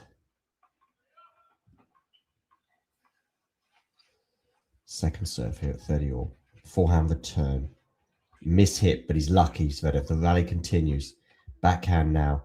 Backhand from Zverev is going to miss cross court. Not the highest quality of matches for sure, but neither player will care if they're lifting that trophy at the end of the day. Game point here for Cobolli and 5-3.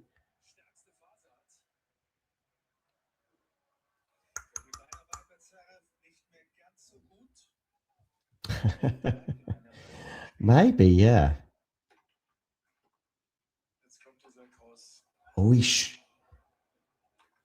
Oh no, Flavio. I mean, there's two things there. First of all, the serve volley was the right thing, but he doesn't do anywhere near enough with that volley.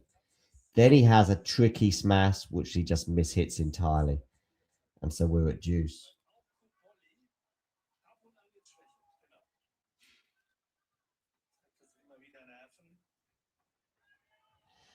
Deuce. Close to here, airing his frustrations. A joker smash indeed. The joker smash is a bit different because he doesn't make as many errors as people think, but he just doesn't, he's not confident with him or effective. Forehand here from Zverev up the line. Backhand now from Cobolli.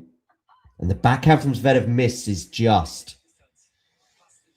And he was down in that rally, Flavio, so a little bit fortunate.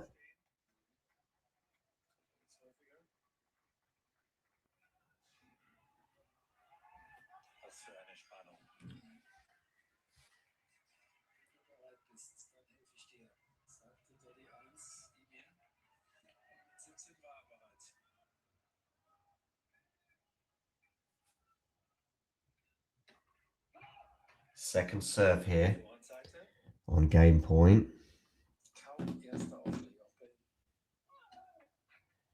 Backhand return to the backhand of Cobolli, which is really good, but well defended. Can he put this volley away? Yes, he can.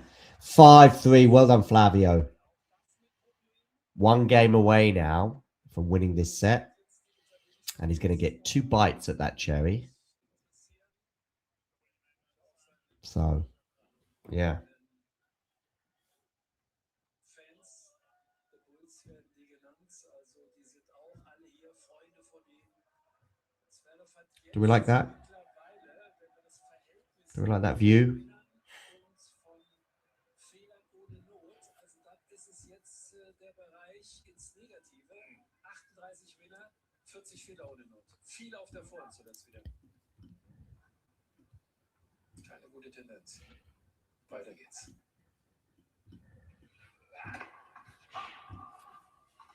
What do we think about this view?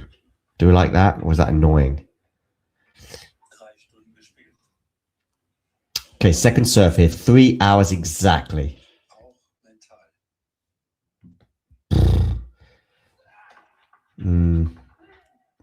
Just a moment. Backhand slice here from Cobolli is going to go long. 15 love. Equally iconic, probably. I think Fred, although maybe because I'm British. I mean, Lacoste, did he win a French Open or did he win titles? I know what you're talking about, Ghosty.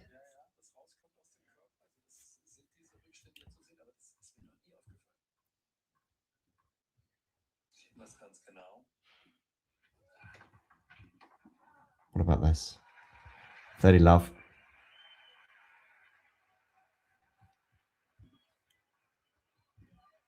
Ja, und die Box von Sascha ein bisschen ruhiger geworden. Außer der Oma. Die klatscht kräftig weiter. Verlässliche Konstante.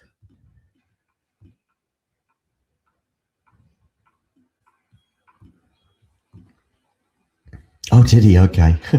Sorry, Ghosty. 40 love. 3 game points here for Zverev.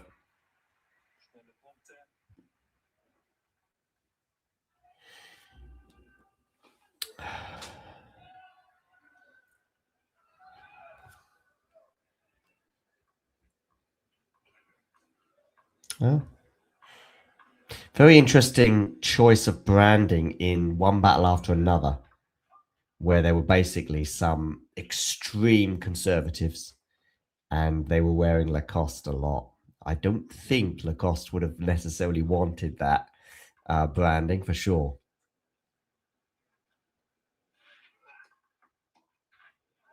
Good serve down the tee there from Zverev, and it is 5-4. So the question is, can Flavio Cobolli serve this set out? Let me know in the live chat. Just simply write yes, Cobolli serves this out. So you can just do a Y, click return. I guess you don't have to write it. It's just there on your keyboard. Which on your keyboard is in the Anglo-Saxon world is next to the T. But if you bought your laptop in Germany, your Y will be down in the bottom row. So yeah, just write Y or N. Y for yes, he serves this out. N for no, he doesn't.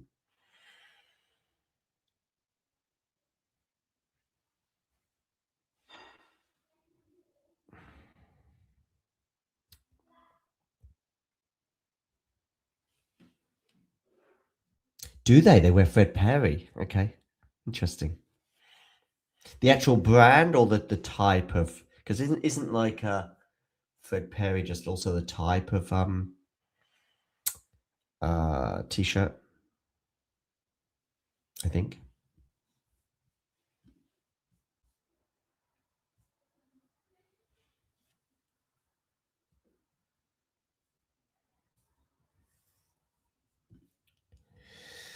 All right, the players coming back on court.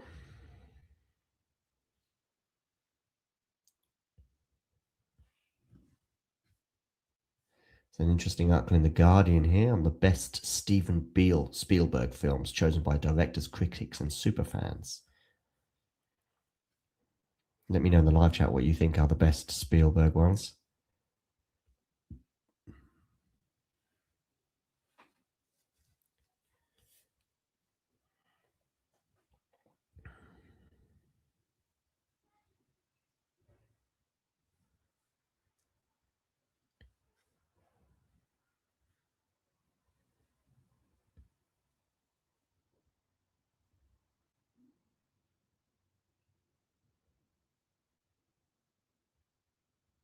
Oh, I didn't know that this movie Duel was Spielberg. You know when it's a long time since I saw this movie, but basically he upsets a truck driver, some random dude upsets the truck driver, and he just gets stalked to a crazily scary level by the truck driver.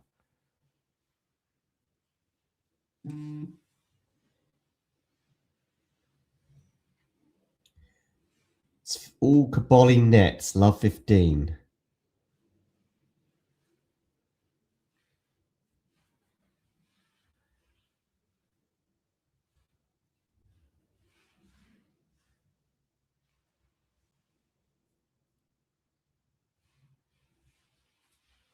That was a great movie.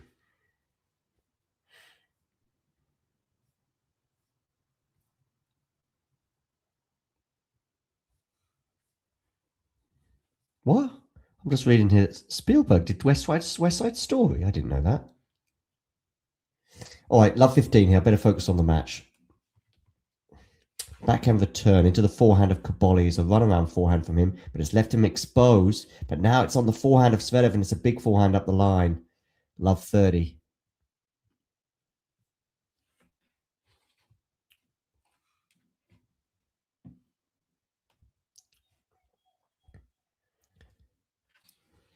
Are you talking about saving Private Ryan or shaving Private Ryan, Ghosty?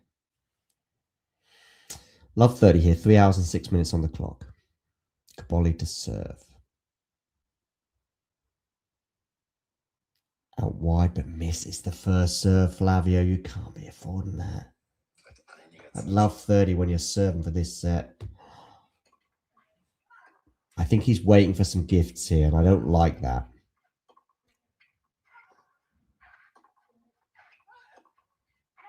Well, he's got a gift there. 15-30. Loose forehand there from Zverev.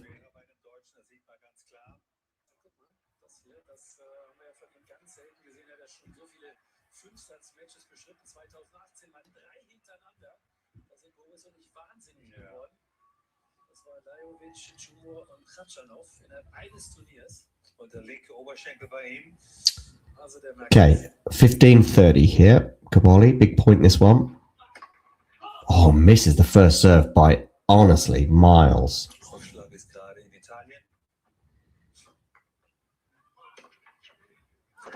Backhand return is good from Zverev. Zverev on the attack here. But Zverev there was a bit anxious himself because really he was on top of that point and somehow contrived to clip the net, and then it went long. So 30 all.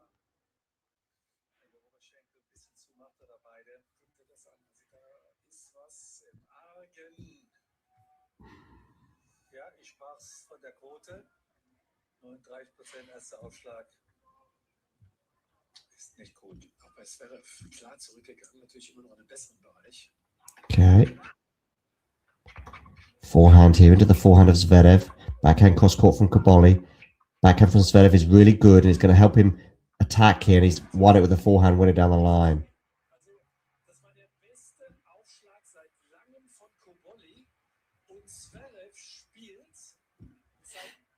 So break point, Alexander Zverev.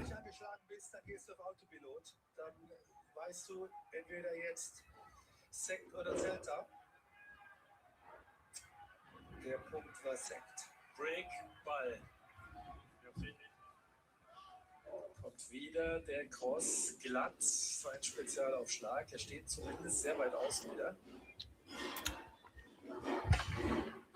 Doesn't make the first serve again. Misses by some distance.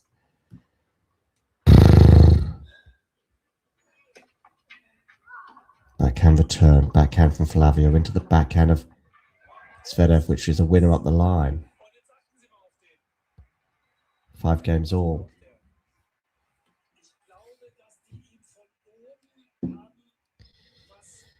Yeah, I didn't like that at all. Didn't like it at all. Is Jez short for something? You mean Jez, like, I think Jeremy, no?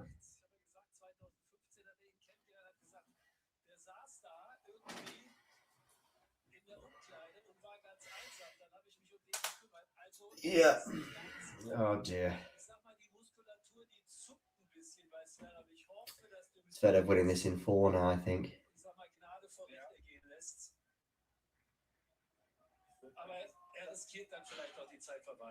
Ja, früher mal gesagt Salztabletten oder Magnesiumtabletten, irgendwas in der Mischung. Jetzt haben sie natürlich Elektrolyte oder... Jez Green. Is that not a German then? Jez Green. That sounds very Anglo-Saxon to me.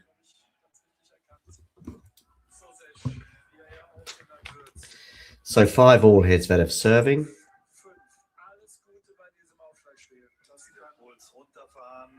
And if Zverev holds here, Cobolli will be serving to stay in the match. Time warning, time violation warning for Alexander Zverev. He has been super slow today. 5-all.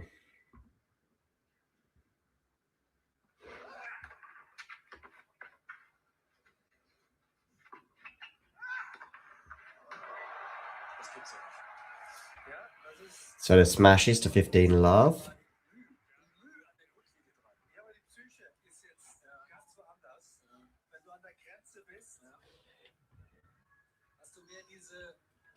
Don't think they are. Oh, were they booing? I mean, maybe there's some Germans booing that, maybe, or fans of Zverev or whatever.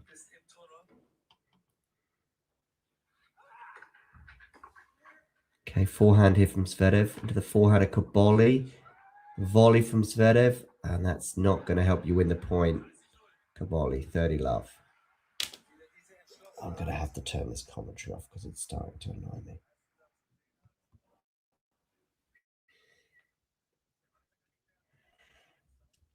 Not Boris so much, but...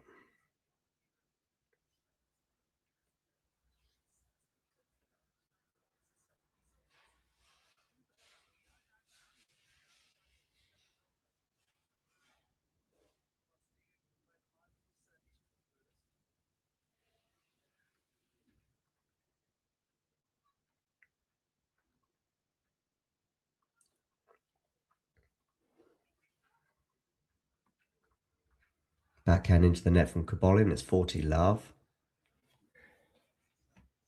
Yeah, I felt a bit...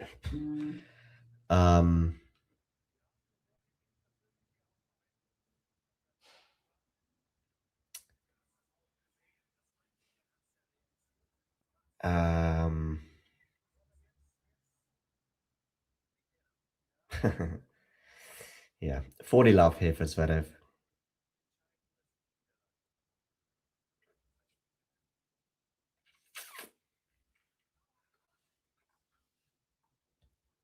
Good return there from Cobolli, 40-15. My hopes of having dinner in 20 minutes, of course, with a 4-set win for Zverev do go up, but that's about the only straw I can clutch at.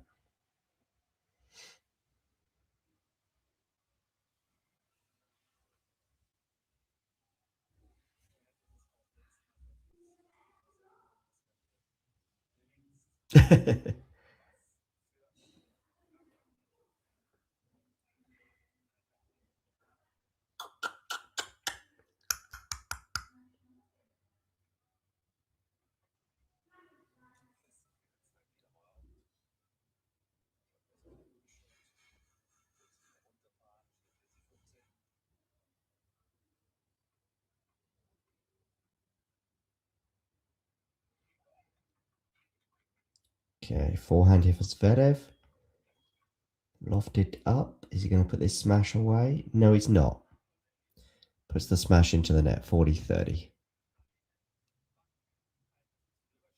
When did Cobolli have that big smash that he missed?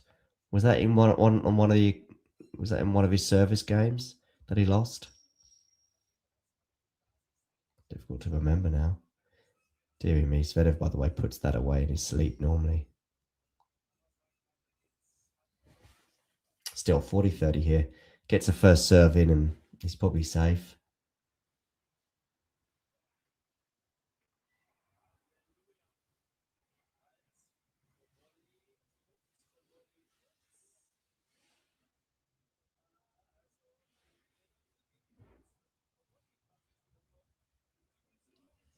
The umpire's calling it in.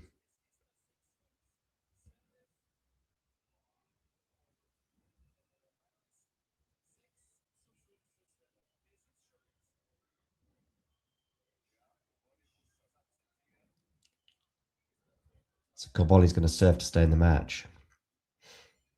He's convinced that serve landed out. Well, here comes the trainer for Zverev. Interesting to see what it is. If it's it's the right leg.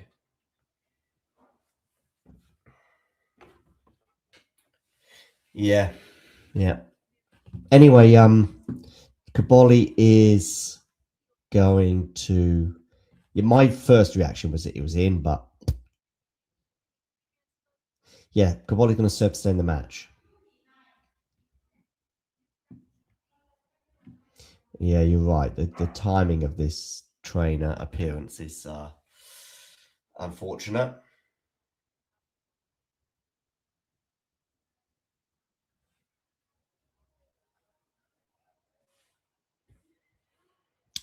Do join us tomorrow if you can. It is going to be quite early if you're stateside, but we are going to have a live Q&A tomorrow morning, 9 a.m. UK time, 10 a.m. in Germany, about everyone's favorite topic, Alex Ayala.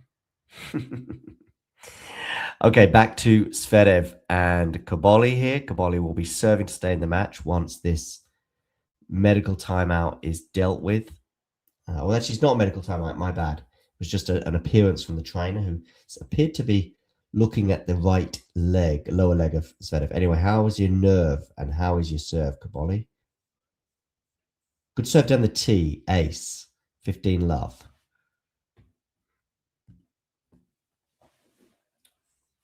So, the Italian players team there, we see watching on. 15 love, Flavio. 6:45 local time.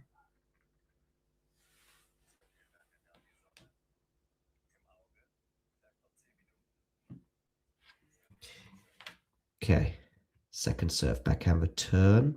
It's going to go long, 30 love.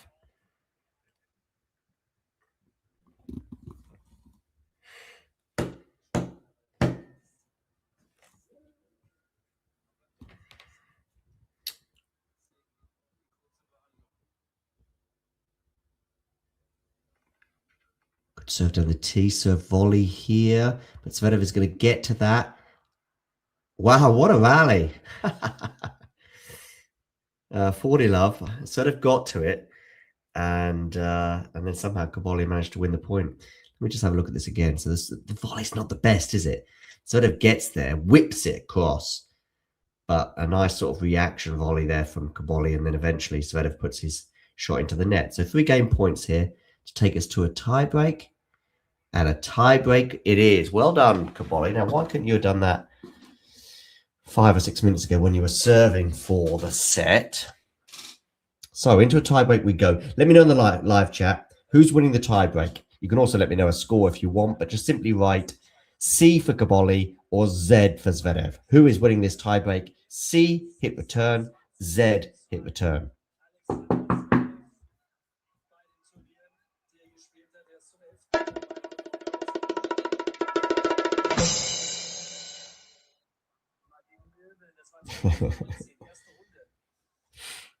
Okay, 3 hours and 18 minutes on the clock. 6 points all. Tiebreak. Of course, Zverev's taking his time. It's very close to losing the first serve, but I don't think the umpire has the courage to do that.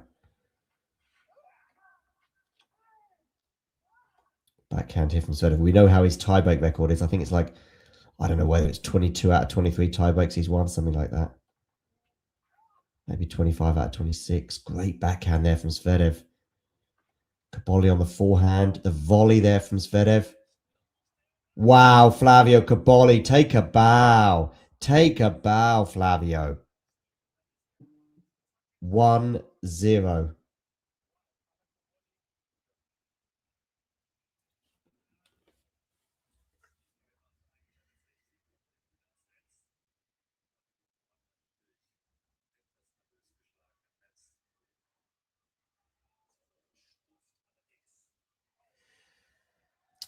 Flavio Cobolli, 1-0, points to the sky and says, I'm here to take us to a 5th set.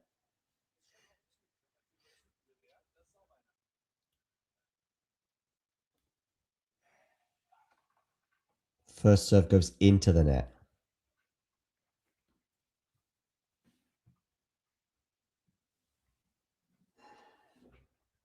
Backhand return. Forehand is into the net from Cobolli. 1-1.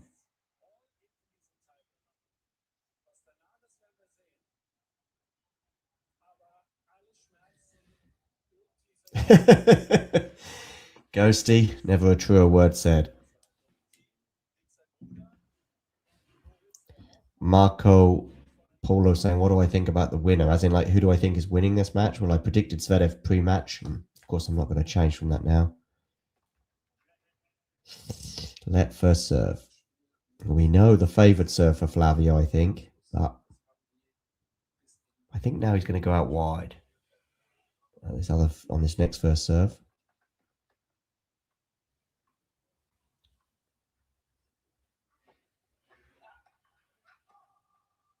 Went down the tee, but he misses it. So second serve now at 1-1. Forehand return. Now on the forehand of Flavio into the backhand of Zverev. Maybe should have changed direction there. No, he's still not changing direction, Flavio. This is a tentative tiebreak, this. From both players.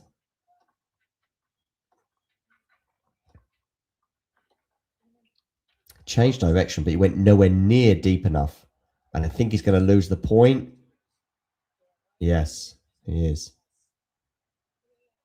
2-1 Zverev. Zverev is 5 points away from winning his first Grand Slam title. Yeah, Marco Polo, we stream a lot. We stream a lot. We will have at least one more stream today. We'll have ATP Weekly, I think, coming up later on. Also WTA Weekly as well. Don't know if that'll be tonight or tomorrow morning, but plus the Alex Ayala show penned for 10 o'clock tomorrow morning. So yeah, lots and lots of streams to come. 2-1.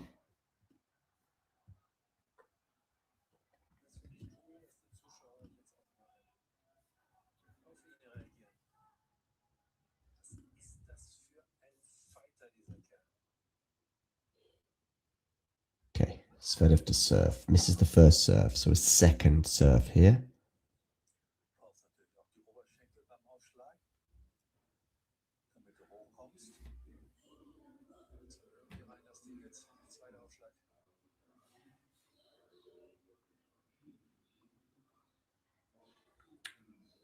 Okay.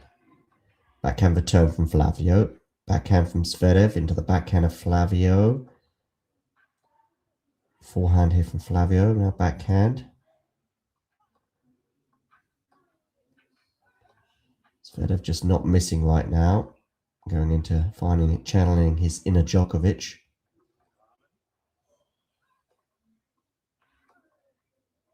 Drop shot from Zverev. Cobolli's going to get there. No, what are you doing the redrop there for, Flavio? What are you doing the redrop for? My goodness me. You were there in good enough time to get the line. And it's 3-1 for Zverev. He's 4 points away.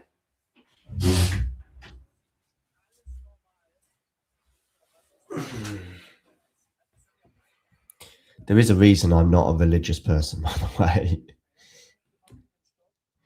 Marco Polo. Yo soy británico. Nací en Inglaterra, pero vivo en Alemania. Pero he vivido en España. Y Chile también. Y Costa Rica también.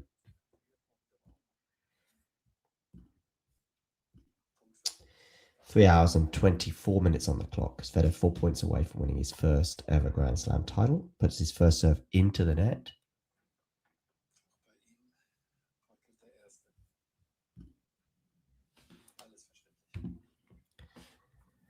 Thank you, Marco Polo. 3-1 Zverev here. One around forehand return into the backhand of Zverev. Now it's a forehand of Cobolli, which is really big. And that's going to land out. 3-2.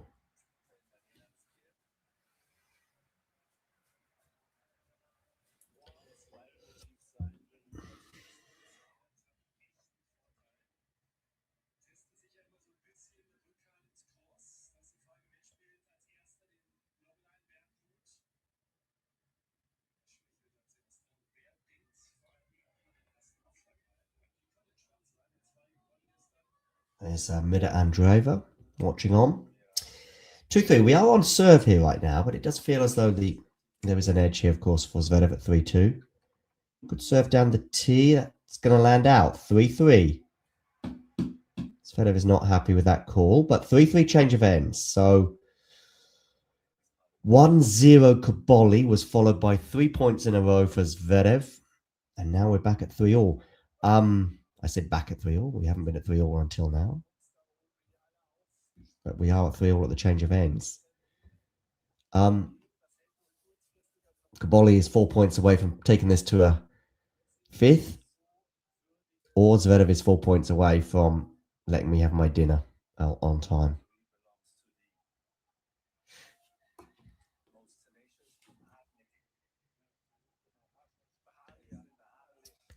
I mean, the Italian country wears blue, as in like the national football team, the rugby team. I think it stems from something to do with the royal family. I think. Don't quote me on this. It's something like the ancient Italian royal ancient. You know what I mean? The Italian royal family in yesteryear was their color, and it might come from like the because of course the colors green, white, and red are not blue. Anyway, I digress. Forehand here for Flavio. It's really good. Really good. 4-3, Flavio Cobolli. 3 points in a row for the Italian.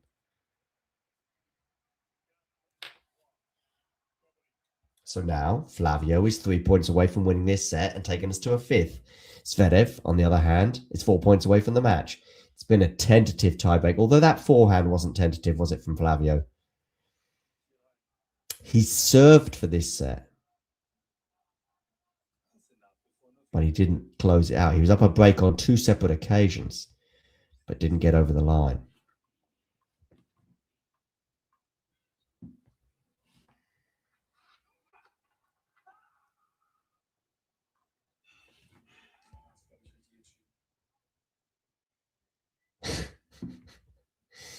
Didn't quite read that last word correctly at first, Ghosty. Second serve here, 3-4. Zverev serving, taking his time, of course, but he's allowed to between serves, as in between the first and the second serve. Take as long as you like. Double fault from Zverev. And it was far out, by the way.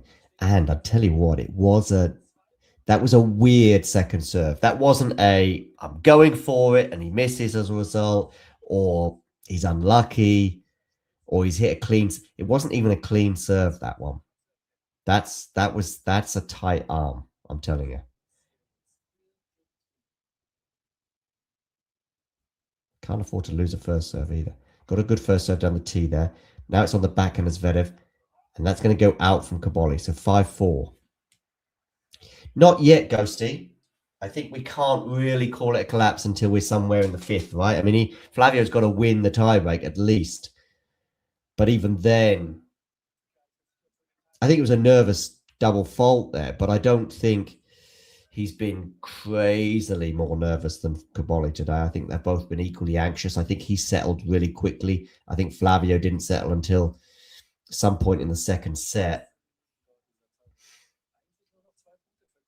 But anyway, 2 service holds here for Cobolli, and he wins this 4th set. We're going to a 5th. 5-7 local time. Where are you going to go with this serve, Flavio? Out wide. Drop shot here from Flavio is unbelievable. Unbelievable, Flavio.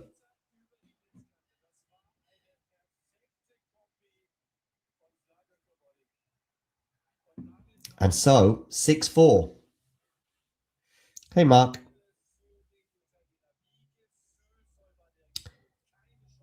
That was a very courageous shot there from Flavio. As I say, he lives on his nerves, but he did execute it there very, very well. Now he has 2 set points. He has served for the set. Couldn't close it out. Now we're in the tiebreak. A tiebreak, don't forget, he was 3-1 down in.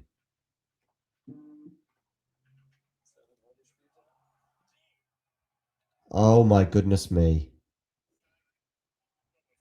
How have you missed that, Flavio?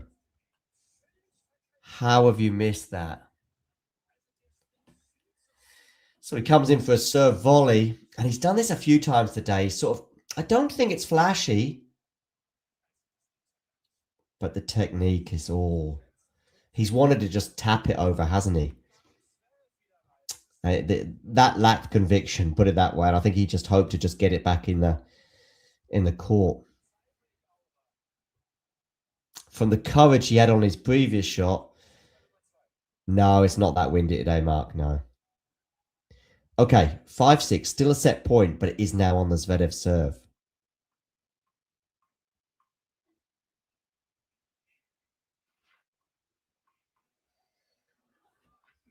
Misplaced ball toss there from Zverev.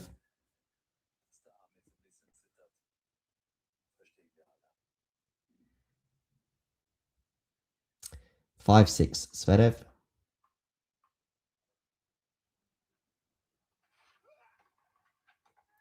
Return. Now it's on the forehand of Zverev. Oh, that's very nervous as well from Alexander. Oh, what a forehand up the line from Flavio Cobolli. Fifth set. Here we come. Wow, Flavio Cobolli.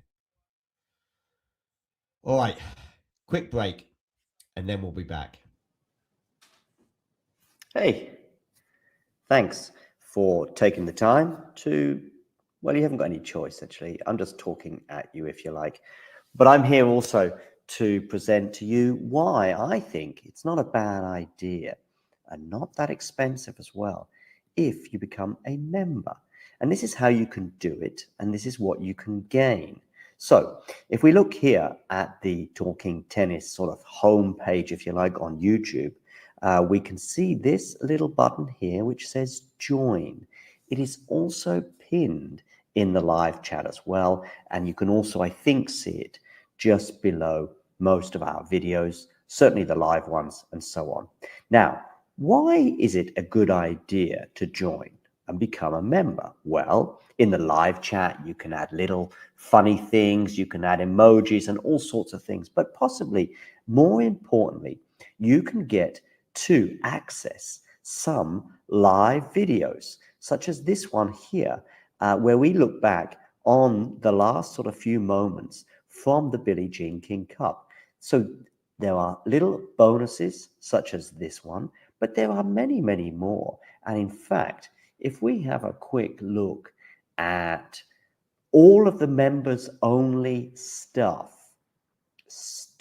I repeat, you will see very, very quickly some of the top stuff that we've had for members only over the last 12 months since the channel began.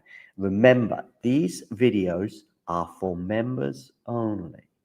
You can become a member from as little as about $2 a month, €2 a month, £2 a month, something like that. There are various different things. Oh, and by the way, you'll also be supporting the channel. So it's a win-win-win-win scenario.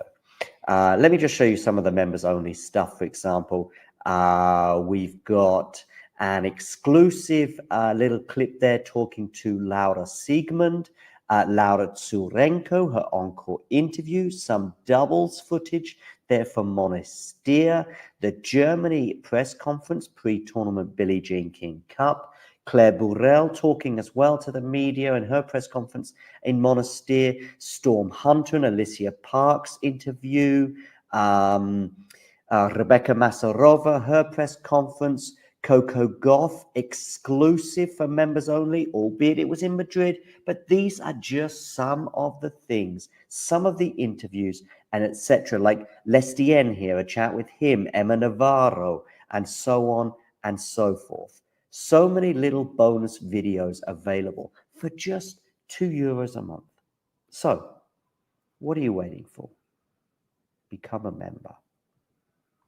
Or don't. It's okay.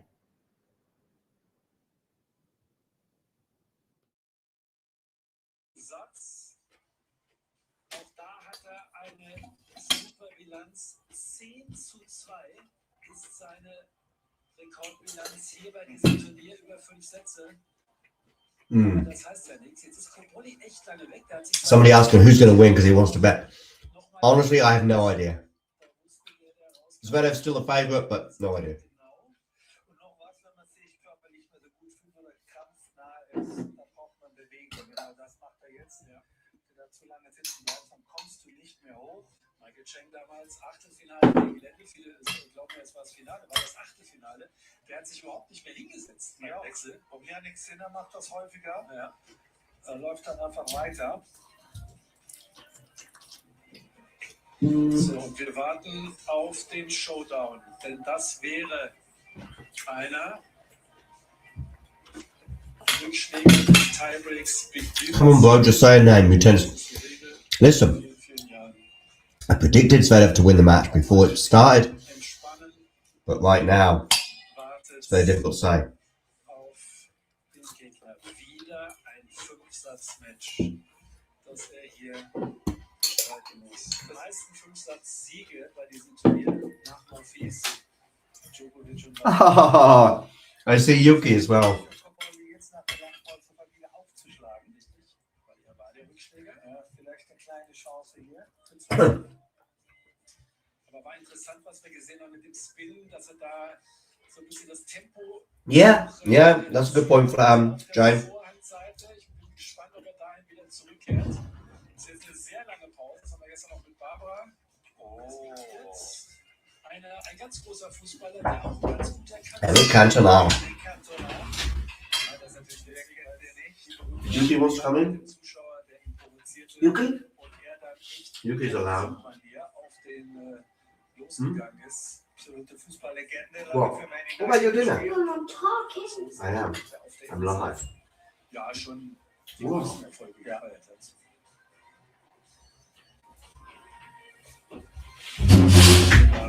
Von dem man ja auch sagt, er wäre ein Topspieler geworden, wenn er damals hätte überhaupt Okay, fifth set about to begin, I think. teilweise gar nicht raus. Oh, Cobolli's going to serve first. Will that help him? Maybe.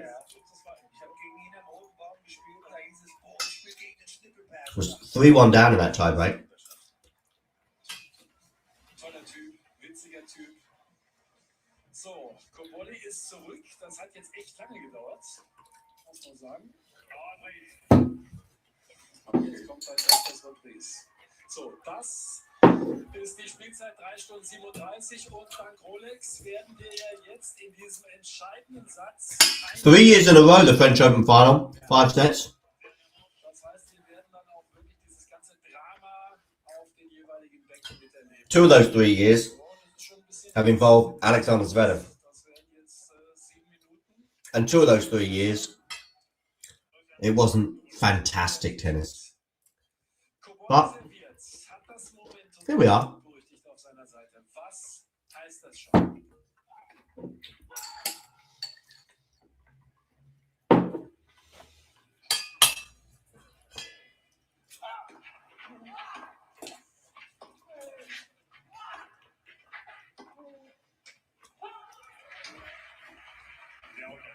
All day. I love 15. Das meinte ich, das war eine lange Pause, auch emotional.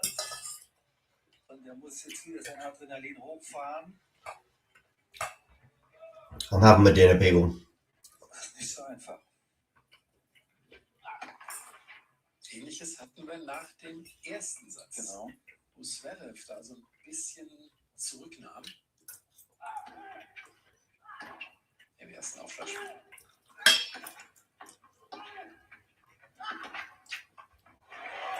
Good aggressive play there from Cobolli. Und bei Zverev werden noch die Mittel, die er genommen hat, die Medikamente langsam wirken.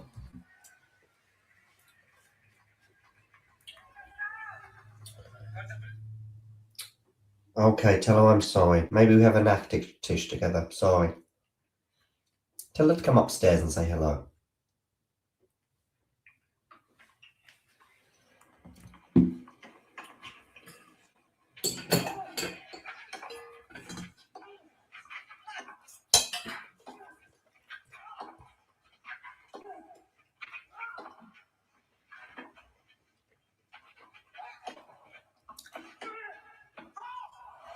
Oh, Cobolli misses that forehand cross court.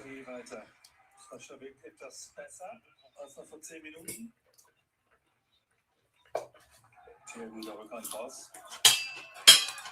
Der Arm muss jetzt laufen bei ihm. Und er wird kein Interesse haben, längere Bälle. Yeah, corporate feminism is a. Natürlich die It's a pity. Das zeigen alle Anzeichen.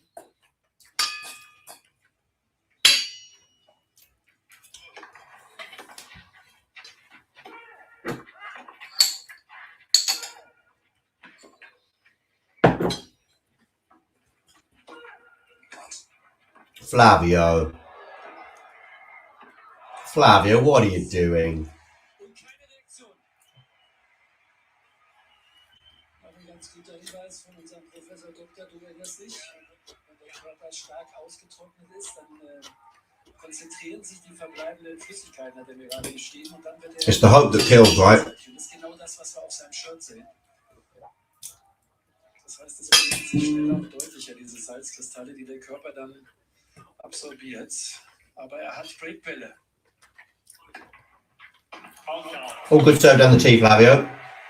Die Emotion kostet ja auch Kraft. Und die hat er jetzt nicht. Er muss sich wirklich haushalten mit dem, was er noch im Tank hat. Ja, der muss auf den Blutzuckerspiegel ständig achten. Das ist ja beim Diabetiker nochmal extremer, dieses Salz ausschwitzen. Das hat er ganz andere noch. Also das muss man berücksichtigen, was das für ein Wahnsinnstyp ist. Was der hier leistet. Okay.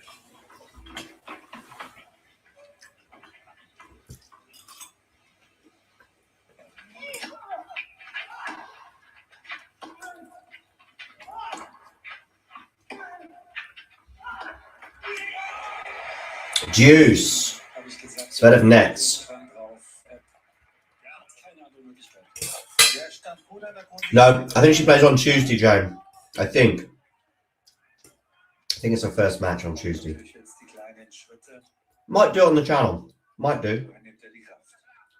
Körperlich am absoluten Limit. Das ist dunkelrot, der Bereich. Und er ist mit der Fitteste auf der Tour.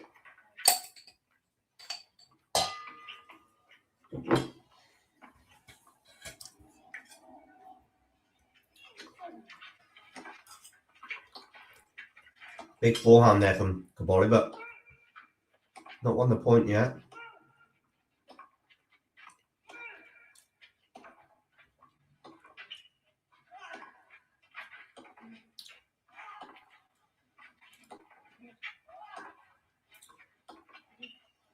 Oh, Cobolli, you got to get out of that backhand to backhand exchange. There you had a chance to.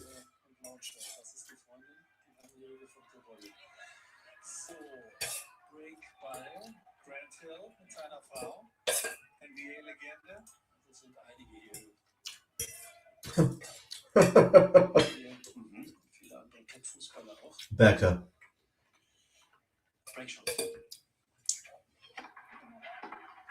Good return from Zverev. And Cobolli misses the forehand. Oh, Flavio, what are you doing? Das heißt noch gar nichts, aber immerhin eine Reaktion bei Cobolli, wo es kann wir kurz nochmal Alexander Zverev jetzt schon mal würdigen, weil ich glaube es nicht, wie der sich zusammenreißt. Das ist doch Wahnsinn. Ja, du hast das nochmal bei der Diabetiker. Dass das überhaupt geht, ist unmöglich. Also größten Respekt für uns allen. Dass er hier noch im Match ist, dass er nicht aufgibt und dass er wirklich alles auf den Platz lässt. Break vorne im 5. Satz. Also ich habe es gesagt, die Pause war ein bisschen zu lang für Cobolli und schlecht ins Match hier gefunden. Anfang des 5. Jetzt hat er das Break vorne. Er muss eigentlich nur noch den Aufschlag halten. Aber es wird noch ein langer Weg. Hast du gesehen, da hat er wieder auf sein Handy geschaut? Ja, ja, das ist in dieser App. Er hat ja auch einen Chip verpflanzt, ne? Also im Körper. Das heißt, das kann er sofort kontrollieren. Okay. Funktioniert nur ab einer bestimmten Entfernung. Aber er sieht dann immer genau, wie ist mein Blutzuckerspiegel. Das ist ja allein schon Stress. Da habe ich, glaube ich, nicht nachvollziehen können. Aber damit wieder zurück zum Drama. Wirklich Drama, und das meinen wir im positiven Sinne. Das ist Sportdrama in Reinkultur, was wir hier sehen. 1-0, Break 4. Das ist gut, aber es bedeutet noch gar nichts. Okay. He's got the break, Zverev. 1-love, he leads.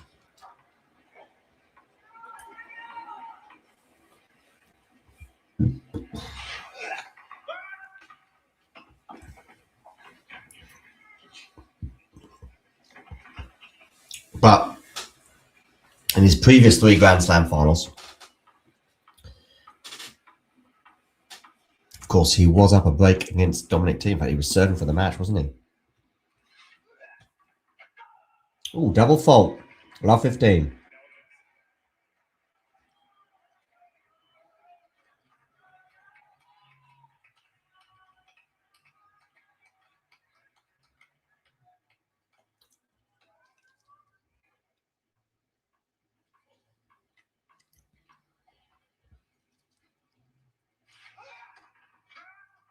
Another fault here. So second serve.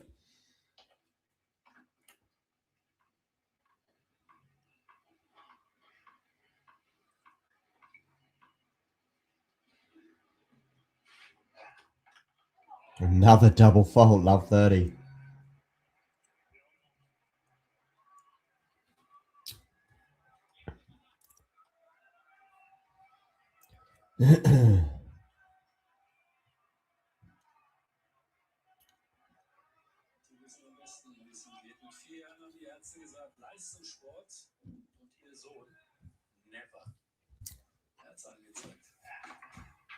Okay, backhand return from Cobolli is going to land out.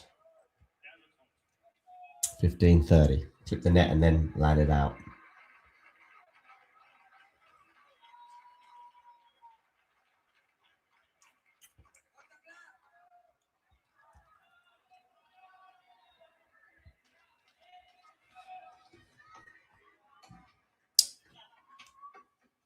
$15-30. The 2 points Cobolli has won in this game have been double faults.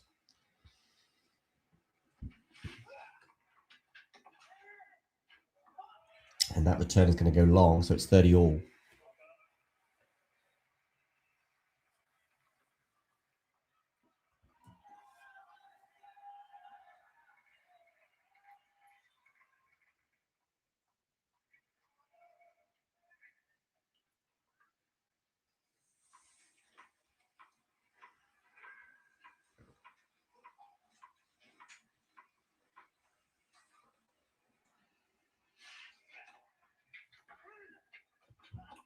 Backhand here from Zverev into the backhand of Cobolli.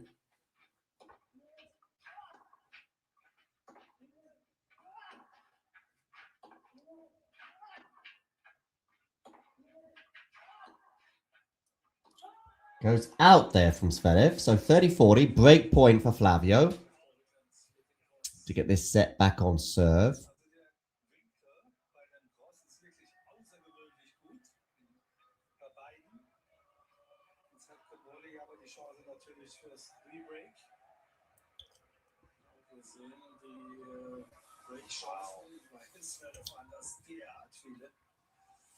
Jetzt hat Cobolli wieder einen.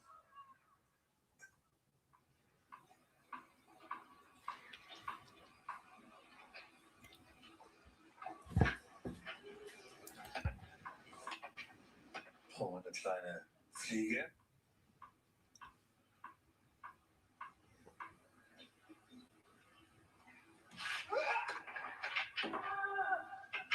Okay, that return's going to land in. One of the cleanest of returns from Cobolli. Oh, and that wasn't a clean backhand as well from Zverev. Now it's a drop shot. Cobolli gets there, but then he's passed. Deuce.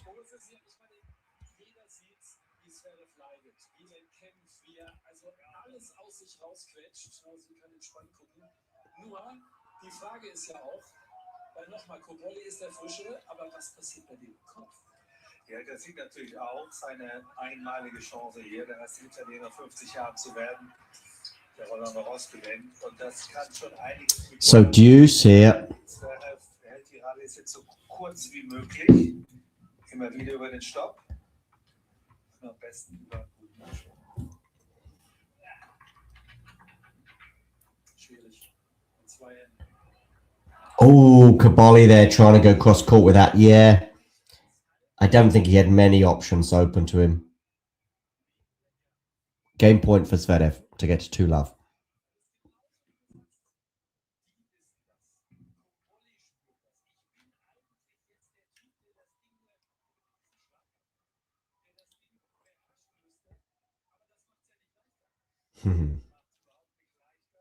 Where are you from, Mark?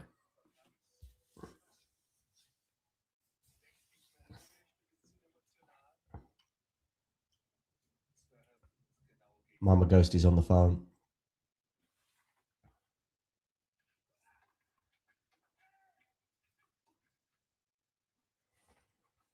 Oh, lovely forehand winner there from Flavio.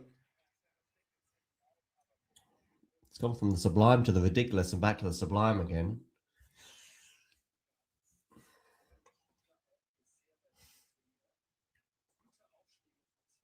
Are you from the US? Okay.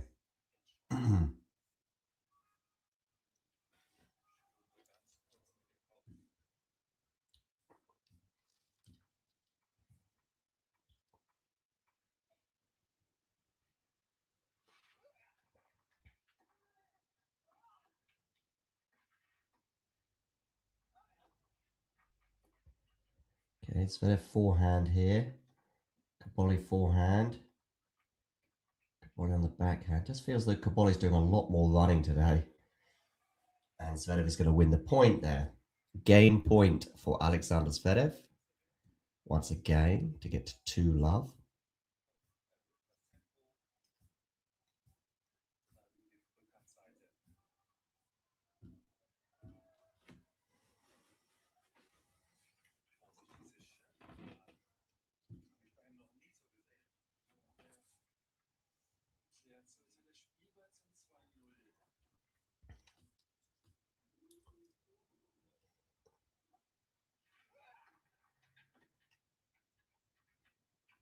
Zverev gets to 2-love with an unreturned serve.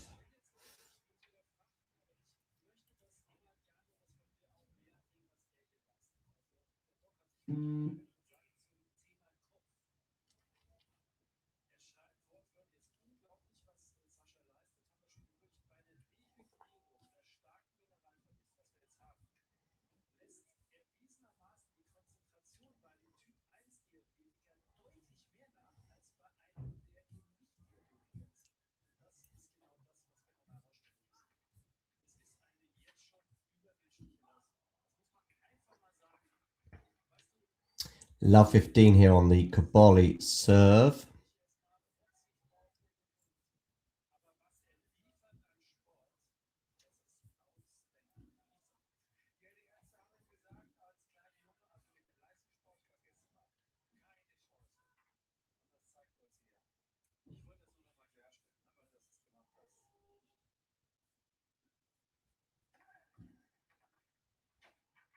Drop shot Cobolli. Zverev is going to get there, is he? Yes, but he should be passed. He's not passed first time. And the second time, he has a point-blank volley that he puts into the net. So 15 all. Those of you just tuning in, do hit that like button. If you haven't already done so, please do hit subscribe.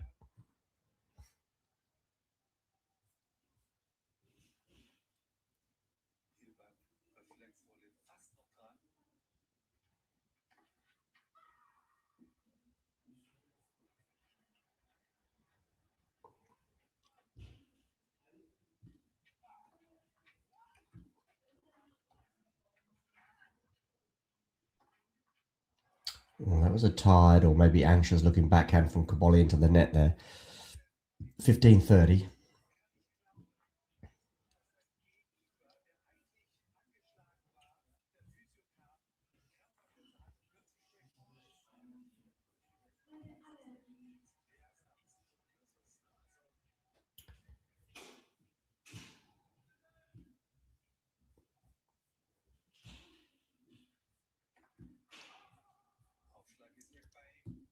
Okay, second serve here at 15-30.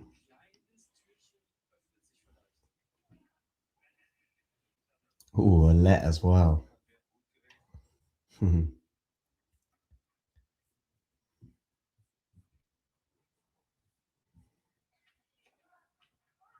Backhand backhand return, backhand from Cobolli, forehand from Zverev, backhand cross court. It's going to go out from Cobolli, and it's 15-40.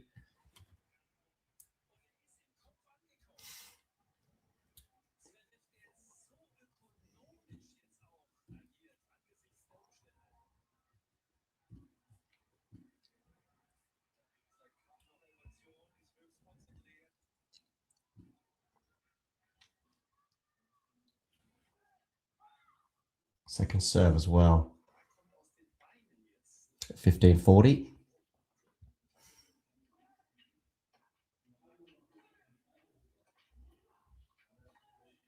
Comes into the net. Beautiful volley, Flavio. Beautiful. Makes you wonder why it doesn't come to the net more often.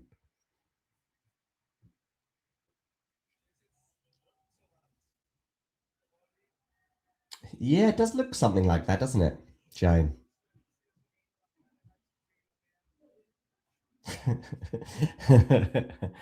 Okay.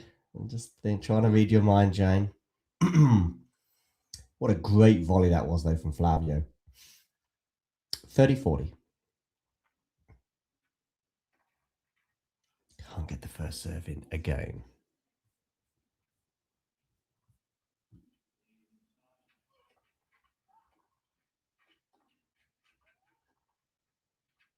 Good depth there from Alexander. Drop shot here from Zverev. And he's going to pass Cobolli. 3-love. Double break advantage now for Zverev in this fifth set.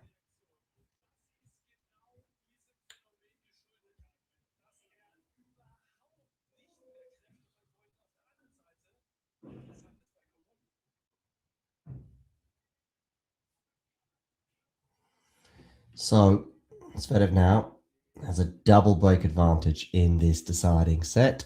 And so there's 3 games away. Oh, look, there's Cobolli getting some attention to his lower right leg.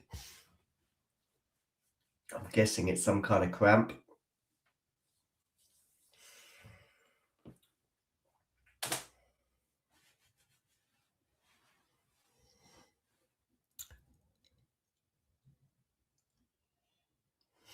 So we could be just a few minutes away now from the end of Roland Garros 2026.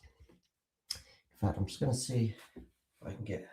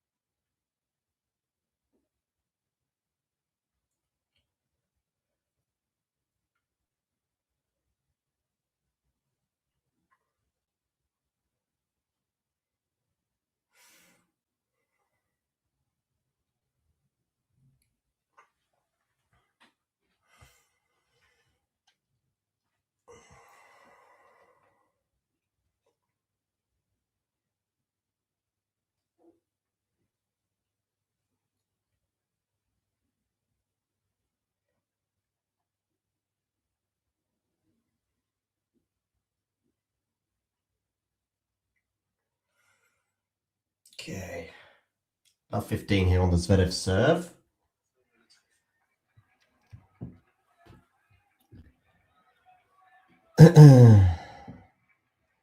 If he's fit, Sean, I don't know what his health is like and how long this injury is going to keep him out for.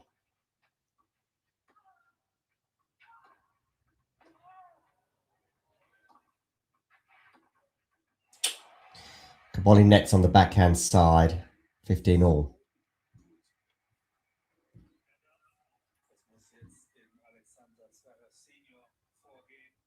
Four-hour mark has been hit.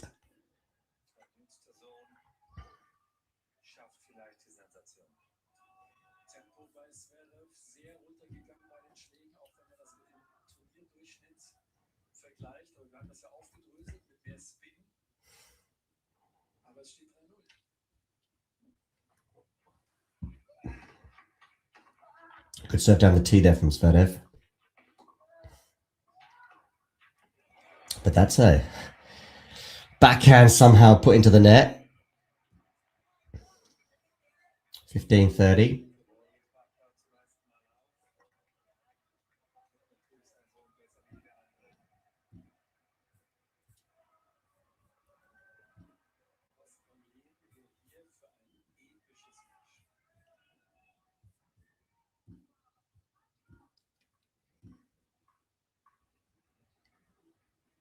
Okay, Zverev to serve. Down the tee, forehand return. Backhand here from Zverev goes into the net. So 15-40.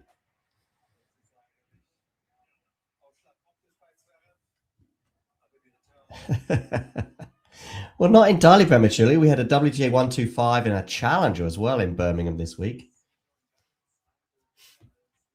Who won the Challenger title? I saw Myshak was in the final with Virtanen. I think they went 3 sets, didn't they?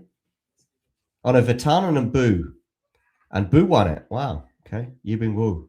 Myshak was in the semis with Virtanen yesterday.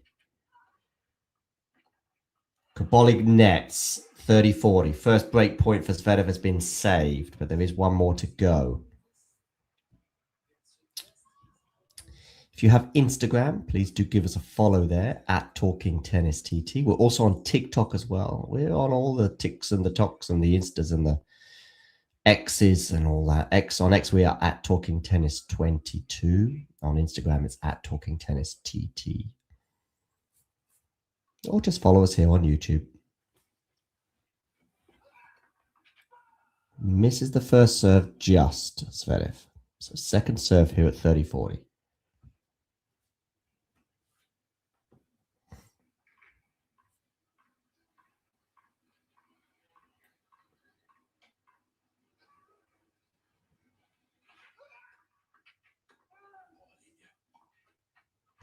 Backhand here across court from Cobolli into the backhand of Zverev, which is really good. Cobolli trying to defend. Zverev comes into the net, has the volley. Cobolli should win the point from here. Zverev is chasing. Smash here for Cobolli.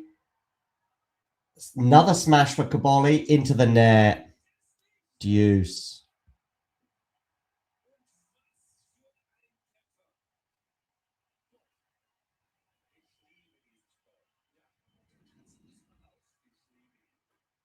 The German commentary saying they love this sport. Not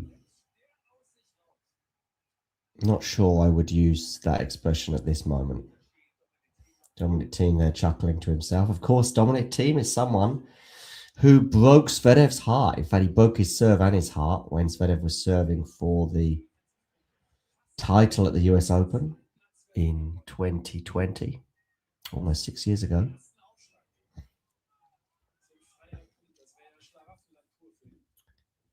Okay, Zverev hit a serve.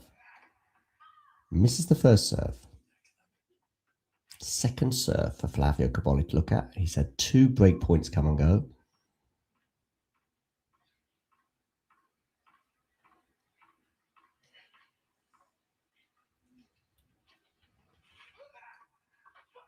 Double fault from Zverev.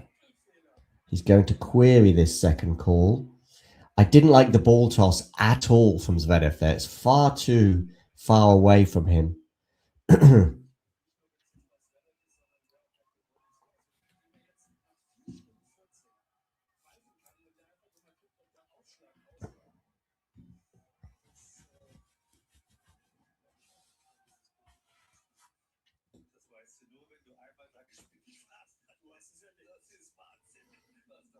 Okay.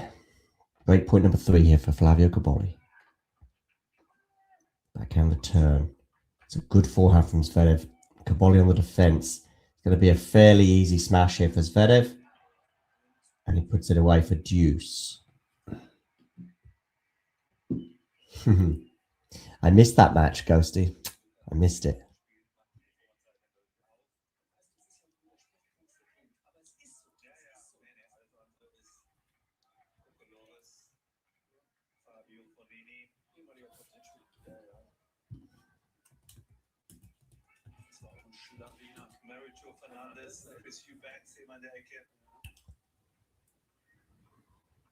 Oh, actually, I think I saw the latter stages of that. I did see the latter stage of the fifth set. Backhand here from Zverev is really good. And he's going to have a pretty easy smash that he puts away. And for the first time in this game, he has a game point for 4-love.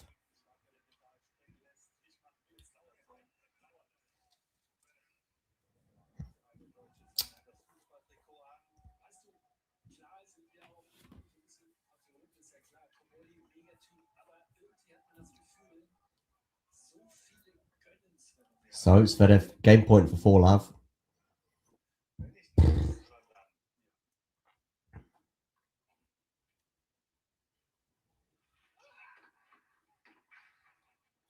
Okay, another smash here for Zverev. Now it's the volley, which he puts away, and it is 4-love for Alexander Zverev as he bears down on his first Grand Slam title.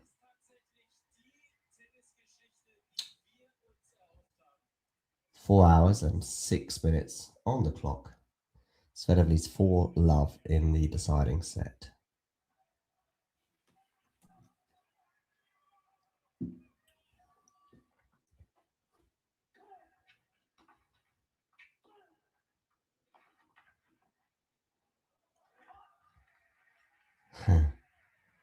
Flavio, they're just watching that sail long, 15-love.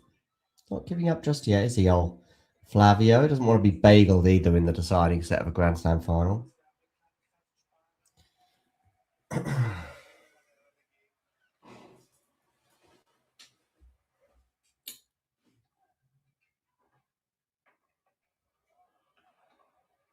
Good pick up that one from Flavio, because that wasn't easy. He's so good at the net, Flavio.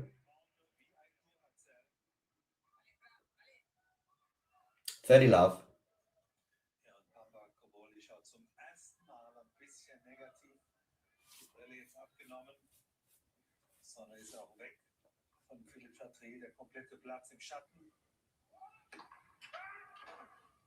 Misses the first serve.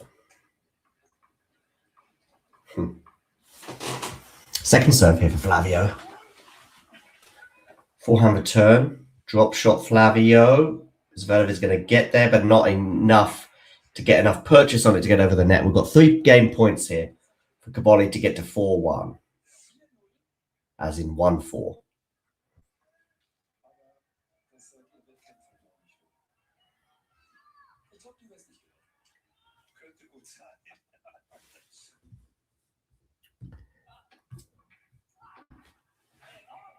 Okay, Zverev errs on the return and is indeed 4-1. We will take a quick break.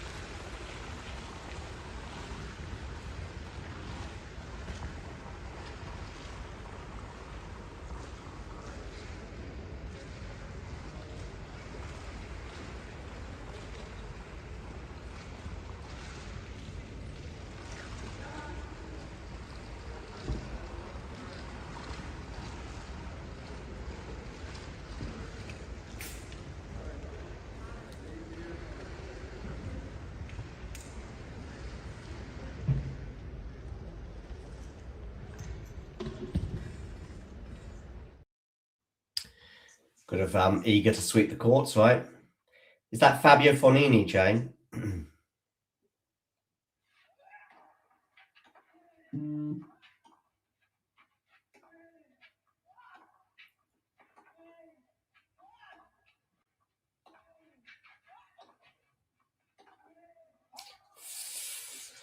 $15 love.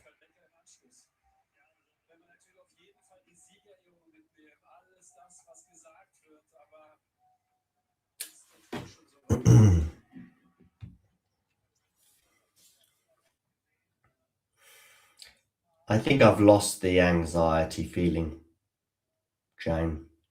It's just been overtaken by a sense of inevitability.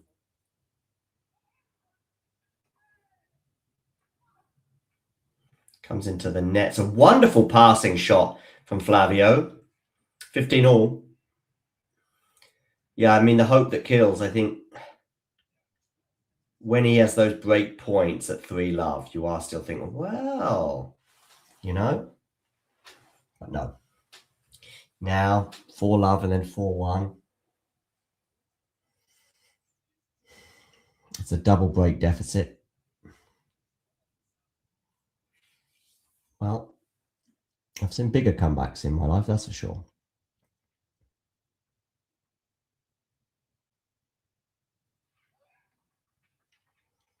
That back return goes into the net, so 30-15.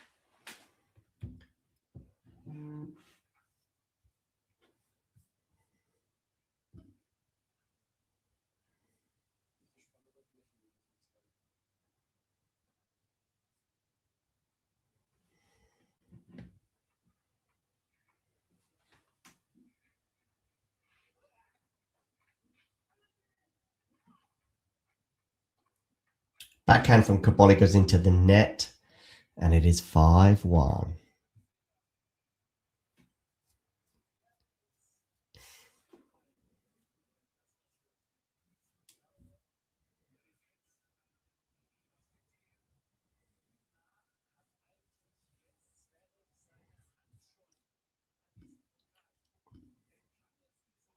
So,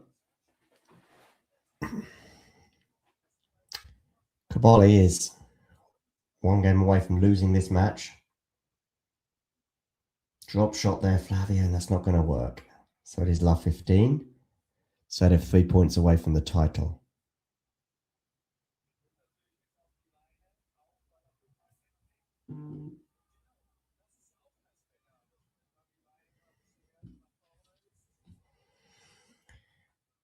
Backhand return onto the backhand of Cobolli, and that's going to land out. So it is love 30 as we enter the possible final moments of both the final and, of course, the tournament itself.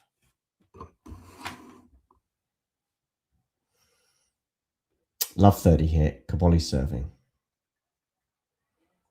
It's been an epic stream, ladies and gentlemen. Not quite as epic as the one we did a year ago for the French Open final between Alcaraz and Sinner, but it is what it is. Second serve as well for Zverev to look at here. double fault from Flavio Cobolli. Love 40.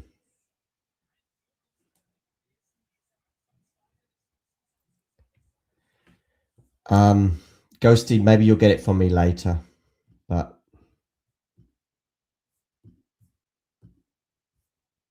not now. Okay, Cobolli serves out wide, backhand return, comes into the net, clips the net, gets very lucky, does he, with that net cord. I don't think he apologizes for it either.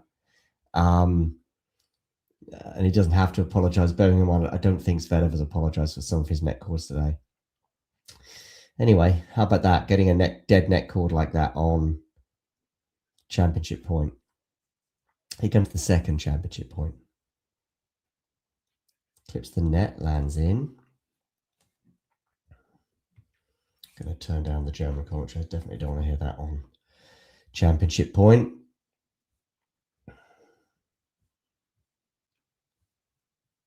Okay, 15:40. Cobolli serving, 4 hours and 16 minutes on the clock. Serves down the T. Drop shot here from Cobolli is really, really good. And the lob from Cobolli, Zverev chases it down. Now it's a smash for Flavio and he misses. Alexander Zverev is the French Open champion of 2026. He's beaten Flavio Cobolli 6-1, 4-6, 6-4, 6-7, 6-1. Thanks for joining, and you know the drill. If you enjoyed this video, make sure you hit that like button. Don't forget to subscribe and click that notification bell so you don't miss out on all things tennis.